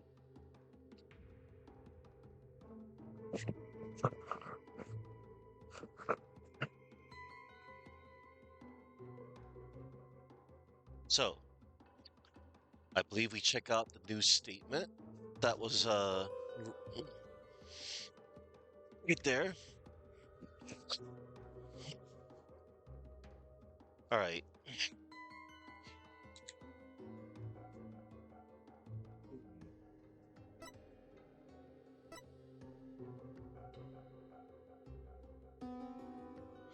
Let's see. Let's look at this carefully. He rushed the accused and tried to fight her off by the broken lantern.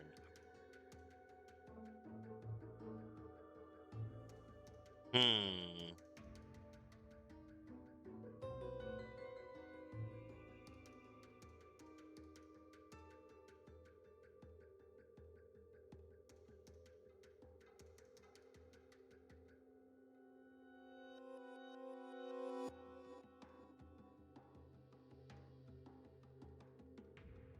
Hmm.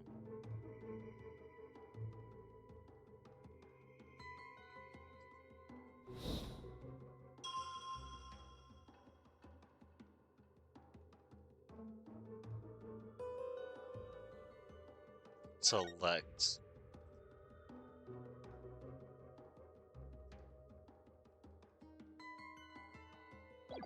No, wait.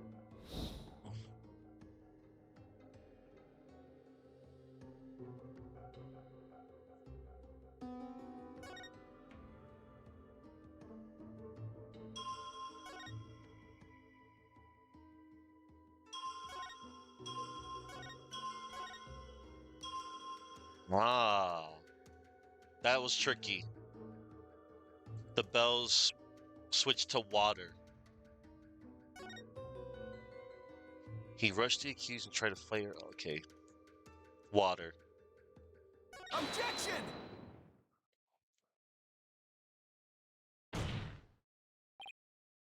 Hold it. How do we know the purification rite was performed exactly as it was supposed to be? That's easy. The customs governing the rite are very clear, and Abbot Imni would have adhered to them. Well, that's strange. Mr. Wright, would you care to explain just what is so strange? Oh no. My prop. Oh no, everybody. There's my prop. There it is. I'm gonna have to get a new prop soon. Yes, I'd like I would ask you to consider the sound of the victim's footsteps.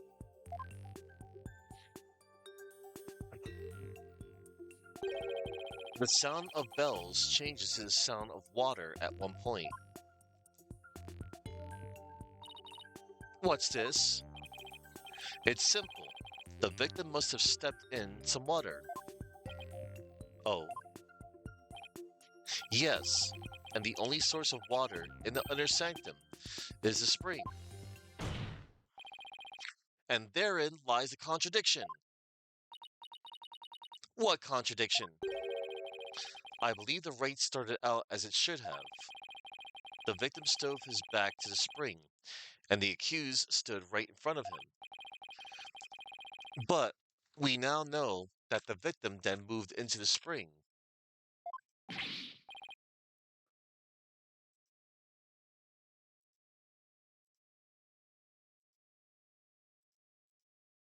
Polunka. This is absurd. This means the accused's location differs from what her benevolence's insight indicates. Ah, then where do you propose the accused stood once she donned Lady Kira's robes? Based on the sound of the victim's footsteps, I believe Maya was standing here. Where was Maya based on the victim's footsteps? She would be in the water in the spring. Take that! Until this moment, we've all just assumed that Abbott Indy and Miss Faye were standing where they were supposed to be, as shown in this Wright's guide. In short,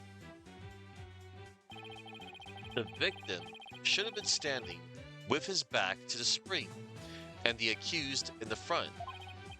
However, if that is how they were really standing, he couldn't have stepped into the spring as he approached her. The problem is, the victim did step into the spring. This can only mean that Miss Faye had actually been standing in the water. But if this is true, then their positions would have been completely reversed. Inner sanctum diagram, updated in the court record, shows where Maya and the high priest were during the rites.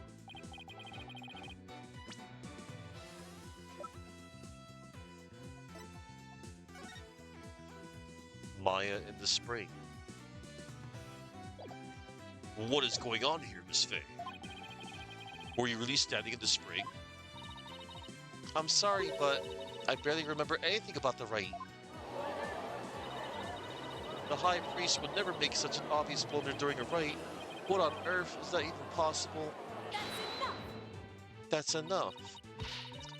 Be that as it may, this does not overturn my insights. It doesn't? Let us say the accused was standing in the spring. So what? So what? This completely reverses their positions is what? That their positions differed from what is customary is rather curious. However, what does that change? It certainly does not erase the accused's brutal crime.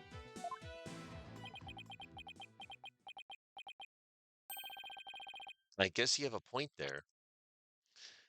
The accused's brutal crime.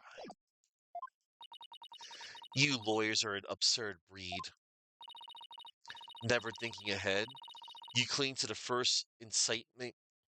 You cling to the first insignificant contradiction you can muster. Er, sounds like Princess Rafa has a pretty good grasp on what lawyers are all about. Oh, Maya, where would I be without your brutally frank commentary right now?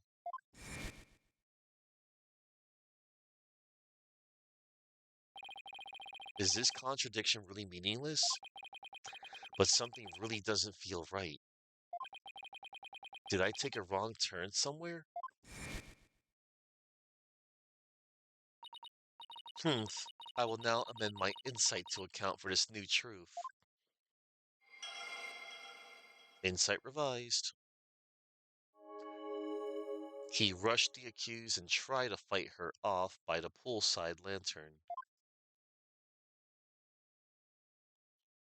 Uh, as his life's blood spilled over, his vision dimmed till finally he passed from our world. Now the contradiction is no more.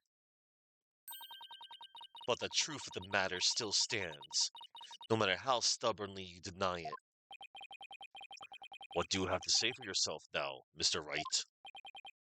Yeah, Nick, your Majesty. This lawyer may have raised a trivial objection, but her benevolence's insights have no further inadequacies of any kind. Yes, so it would seem. Wait a second, but there is another contradiction.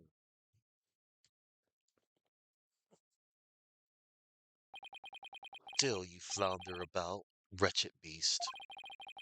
Though you rack that putrid brain of yours, nothing worthwhile will come of it. Maya, please tell me you remember something that might help us out here. Sorry, I really don't remember a thing. But now that the place I was standing in has changed, who knows? That alone may cause a new discrepancy with Princess Rafa's insights. That's right. We now know that Maya was standing in the spring. A major change like that could very well produce a contradiction. I should take another look at the inner sanctum diagram in the court record and confirm where Maya and Abbott and me were standing, and then focus on finding any discrepancies between their positions and the insights.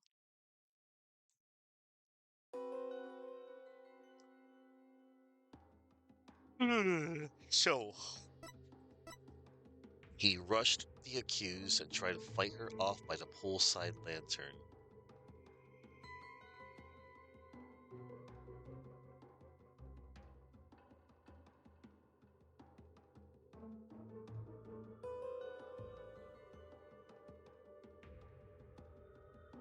Hmm.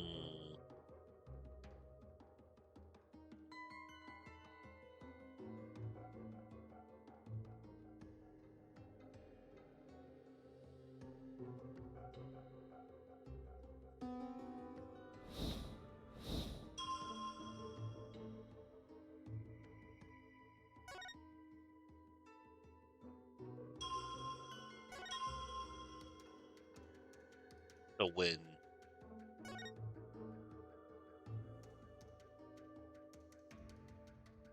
No, wait.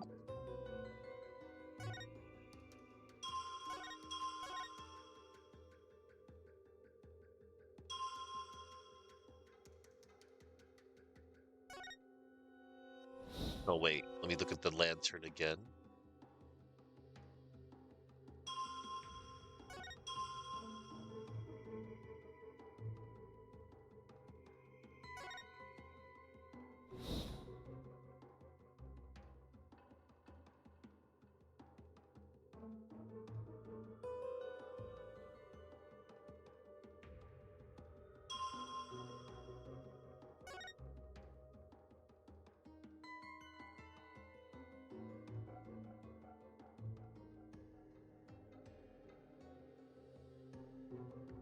Objection!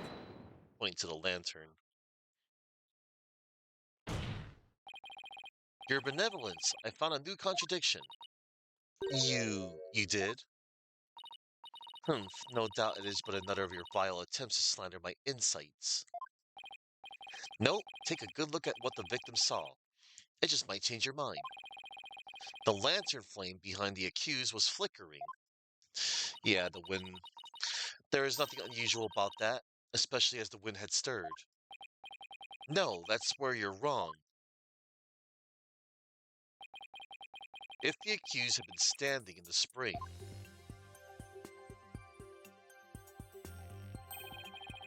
then what you see here should be one of the lanterns flanking the statue. I fail to see your point. My point is, something is wrong here. The two lanterns flanking the statue were both outfitted with glass wind guards. So neither lantern's flame should have been flickering in the wind in the first place.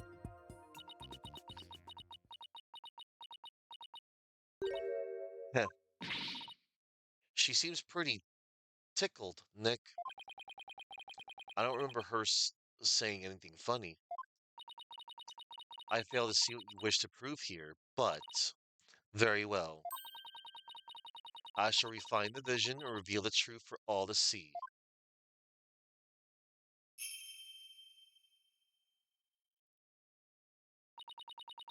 O blessed Mitama, I beseech you, fix your sight upon the lantern there.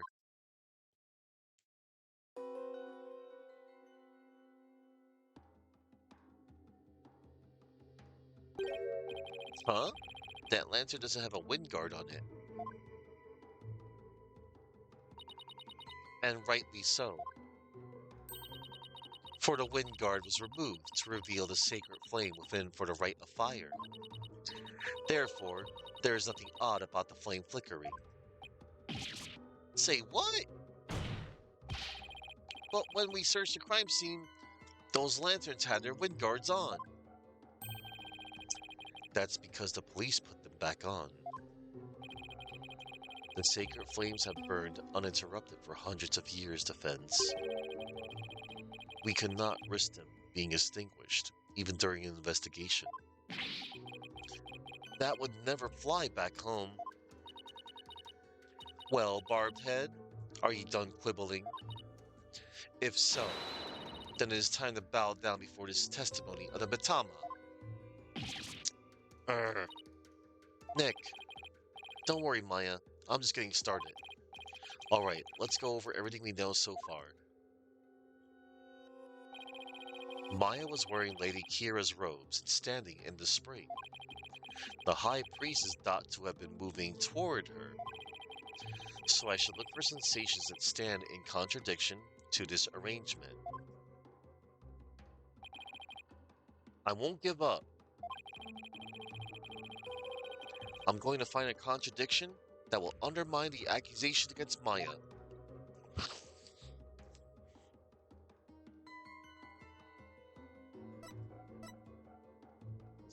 He rushed the accused and tried to fight her off by the spring side lantern.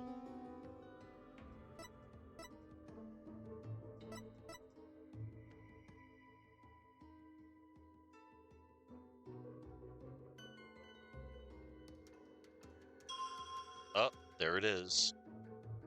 The lantern again.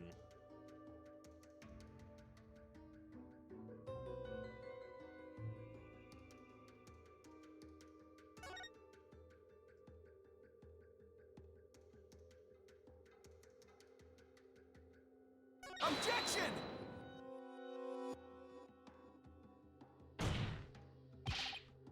Oh no. Wrong one. Whoop. Your benevolence, isn't this statement inconsistent with the vision? Inconsistent? I think not. Exactly. That's where the inconsistency lies. No, I believe it is in the defense's thought process that the inconsistency lies. Guess there was an inconsistency there after all. Oopsie doodle. That's fine. I'll just save right here just in case. Alright. Let's see.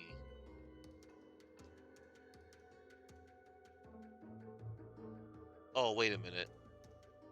Duh. Hang on. The third statement.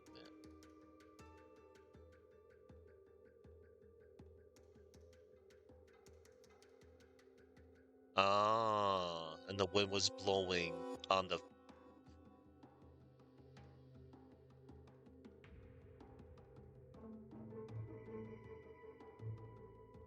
Right. During that time.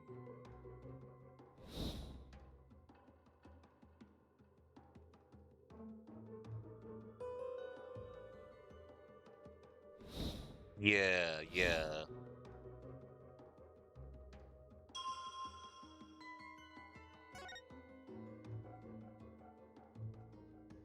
Objection!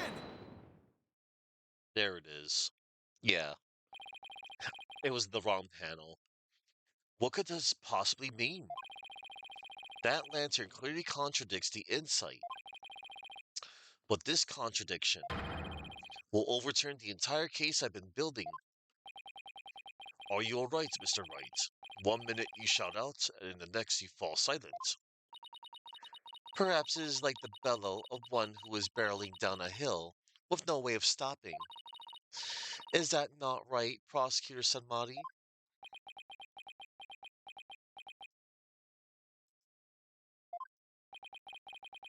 Don't get cold feet now, Phoenix. Even if this overturns the entire case you've built so far, the only way is to keep moving forward, because that's where we'll find the truth. Sorry, but I'm not barreling down a hill. In fact, I'm in full control of everything with the indisputable contradiction I found. Is that so? The Lancer behind the accused clearly, no, blatantly contradicts your insight. Does it now? One of the lanterns on the entrance side of the inner sanctum was broken, and if you watch what Abbot Inby saw in his final moments,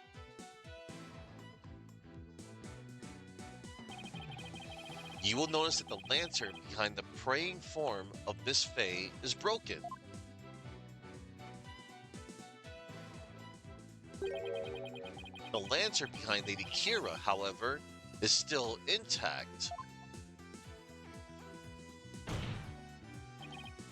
In short, we are seeing two different lanterns in this seance vision.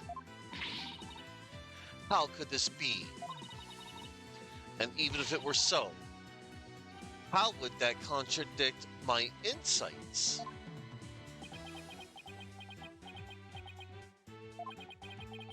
Let me start by saying, the claim I'm about to raise will overturn the case I've built thus far. Will the defense please explain himself? Based on the broken lantern, we can tell Maya and Abbot Inby's positions. Where the accused and the victim were standing. But did you not just finish asserting that the accused was standing somewhere else? I did, and I built my argument on that faulty premise.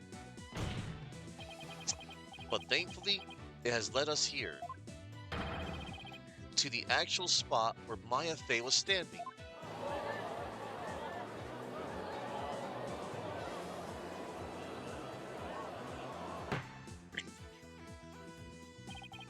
I must say, the defense keeps changing its assertions in such a capricious manner. Its credibility may come into question.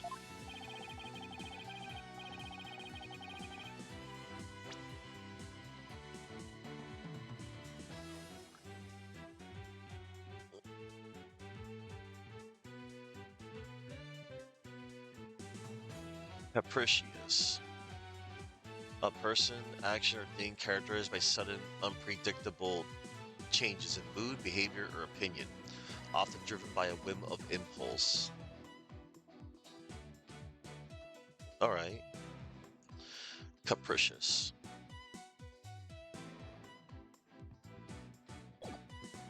I'm willing to take that risk, Your Majesty, because I believe this will be the last time. I'd like to start by pointing out the actual spot where the accused was standing. Very well. Show us where you now believe the accused was actually standing. Based on the location of the broken lantern, where was Maya really standing? Gonna save just in case.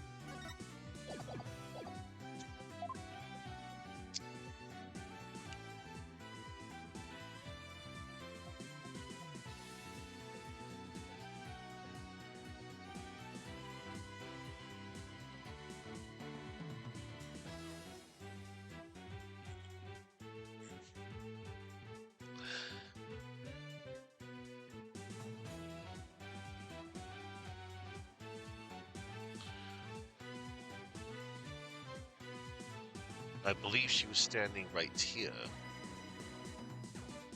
Take that! Yeah. She was in between the broken lantern and the bottom right lantern. I wasn't thinking straight before, but now it's all falling into place.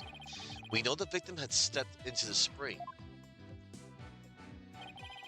That means Maya Fey had to have been standing in the water as he approached. However, his memory which has only now become clear, reveals that Miss Fey was standing by the side of the broken lantern. In other words, she was standing where she was supposed to be according to custom. Hold it. Does that not bring us back to the very beginning? No. This is where things take a different turn. And I mean that literally. The victim had to move. The victim had to have been moving forward. The victim had to have been moving toward the spring. That means that while he was moving, he had his back turned toward the accused. What's this? Do you mean to say the victim turned around during the rite?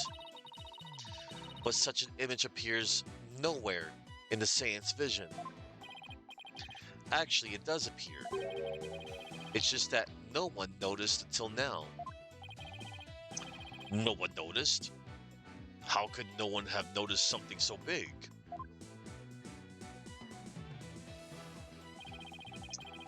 There was a moment when the scripture the victim was holding was all we could see. Thanks to that, none of us could tell that he was in fact turning around in that moment. Nah. If it is as the defense asserts, then her benevolence's insights no longer make sense. How do you intend to explain that? Objection!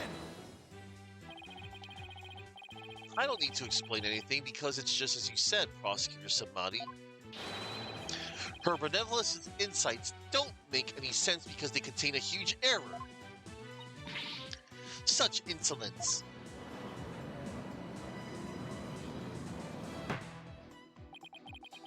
A huge error, you say?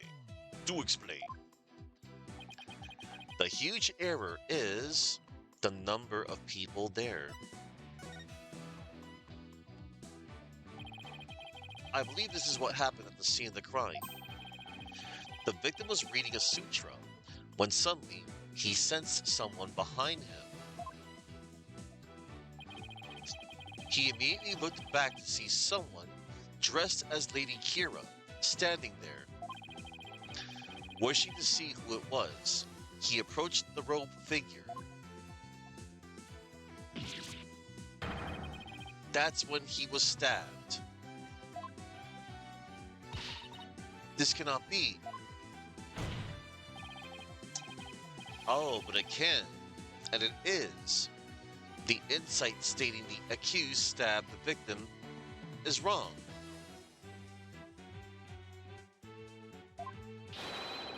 And that is the real truth lying behind this testimony of the dead. Well, well, Polunka.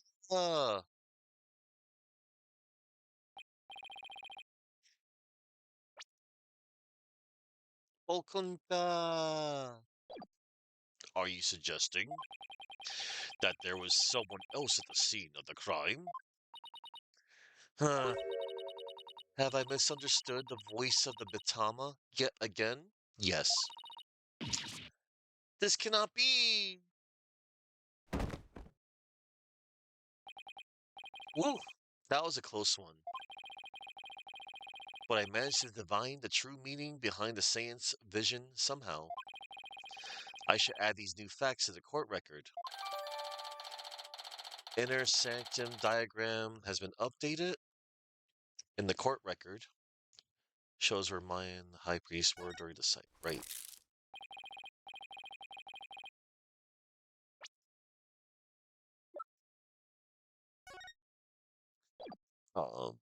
Right here. Yep. Maya was right here. Taras was here, and the killer was right here, behind here. Your benevolence, please allow me to take it from here. I will overturn the brash accusations of this faithless, putrid-minded lawyer. Yes, I shall place my trust in you.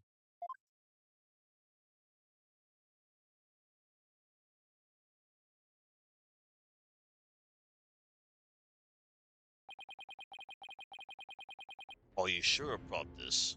Prosecutor said Madi.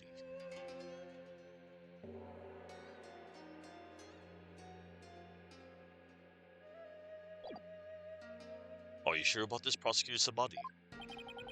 My work as an international prosecutor has taken me to courtrooms around the world. And in that time, I have learned to perform last rites for souls in trials lacking a seance.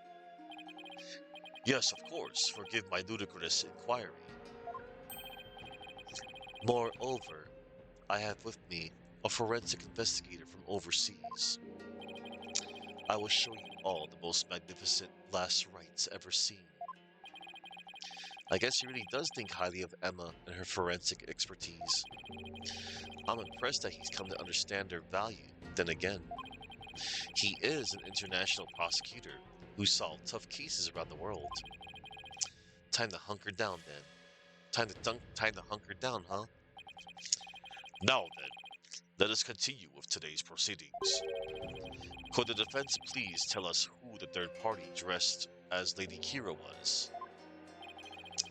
Your new claim has negated the insights of the royal priestess. So I trust you have some evidence to support it, correct? Yes, of course. This third party must have really wanted to kill the high priest. I might be able to identify who it was if I had evidence of their murderous intent. You do. Well, we're waiting, Mr. Wright.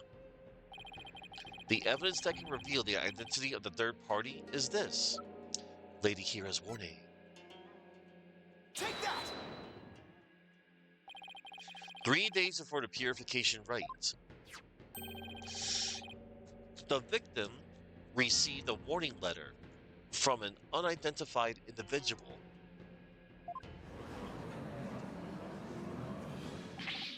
He did? Whoever sent it clearly meant to threaten the high priest.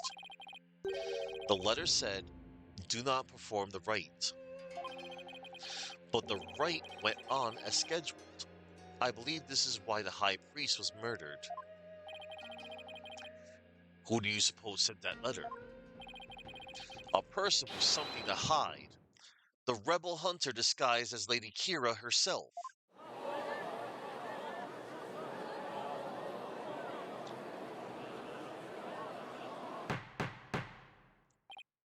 Peace.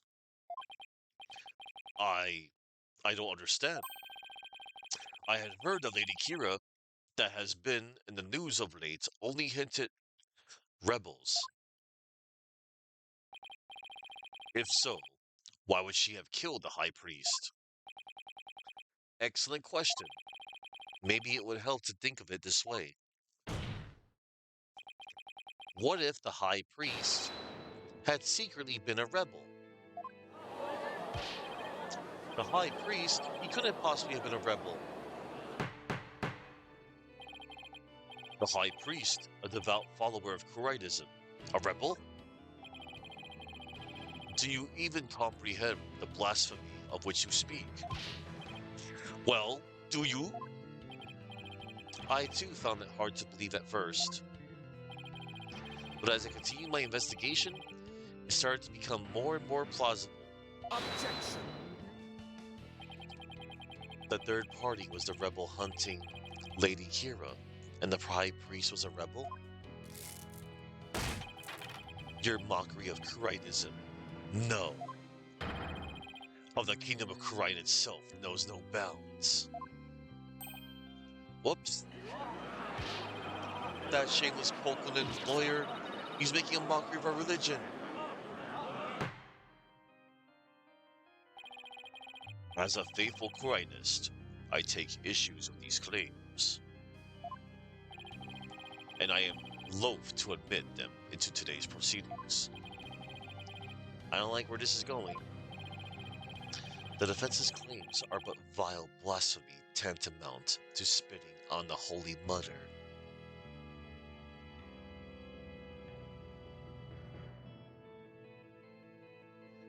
Equivalent in value, meaning, or effect, typically used to compare an action to a more serious one. Tantamount.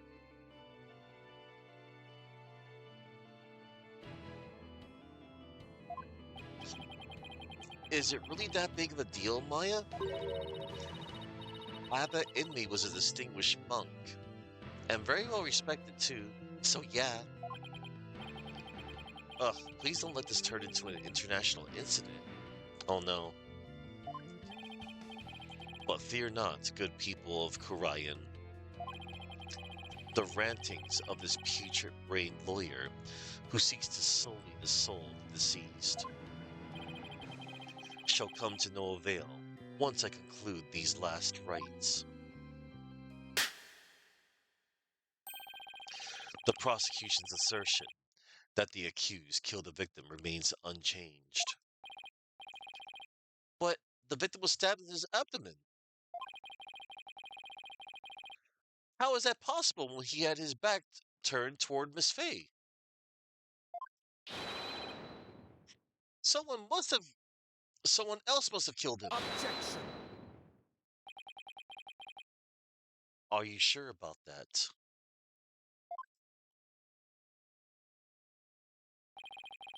You may have invalidated the seance, but do not let it go to your putrid head. The karmic flow of this trial is, as yet, still in my hands.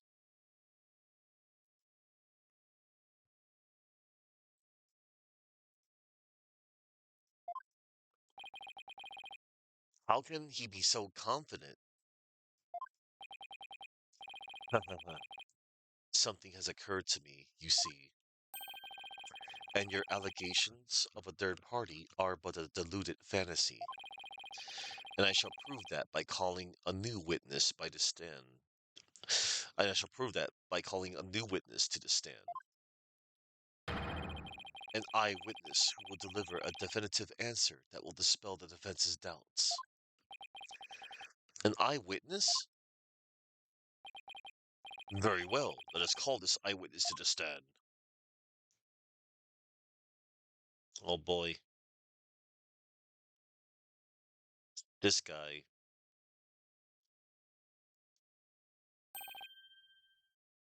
It's him again. Well now, he has to be the shaggiest witness I have ever laid eyes upon. Please state your name and occupation. Oh, that's so-and-so, whatchamacallit.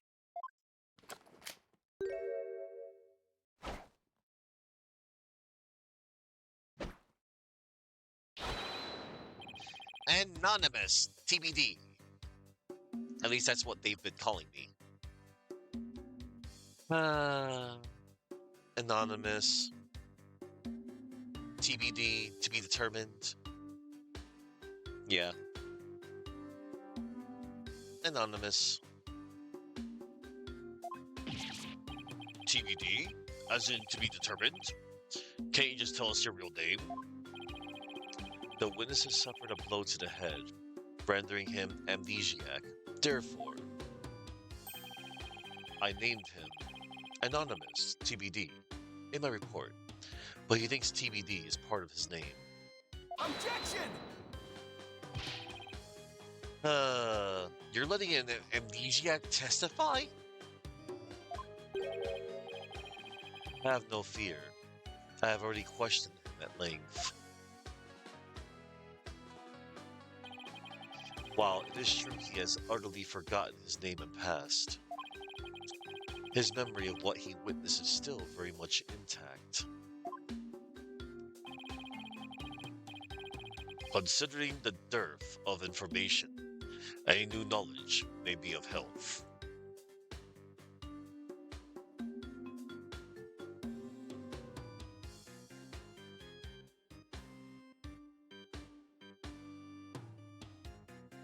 Alright. Alright. Just double checking.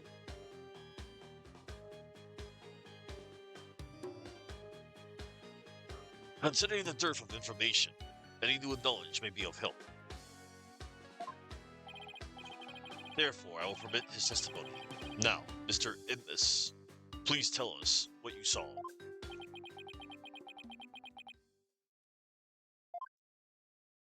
Oh boy. Witness testimony. The night of the murder.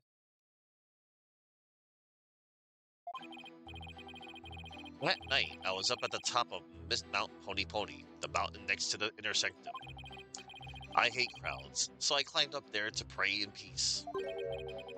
I know it's a no-no, but since there was no one around, I used my binoculars to spy on the right at the inner sanctum. That's when I saw the accused stab the high priest with a dagger.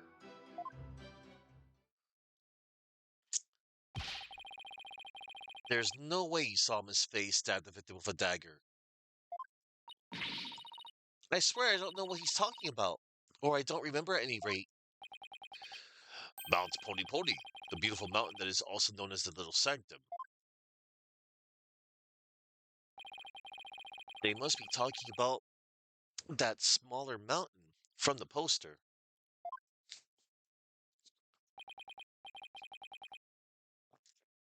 Mr. Innes, I was wondering, what can I do for you? The inner sanctum lies at a high elevation, where clouds and fog can obscure the view. Are you sure you were able to see what happened from the mountaintop next to it? Good point. His Majesty raises an excellent question. Well, Mr. Immis, on the day of the rite, there wasn't a cloud in the sky. I had a perfect view. If you don't believe me, check the weather forecast in the paper that day. Nick, don't we have the newspaper for that day? Yeah, let's take a look. May 9th newspaper. Weather forecast. The area around the inner sanctum will enjoy calm, clear skies today. The warmer temperature will make for excellent prayer weather. Be warned, however, that we'll see a cold front move in overnight. It does say calm, clear skies, doesn't it? See? Told you so. May 9th newspaper updated in the court record. Newspaper for the morning of the purification rite. It reports on the weather and Lady Kira's activities, among other things. Well, it would appear the witness has offered. Well, it would appear the witness has offered testimony worth hearing. Mr. Ennis, I too have a question for you. Didn't he already question the witness? Well, that's what I'm here for, right? Shoot! How was the accused holding the dagger? Was she holding it underhanded, its blade protruding from the bottom of her hand? Yep, I believe she was. It's called a reverse grip. Ah, I thought as much. Hold it! Hold it right there. What bearing does that have on this case?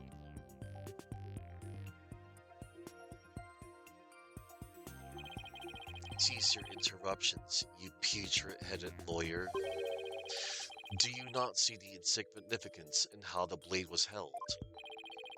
Why don't you enlighten me, O enlightened one?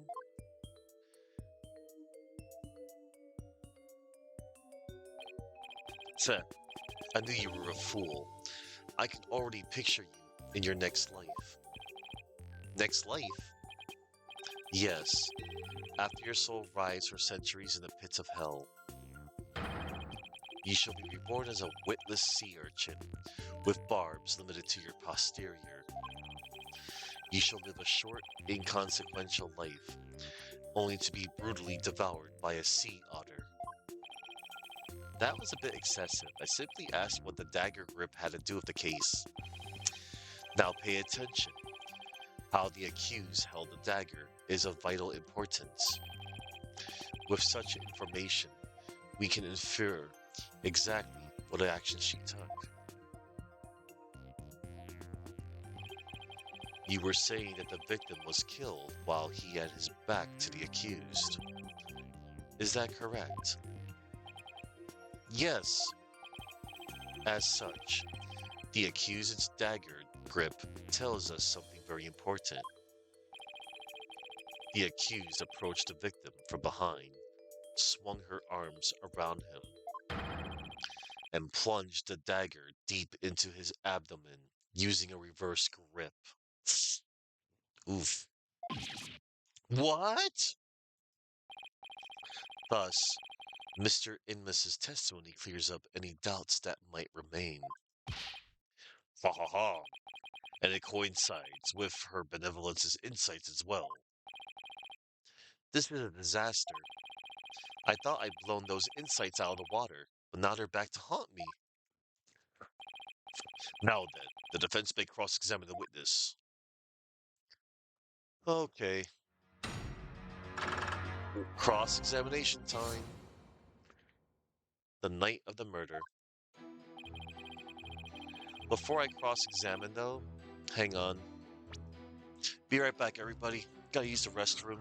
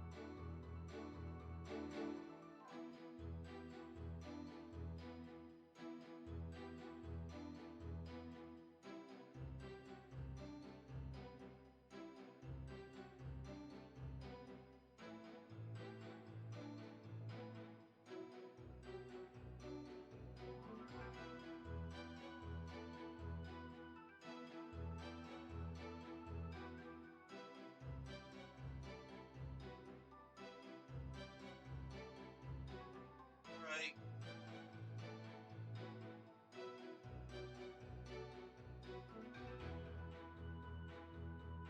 I returned, everyone.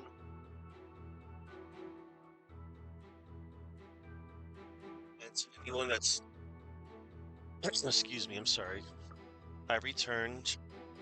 And to anybody that's, still out there, thanks for sticking with me.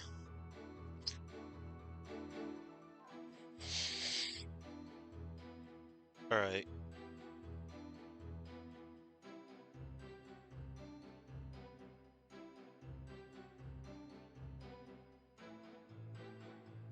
Alright.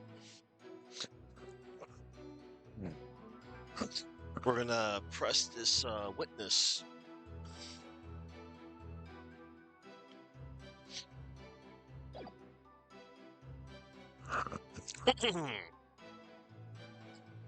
That night, I was up at the top of Mount Pony Pony, the mountain next to the inner sanctum. Hold it!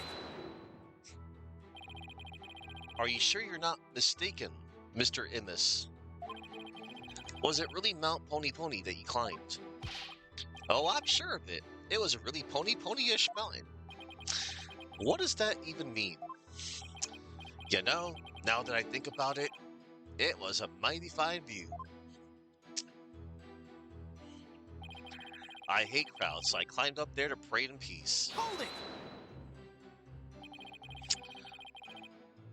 If you hate crowds, why bother climbing to the top? Couldn't you have just as easily prayed at the bottom of Mount Pony Pony? Wrong, bucko. This is a once-a-year epic event. I wanted to pray as close to the actual thing as possible. If you're so gung-ho about it, why didn't you go pray at the Plaza of Devotion? Like I said, I hate crowds. I wanted to pray in peace. Oh, Holy Mother. Why do I only get the annoying ones? And my burning faith demanded that I climbed up the mountain closest to the inner sanctum. Also, I know it's a no-no, but since there was no one around... Hold it! Since nobody was around, there is nobody who can corroborate your actions either. Hee-ho! You're exactly right. In that case, Mr. Immis, let me ask you this. Was there a reason you didn't want to be seen? About that. If you get caught climbing the surrounding mountains on the day of the rite, you could get in big, big trouble. Har har har har har. That's it? Yeah, it's totally embarrassing getting yelled at when you're a grown-up. Har har har har har. Yeah, you're a real grown-up, all right. And since nobody was around, I lost all inhibition, and I used my binoculars to spy on the right at the inner sanctum. Hold it! You had a pair of binoculars with you? That's pretty convenient. You weren't planning to spy on the right all along, were you? Actually, I just happened to have them for bird watching. Bird watching, huh? I see.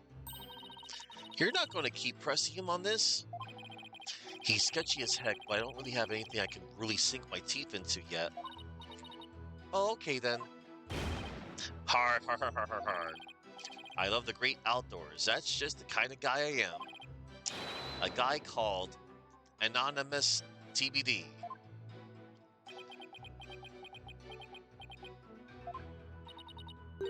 He's really starting to get on my nerves.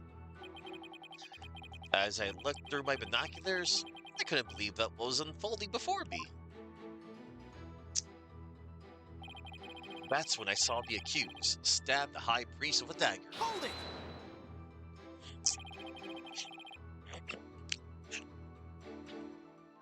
Hang on, everybody. Okay, I'm good. Did you really see what you say you did? Are you saying I'm lying about this? Well, I'm not. It's etched permanently in this old noggin. But I didn't do what you say I did. I didn't even get a chance to touch the dagger on the day of the rite. What do I know of that? All I know is what I saw. I've never even seen you before in my life.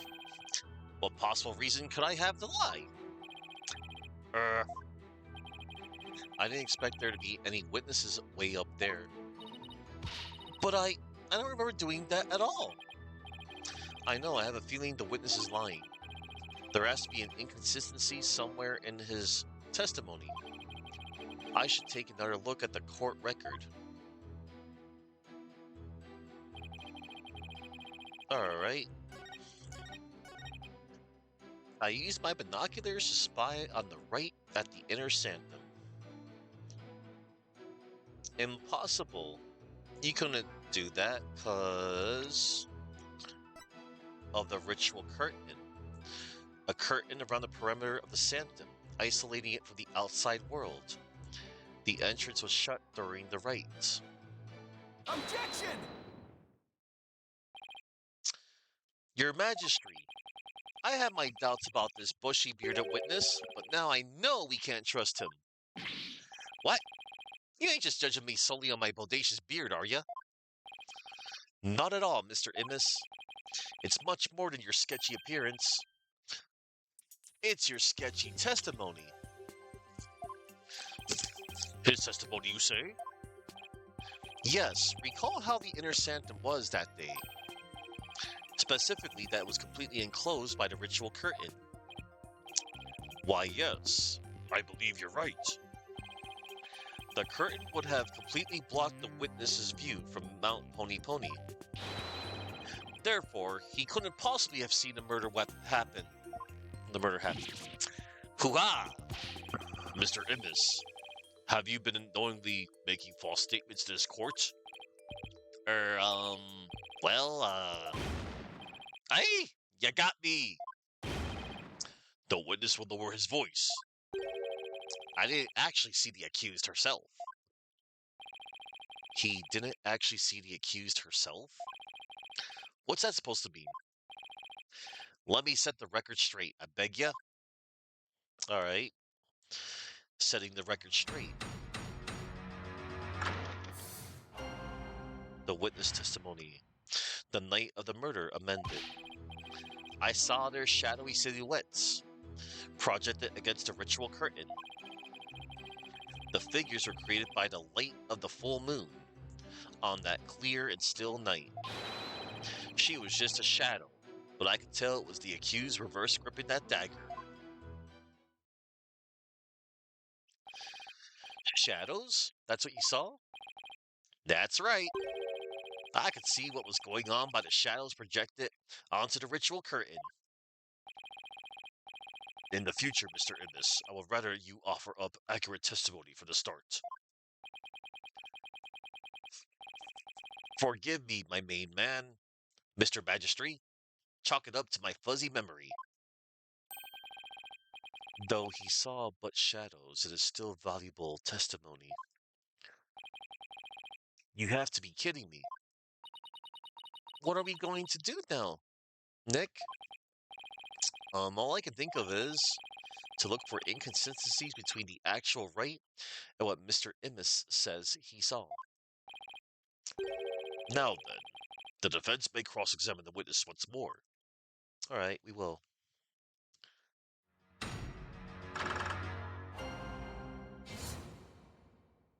The night of the murder amended.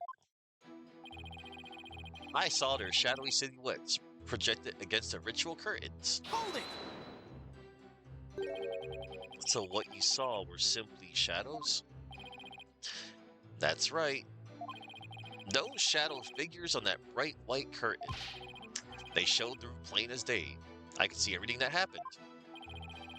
But Miss Fay and Abbott and me were at the top of a mountain late at night. The only light up there was coming from 4 small lanterns. How could the shadows have been projected that clearly onto the curtain? No wonder people harp on you lawyers. You're always so dang skeptical. The lanterns weren't the only sources of light, you know?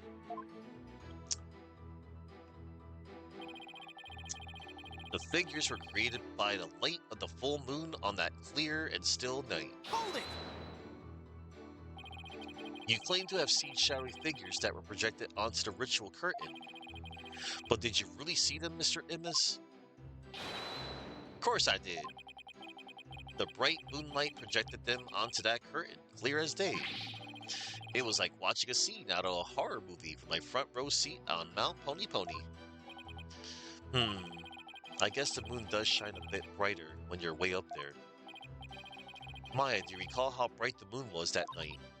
I remember there weren't any clouds, and that the moon was definitely out. But I don't remember if it could cast any shadows. Okay, thanks. We can't deny that the moon was really bright, which means it's possible that it was bright enough to cause shadows to appear. Har har har har har. I remember it just like it happened. He was just a shadow, but I could tell it was the accused reverse gripping that dagger. Hold it! Hang on. How do you know it was Miss Fay if all you saw were shadows?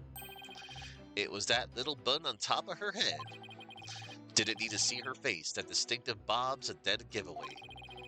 Never underestimate my keen sense of observation.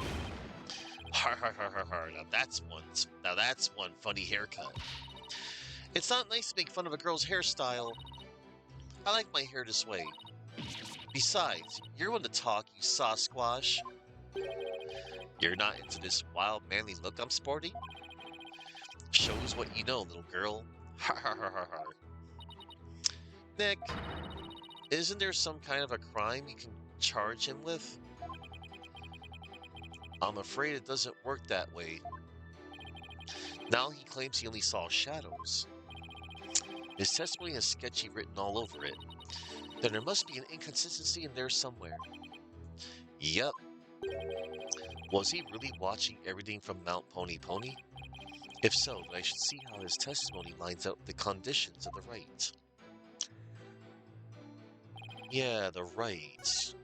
The figures were created by the light of the full moon on that clear and still night.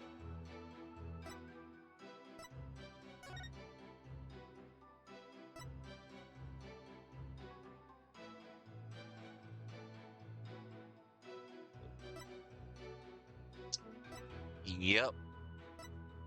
We shall present the evidence on this statement on the Wright's Guide. With the Wright's Guide. Objection! You saw silhouettes projected by the moonlight. Sorry, but that's just not possible. What do you mean? How is it not possible that it was totally impossible? That's impossible. I think I'm going to need a logicalese translation on that. Let's take a look at this Wright's Guide, shall we? Mr. Immis? The right is held when the moon is directly over the summit of Mount Pony Pony. Doot doot doot. So if the moon was shining from the west, any shadows would have been cast eastward. But Mr. Immis was standing to the west of the inner sanctum on Mount Pony Pony. Oh, Holy Mother. That's right. Our witness here couldn't have seen any shadowy figures on that curtain. No way! Perhaps it was the sacred flames of the lanterns that cast the shadows he saw. I'm afraid not. I inspected them during my investigation, but the flames were too small to cast distinct figures Mr. Immis claims to have seen. But I did see those silhouettes, really. But how could he, Nick? Maybe he was someplace where they were visible. Wait, don't tell me. Your Majesty, if Mr. Immis really did see those shadows, it brings a brand new fact to light. And that would be? The brand new fact that comes to light if Mr. Immis really did see those shadows is he was somewhere else. He wasn't where he claimed to be at the time of the murder. Doot doot doot! Oh, then where do you propose the witness was? Some place where he could have seen the shadow figures naturally. Wait, you mean... None of the mountains east of the inner sanctum are close enough for a good view. That leaves only one place he could have clearly seen the shadows from. And where might that be? This is where Mr. Immis was at the time of the murder, the inner sanctum.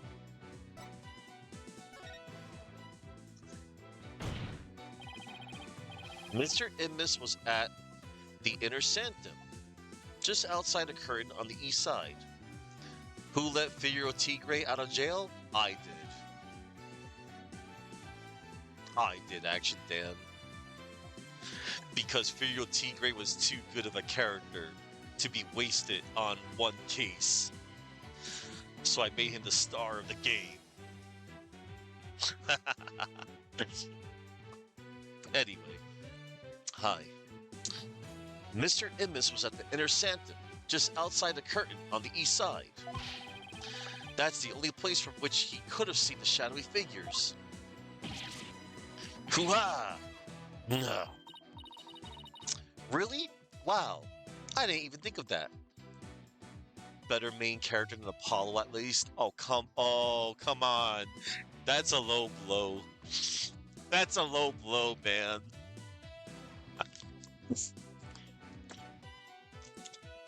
Dude, I think Apollo's awesome though. Like, he really does, I feel like this is truly like, well, of course, I mean, aside from the previous game, but he really shines in this game.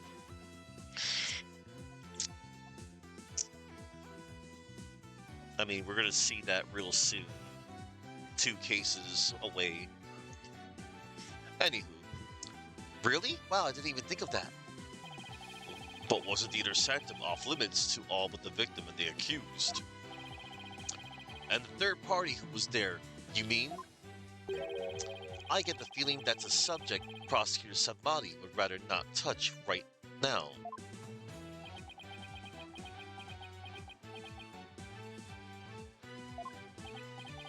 Ah, you mean?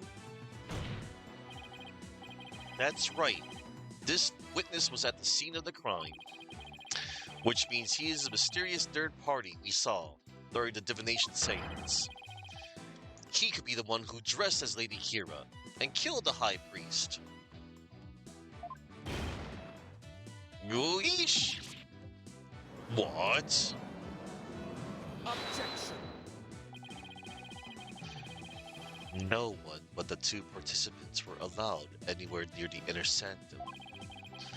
And the only way up there are the stairs that start down at the Plaza of Devotion.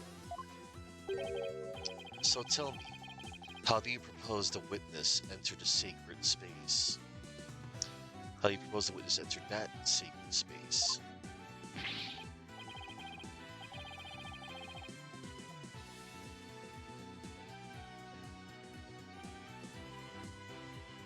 All you'll say is you have never seen a torch pass fumbled so bad that it wound up going from the intended new guy to the rival, back to the original main character, and then 100 years back into the past.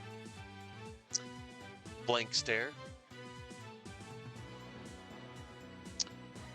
I don't know. I think the torch passed just fine. To Apollo in this game eventually. If we're talking about the fourth game, then yeah.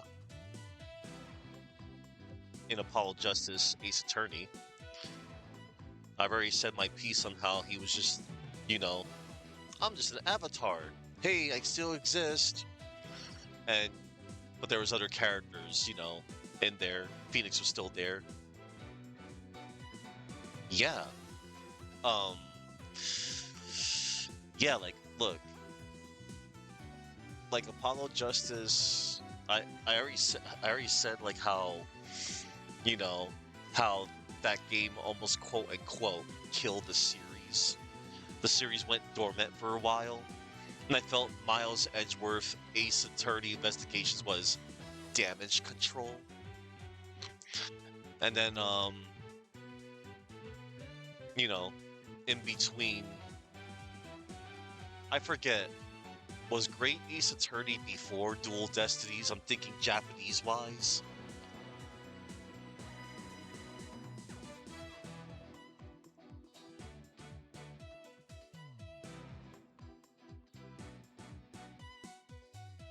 Let's see.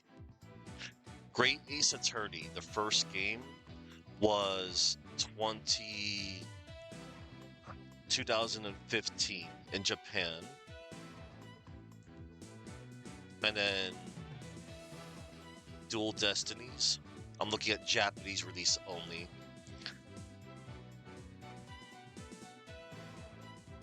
Oh. Wow. I don't know what I was thinking. 2013. Alright. I was just brushing up on release dates. Ah well. Well, Dual Destinies, they came along later. In case of emergency, break glass for Phoenix Wright. Bring him back. We messed up. Oh, I probably might have been thinking about the crossover. Yeah. Yeah, but I think they did a good job of, in my little opinion, I think they did a good job of, giving some semblance of more of a character to Apollo for, Dual Destinies, and especially this game.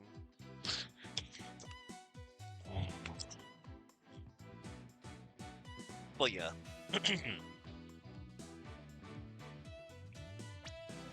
But yeah, I think Apollo's cool.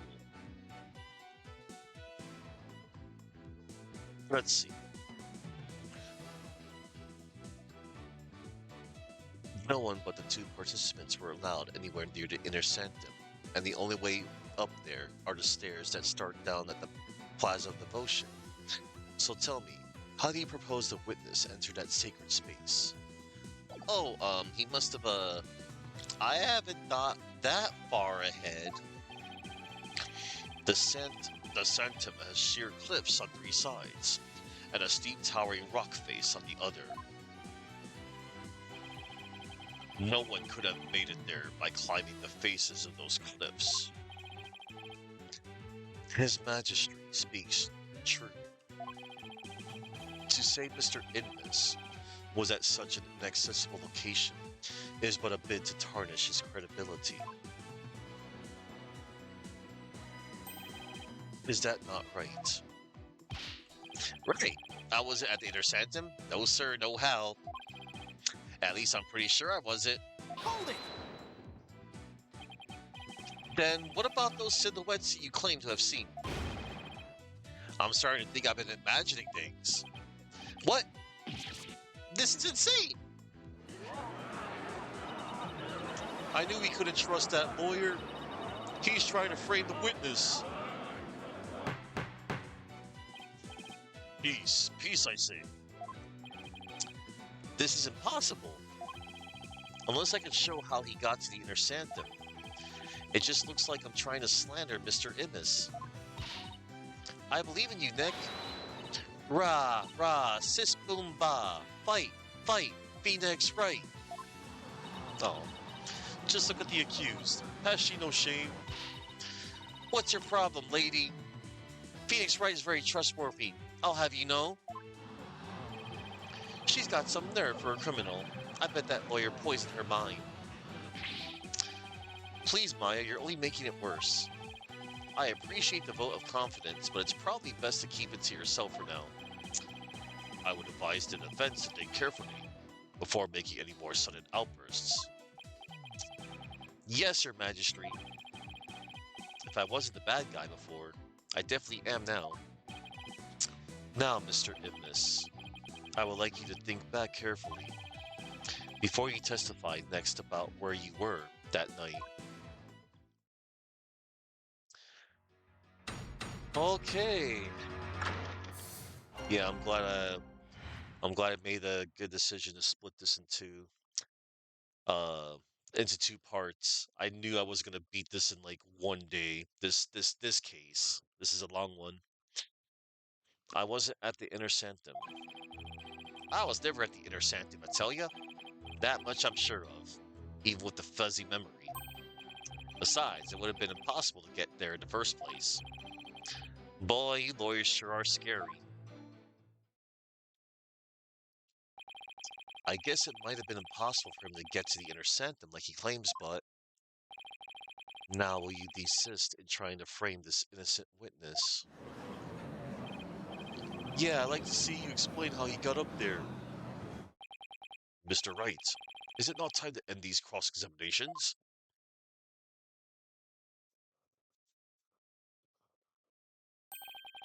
A moment of desperation leads to 100 million years of torment. It means that for each moment a sinner spends struggling to deny their sins, 100 million years of torment are added to their time in hell. Crainism is the strictest religion ever. And just so you know, you've already accrued 200 million extra years. Plus the 5 they started with, that's 700 million years of torment. There's 700 million years of torment. Yeah, okay.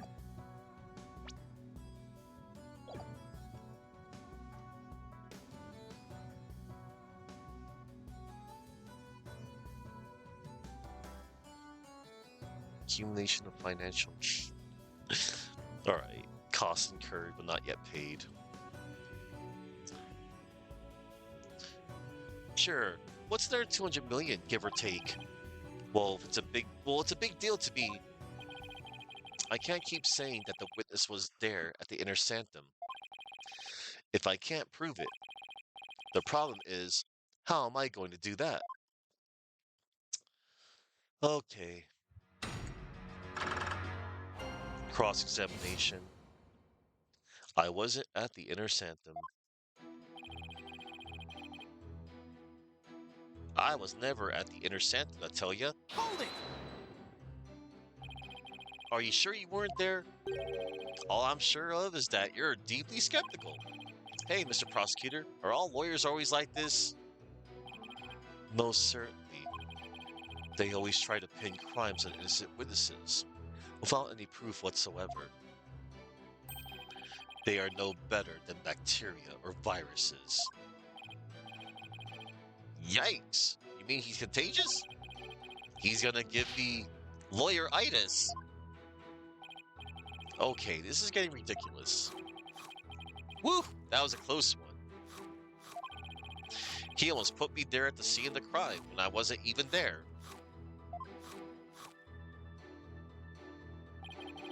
That much I'm sure of, even with the fuzzy memory. Hold it! You just said your memory was fuzzy. I sure did. What's the big deal? I'll tell you what, your testimony isn't very credible if your memory of the events is fuzzy. Oh, no worries there. My memory may be fuzzy, but I'm very clear on one thing. Here we go again. If you ask me whether or not I remember what I did that night, I'd say I do. In short, you are confident that your testimony is true. Is that correct, Mr. Ibis? Har har har har har. Exactly. Guess you don't get to be a judge or for nothing. Damn right. Blackwell is freaking awesome. Clavier was just too... A little too... kinda helpful? Or too nice? And, I already said my piece about this guy. Like, this guy is...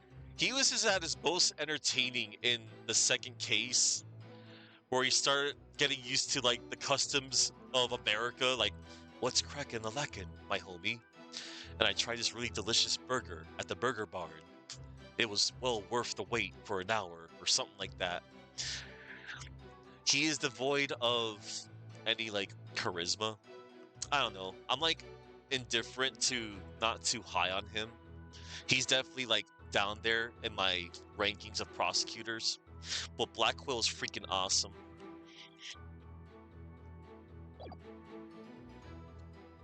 Give me more Blackwell, I say, honestly. I mean, that's gonna be happening real soon, but yeah. Exactly. Guess you don't get to be the judge for nothing. So in closing, I can clearly say that I was totally not there.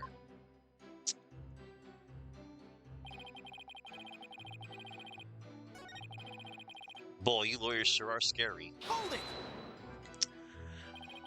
Now hold on, lawyers aren't scary. But you're saying I was at the Inner Sanctum when I wasn't. Anyone who tried to frame an innocent man like that is scary in my book. Lawyers are scary. Lawyers are scary. It's a setup. It's definitely a setup. I'm not trying to set anyone up. I'm going to provide evidence to explain exactly how it was done. The gallery speaks true. They know the depth of a lawyer's sin and the poverty of his virtue. There may be some bad apples, but we're not all like that, you know. Don't worry, Nick. I'll still root for you, no matter how morally bankrupt you become. Thanks a bunch, Maya. Ha ha ha ha ha. Mr. Immis wasn't at the Inner Sanctum, or more precisely, couldn't get there. I don't see a way out of this. Yeah, these kinds of debates only get worse if you argue them the wrong way. I'll have to pry some conclusive testimony out of him, and then present some evidence. Like when you're trying to catch frogs in a pond. Once you've got a grip on one, you better hold on tight. Right, something like that. As for my case, no thanks. The frogs can stay in the pond. Besides, it would have been impossible to get there in the first place. Hold it! I wonder if it really was impossible for you to get to the Inner Sanctum. If you have something to say, just say it. Couldn't there have been another way to get there? A way that wouldn't attract attention? No, there isn't. Which means there is. Perhaps the defense would share its theory with us. I don't even have a wild guess, let alone a theory, though. Time to reach into my bag of bluffs. Clavier, you feel they were too attached to the idea of giving us an honest prosecutor to subvert the expedition of the series. Yeah, and completely forgot he had to work as the antagonist. That's a good way of putting it. Yeah, I couldn't put it in, like, words. But yeah, indeed. But, like, basically at the, like, around this point, sans Manfred von Karma, most prosecutors don't seem that, you know, bad.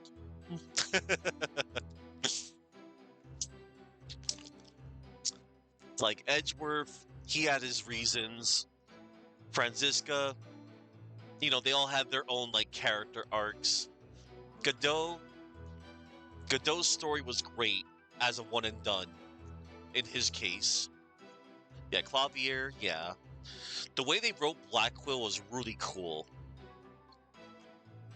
And then, I know I'm not too high on Nayuda himself, but yeah, I mean, we get the reason why they are the way they are. Time to reach into my bag of bluffs. To reach the inner sanctum without attracting any attention. He fell from the sky.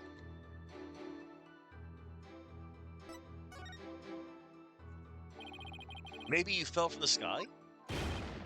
Har har har har har. The lawyer thinks he's a comedian now.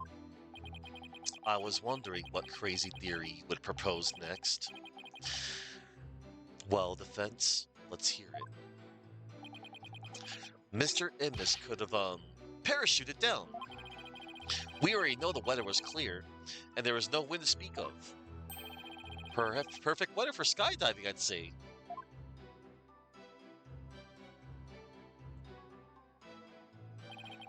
Now that you have been backed into a corner, your delusions grow ever more delusional. The inner sanctum is on a tiny ledge upon a sheer cliff over 2,000 meters tall. One misstep and a skydiver would soon find himself in the Twilight Realm. Yeah, I don't care how still the wind was. Even I couldn't have made that jump. Wait, what's this building on top of the sacred mountain? That is Royal Penitentiary, number 4. Oh, right, Princess Rafa mentioned there was a prison up there. How do you get your prisoners up there anyway? By helicopter, but only with authorization from the Minister of Justice. He is the only one who could approve flights that pass over the inner sanctum. Mountain range poster updated in the court record. Alright, poster photographed the entire inner sanctum, Mount Pony Pony area. Let's check the... Ah. Wow. Okay. Might I also add, defense, that no parachute or any other equipment necessary for skydiving have been found. Are you saying I flew down there by flapping my arms? I might be an incredible dude, but even I'm not capable of that. Well, please add that statement to your testimony, Mr. Immis. It's not like I can fly through the air either. Hold it! You wouldn't need to flap your arms if you had some gear. As I have already stated, nothing of the sort was found in or around the scene of the crime. I'm sure I'd like to see some of that so-called gear you're talking about. I know, but was there really nothing like that at the inner sanctum? There was. What if there was something that could have been used as a parachute? Yes. I should give the evidence another look. You continue to claim that the witness was at the inner sanctum. Yet, said claim shall remain but a claim without any supporting evidence, Mr. Wright. Yes, I realize that, Your Majesty. If I can't find any inconsistencies, guess I can always try to elicit some more testimony. Ah, we have it, bro. It's over here. There it is. It's the Phantom prayer flags. Look at that. It's like they're patched to like a parachute or something. It's not like I can fly through the air either. And they were flags found outside the ritual curtain. They have been sewn together into a long banner. Hold it! Oh, whoops. I pulled a Deadpool. I hit the wrong button.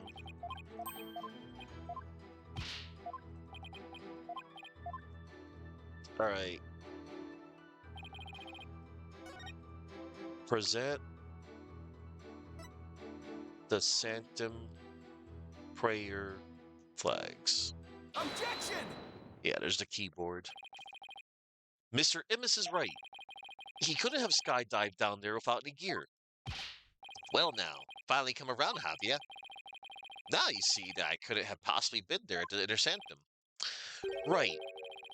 If he didn't have any gear, that is. What on earth are you talking about? That overreaction is a dead giveaway that I'm on the right track. Take a look at this piece of evidence. Those are prayer flags, are they not? Yes, but they have been sewn together to create one big banner. A banner that can also function like a parachute. Holkunka. The people of Karayan are oh so used to seeing prayer flags that the police didn't even think twice about these flags during their investigation. No, this cannot be.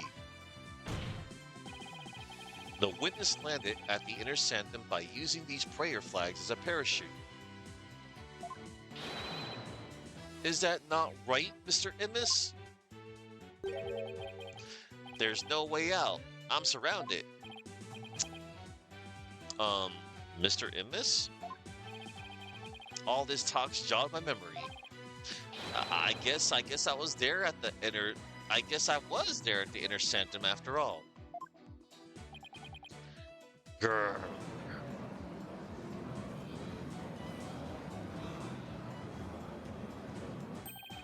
As I suspected, there were 3 people there that night. You did it, Nick. You weren't wrong after all. Thanks. Mr. Immis, you were the one disguised as Lady Kira that night, weren't you? What? No way. No how. It's like this, oh yeah. I was only there at the Inner Sanctum by accident. By accident? Exactly. And that thing's on a parachute. It's a homemade paraglider. A paraglider? Are you telling me you could fly using that patchwork mess of material? It may not look like much, but it's as sturdy as can be. I rode the wind like an eagle, going higher and higher from my earthly launching point. But then something happened that forced me to land at the Inner Sanctum. So you just happened to land there. You expect me to believe that? Now, please calm yourself, Mr. Wright. However, the fact that the witness was at the Inner Sanctum is crucial testimony indeed, and it certainly warrants further explication. Therefore, let's continue with more testimony.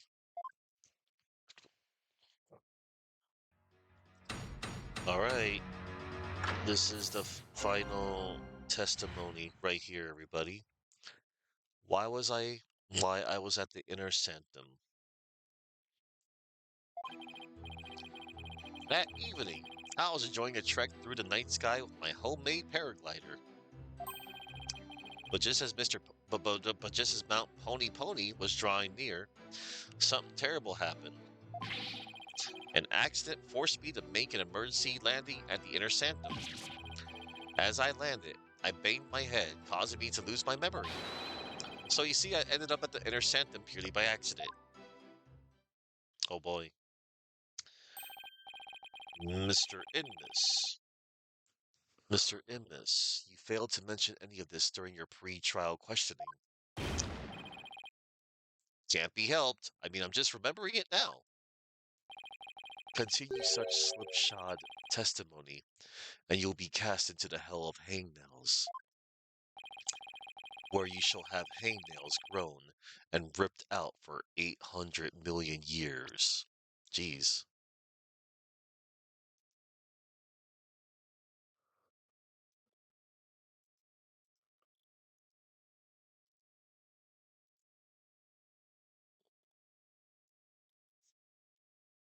All right.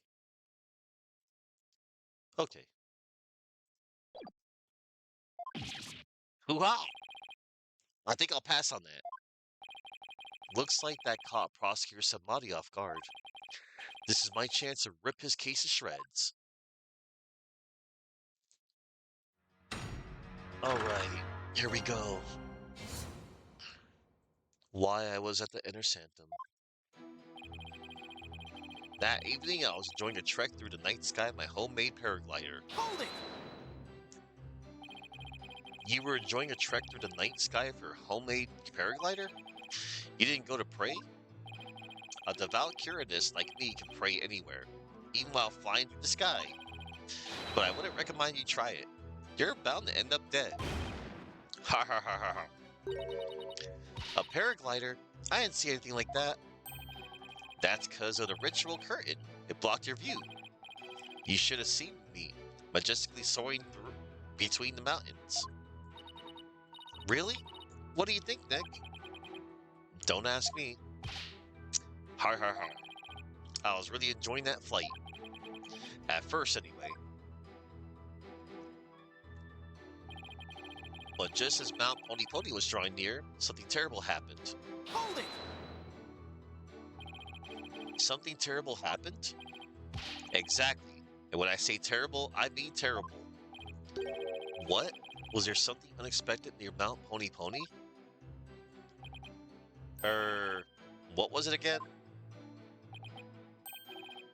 Wait, you don't remember? Let's just say it was terrible.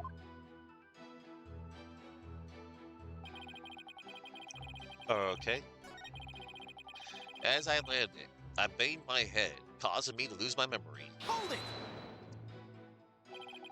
Where at the inner sanctum did you land? That's easy, where the paraglider ended up. I guess that makes sense. So outside the ritual curtain, on the side where that moonlight shadows were cast. But right as I landed, I hit my head on a rock. I lost both my consciousness and my memory. Har har har har har har. Something's seriously wrong with this guy.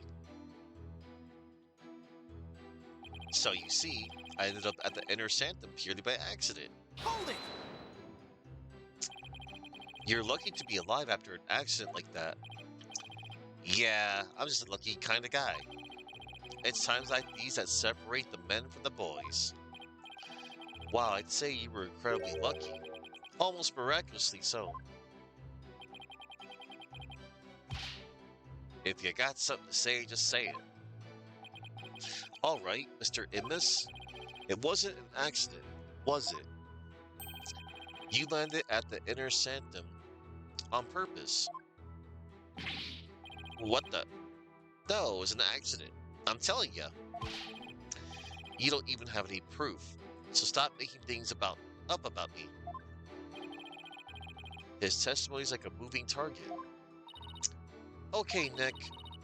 Time for some evidence, you know. Really grab him by the scruff of his neck. One thing at a time, Maya. First, I have to find an inconsistency. But where there is constantly changing testimony, there are bound to be discrepancies and other issues. The third statement. An accident forced me to make an emergency landing at the inner sanctum. Hold it! What exactly was this accident you had? Good question. Now, what was it again? Wind? Oh yeah, it was the wind. And not just any wind, but a sudden gale force wind. Made me lose control.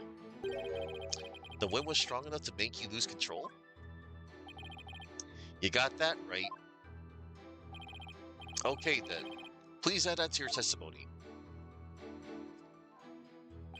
Gale force winds came out of nowhere, so I made an emergency landing at the sanctum. Hold it! Had the wind been blowing the whole time around the mountains? Yep, just the right amount of wind for paragliding. So that sudden gale force wind was a real shocker. I see, so a decent wind had been blowing until then. Right. A paraglider's not much use of a decent wind. So, let us check the May 9th newspaper. Weather forecast. Calm, clear skies. It was not windy.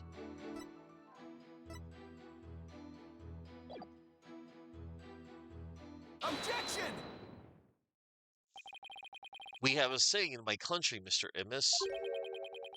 From one lie sprouts another. Huh? What's that supposed to mean? It means someone caught lying will lie again in an attempt to conceal their first lie. In other words, this current testimony is just a blatant lie you're telling to cover your tracks. What did you just say? You claim gale force winds caused you to lose control. But this newspaper has a weather report for the day of the murder. It says, the area around the inner sanctum will enjoy calm, clear skies today. Papapolkona.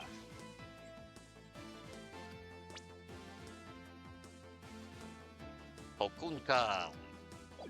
Why, I do believe it does say that. From one lie sprouts another. That makes sense, but is it really a saying back home? I never heard of it. Yeah, I kind of made that one up. For real.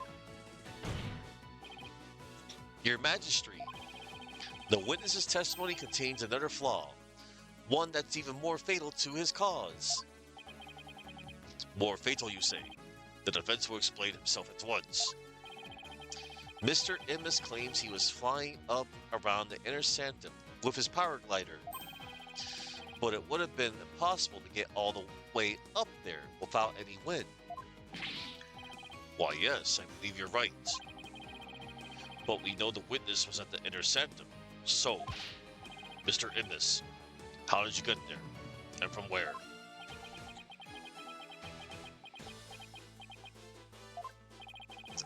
Without any wind, he couldn't have flown up there from the bottom of the mountain by process of elimination. The only starting point that makes any sense is, Your Majesty, I believe I have the answer to your question. To reach the inner sanctum, Mr. Immis must have launched himself from here. Where did the witness start from to reach the sanctum? The prison. Take that! Ooh-ha! Are you insane? That's where he came from? If he couldn't have come from below, the only other option is from above. So you see, Anonymous came down from Royal Penitentiary number 4. From there, he could have easily reached the inner sanctum by parachute. And that means he may have also killed the High Priest. What? Mr. Immis? Were you the third party at the Inner Sanctum? And the one behind the warning to halt the right that the victim received? Was it you we saw in his final memory? Are you the rebel hunter, Lady Kira? Hoo-ha!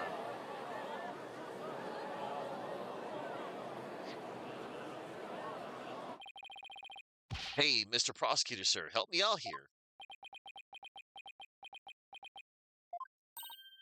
You did it. You finally left him speechless. Oh, come on, Mr. Prosecutor, man.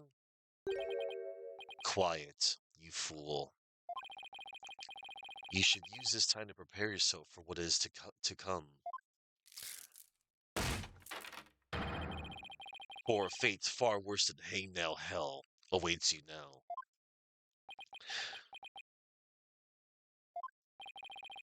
Well done, defense.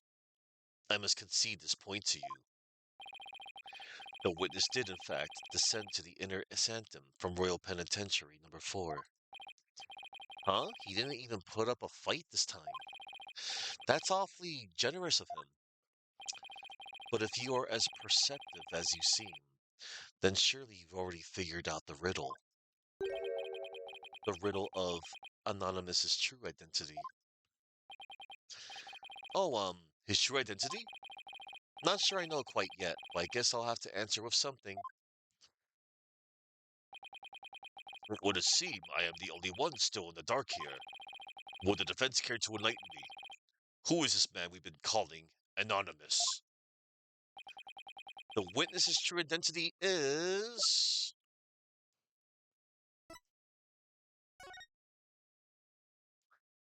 That's a rebel. Reward 3 million damas. Senior member of insurgent leadership and former paratrooper of a foreign land. Wanted for crimes against the kingdom. Considered armed and dangerous. Contact authorities with any information. Yep, it's this dude. Is this really him? Humph. Only now do you realize the truth. Well, please do share with us your belated insight. What's wrong, Nick? Why are you holding back? Because this isn't going to be very helpful to our case. Really? Are you sure? Unfortunately, I've got no other choice. That scruffy beard and shaggy mane completely threw me off. But it's all becoming clear now. The nighttime base jump from the mountaintop prison. The precision landing at the inner sanctum, using only a homemade parachute.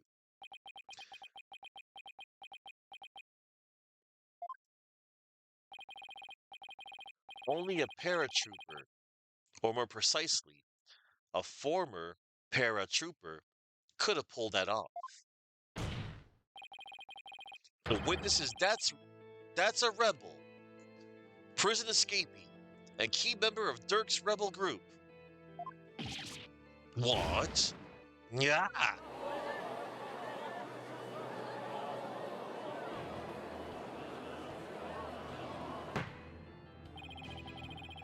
The witness is an escaped prisoner?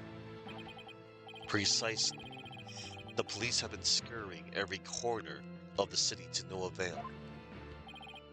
Meanwhile, here he was under our noses the entire time. Hoo-ha! Didn't think anyone would see through my clever disguise.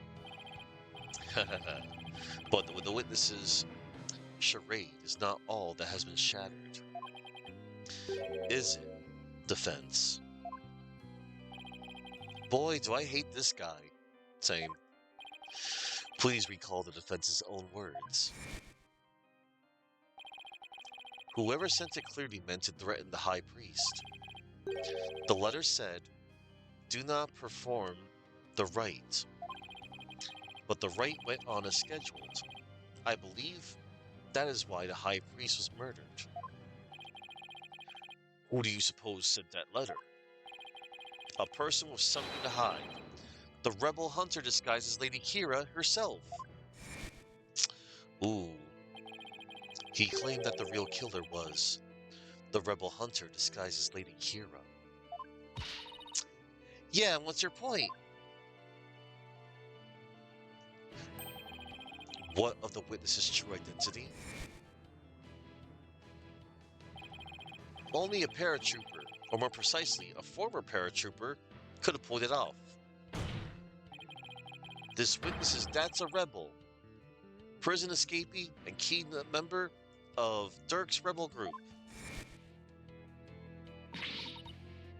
Gasp, oh no! He is a rebel and an escaped prisoner. He could not possibly have been Lady Kira, mortal enemy of the rebels. No!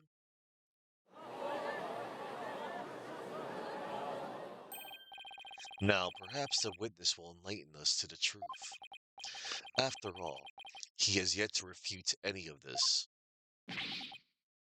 Hoo-ha! You got me.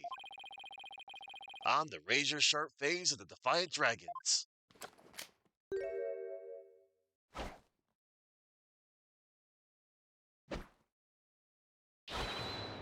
That's a rebel.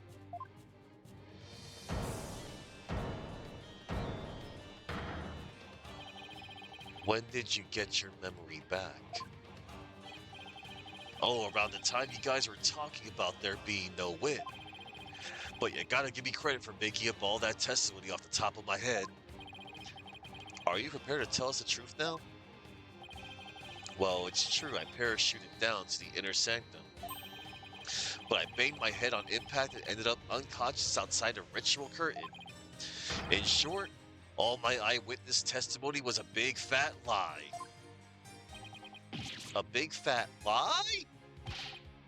Oh, and by the way, long time no see, Yudi.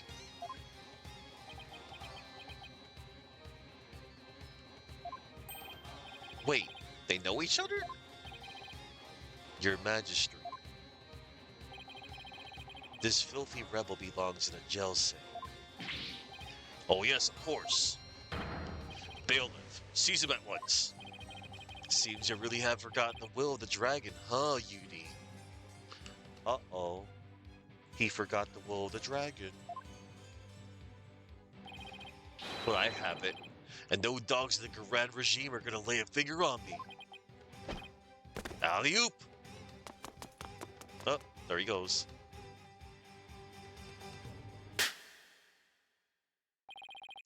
Deploy all available resources. I want all units placed on high alert. Oh boy.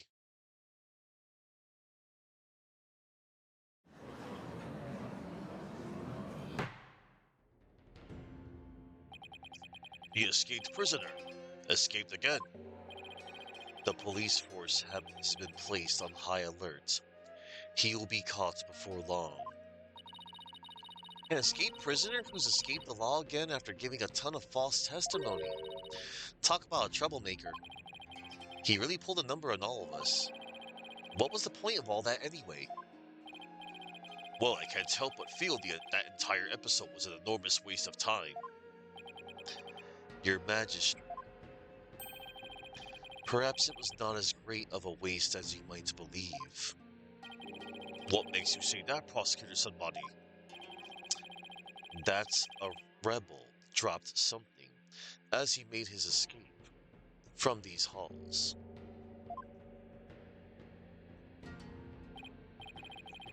That scrap of paper looks awfully familiar. These appear to be direct orders from Dirk. From Dirk, the rebel leader? Oh, but we only have a small quarter of it. Wait, I remember now. Your Majesty, I've seen that scrap of paper before. You have? The scrap of paper that's a rebel dropped is a part of this.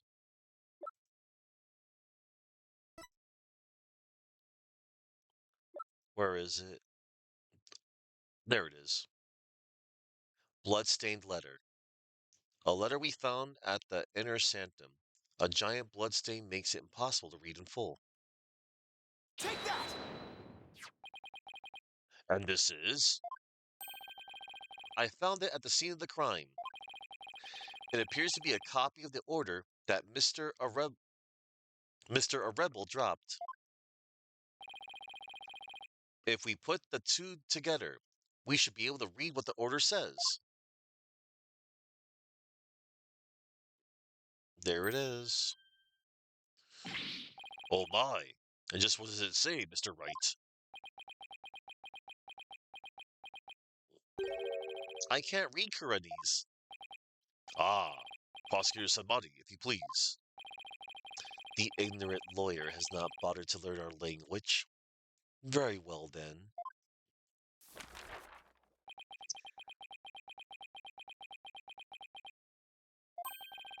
I do not understand.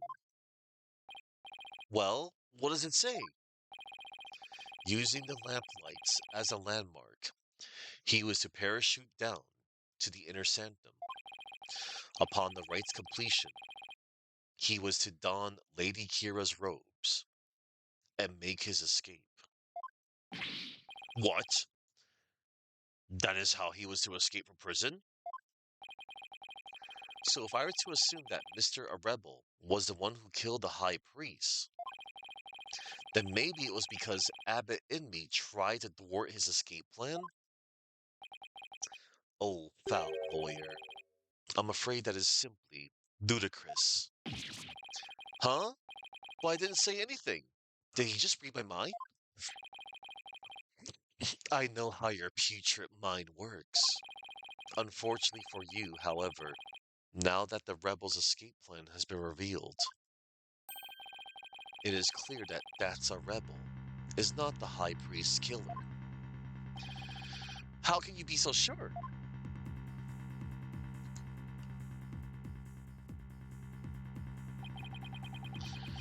If only you would use that putrid brain of yours every once in a while. That's a rebel's plans could not have worked without the help of a certain individual. What do you mean? I am speaking of Abbot Inby, of course. Had That's a Rebel simply donned Lady Kira's robes and made his escape alone, he would have been far too conspicuous. But were he by the high priest's side?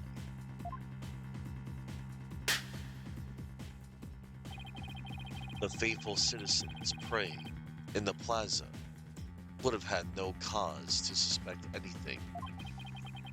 It is therefore unthinkable that That's a Rebel was the high priest's killer. Ah! So then, you're saying the high priest was a... Oh, I cannot bear to say it. I am afraid it is so. He numbered among the rebels who threatened our kingdom. How could this be? The high priest, a rebel? There must be some kind of mistake. Let it go and move on. Accept the truth. It is the only way. And that goes double for you, defense. Cease your futile battle now. And why should I? Because I will now put the final nail in the coffin of the accused. Now that we have eliminated That's a Rebel from our list of suspects, there is only one person that still remains, the accused, Maya Fey. Hold it! Hold it right there. Aren't you forgetting something important? Something important? Please do explain, defense. We can't end this trial without looking into the third party. I'm talking about the true identity of the Lady Kira we saw in the Saiyan's vision. If that wasn't That's a Rebel, then who was it? Objection!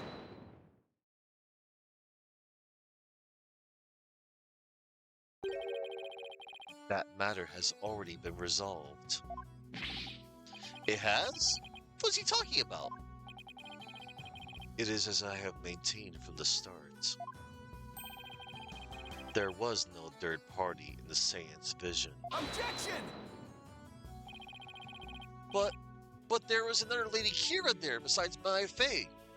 We all saw her. Sakura!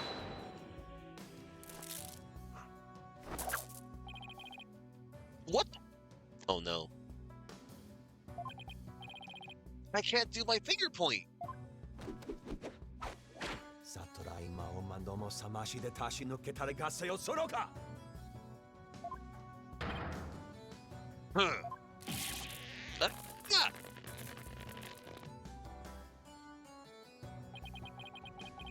It is time to let it go and move on.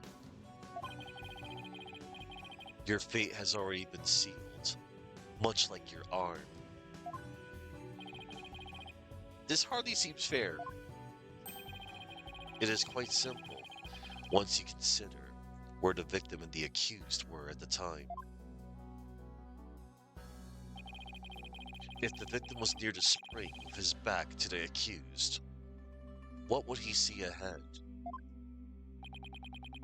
Besides the water itself, there is nothing but the Warbod statue.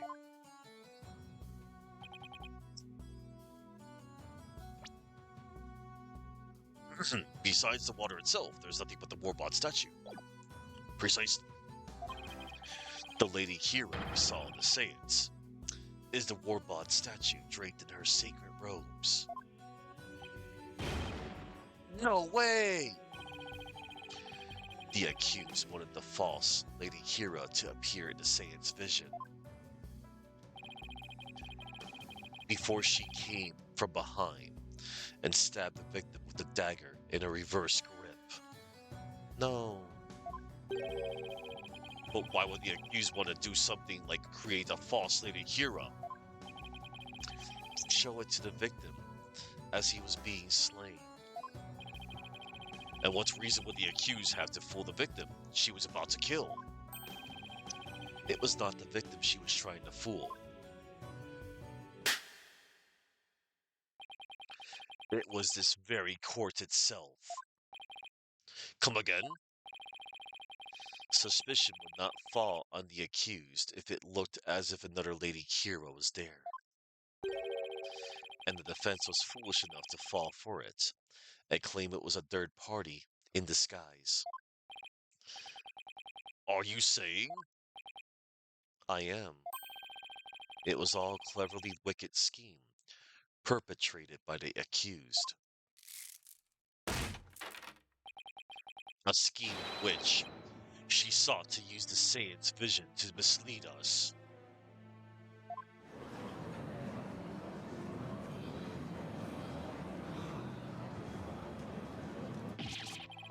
This can't be happening.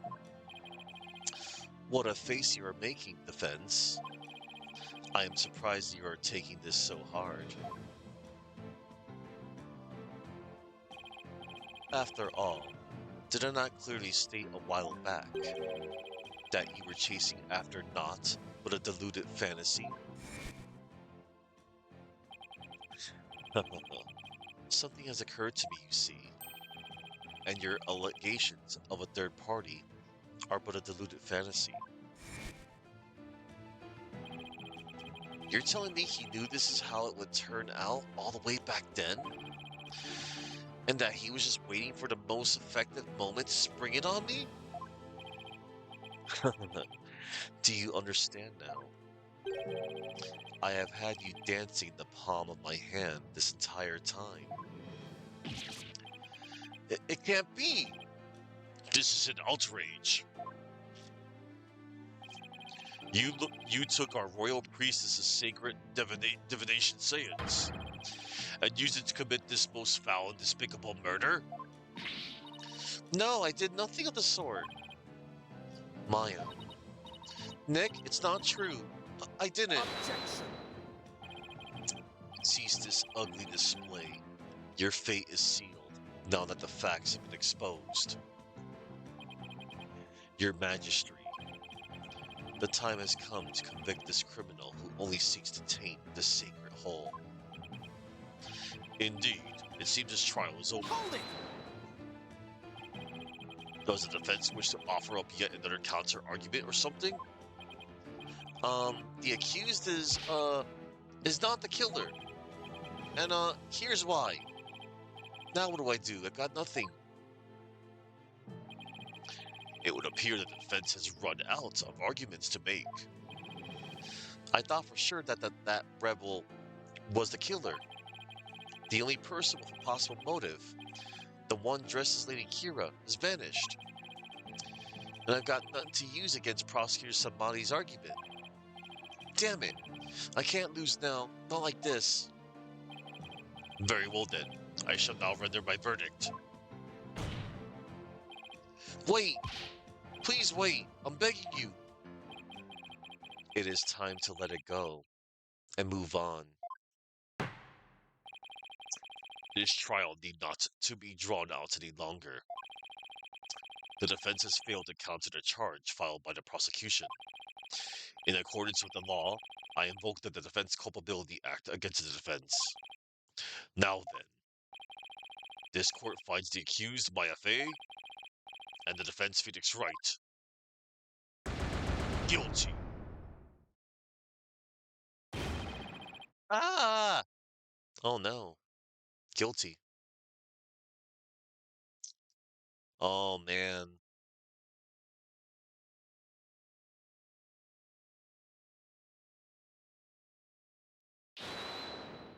Your Majesty, please forgive the interruption, but... Oh, the bailiff. What is the meaning of this? A body has been found in the Plaza of Devotion, Your Majesty.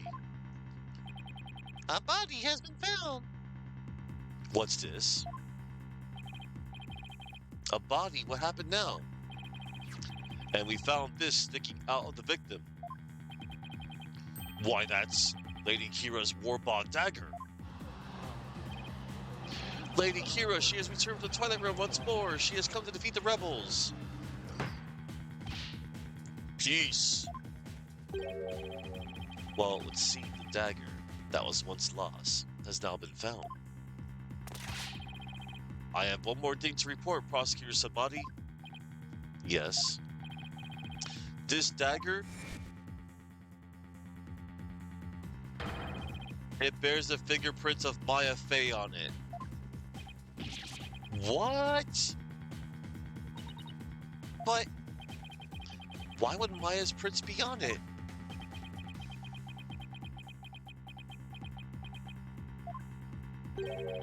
I cannot believe it, yet it must be true. Is something the matter, Prosecutor Samadi? This trial has run its course, and the accused's guilt has been firmly established.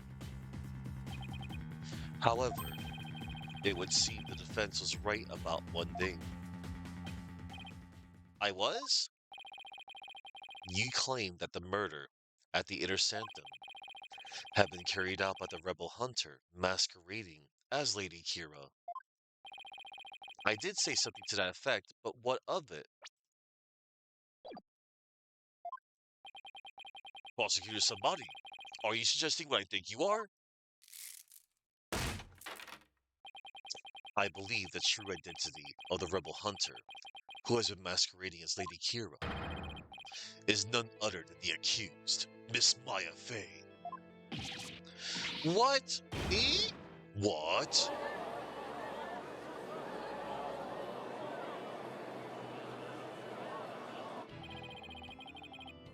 I realized how shocking this must seem. Looking back, however, and I realized there was much that pointed to this fact. The rebel hunting Lady Kira was first sighted about 2 years ago, and the accused first came to our kingdom 2 years ago as well.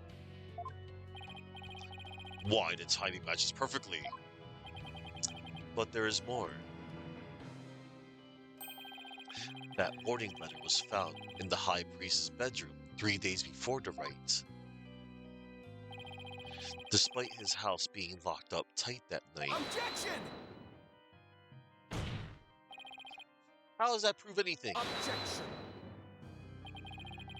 It is difficult to believe an intruder could have found a way to enter such a secure house. However, the accused was known to come and go freely there, mainly to prepare for the purification rite. Ah, Abbot Inmeet was an important figure with a ton of duties, including training acolytes. He was really kind, even to a foreigner like me. He even invited me over to his house whenever I was between training sessions.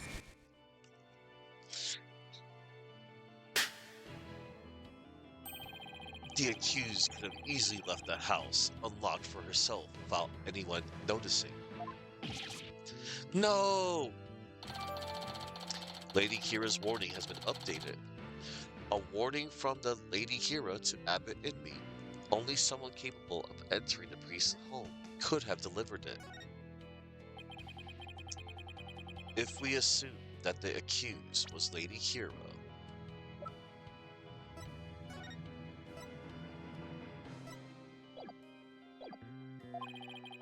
that more than establishes her motive for killing the High Priest.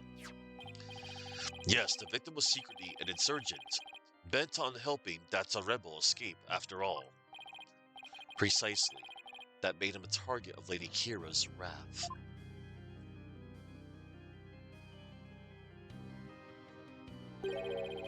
And after killing the High Priest, she then unleashed her divine justice on another rebel.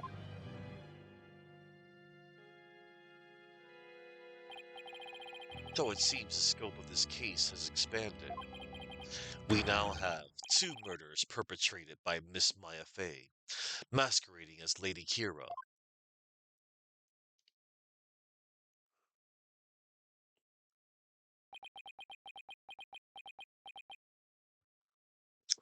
Man,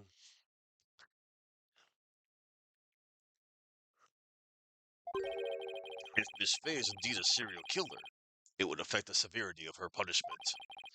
In light of this, I believe this second murder must be investigated before we can proceed. As you wish, Your Majesty. Maya Fey, I hereby charge you with this second murder. May your defiled soul feel the weight of your sins.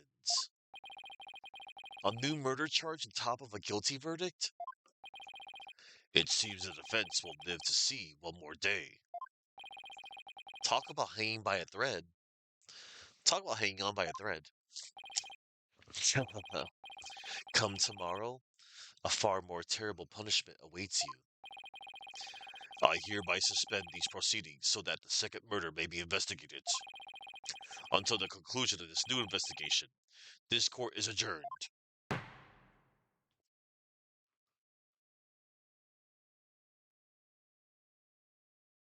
To be continued tomorrow. This will be continued tomorrow, everybody. Man. Yeah. Alright. Save complete. And we are super done for today. Alright. That's gonna do it for me, everybody. I'm going to find ourselves a raid target. Oh man.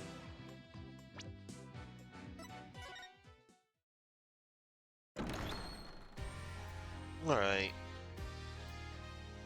Exit game. Alright, everybody. I'm going to find ourselves a raid target.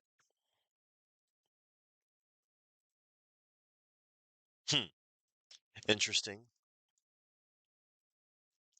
Alright. A lot of people are doing a lot of stuff today. Let's see. Whom shall I go on out to? Let's see.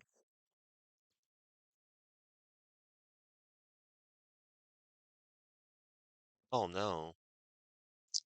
Alright. Hmm. Okay.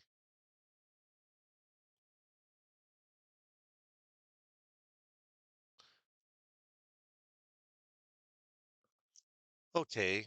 Hmm. All right.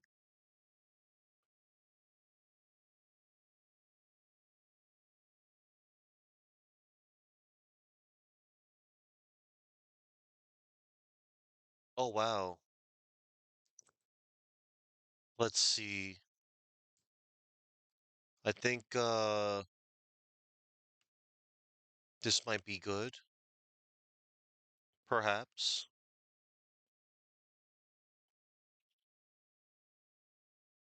Okay, everybody. I'm gonna make sure they're still live. They are. Okay, everybody. We're gonna raid on out to Daikon. I think it's also pronounced Daichan, but when I see Kon, I see Khan. All right, we're gonna go off to Daikon, and it looks like Daikon is playing Rygar on the NDS for the first time ever. Rygar is cool. Good game. It really is. All right, everybody. Before I head on out, I would like to thank the following individuals in order of appearance. I would like to thank Saki, Chuckman, Master Remastered, Astro Dude, 1987, Bastard Kappa, Action Dan, The Action Dan. Yeah, that's everybody. Yeah, thanks. Thanks for being here, everyone. And somebody out there that was lurking my channel, thanks. Um, you know who you are. Okay, I'm gonna get the raid ready, and I hope you all come on back tomorrow, because I'm gonna be continuing case 3. We will finish off case 3, because this is a long case, everybody. So yeah,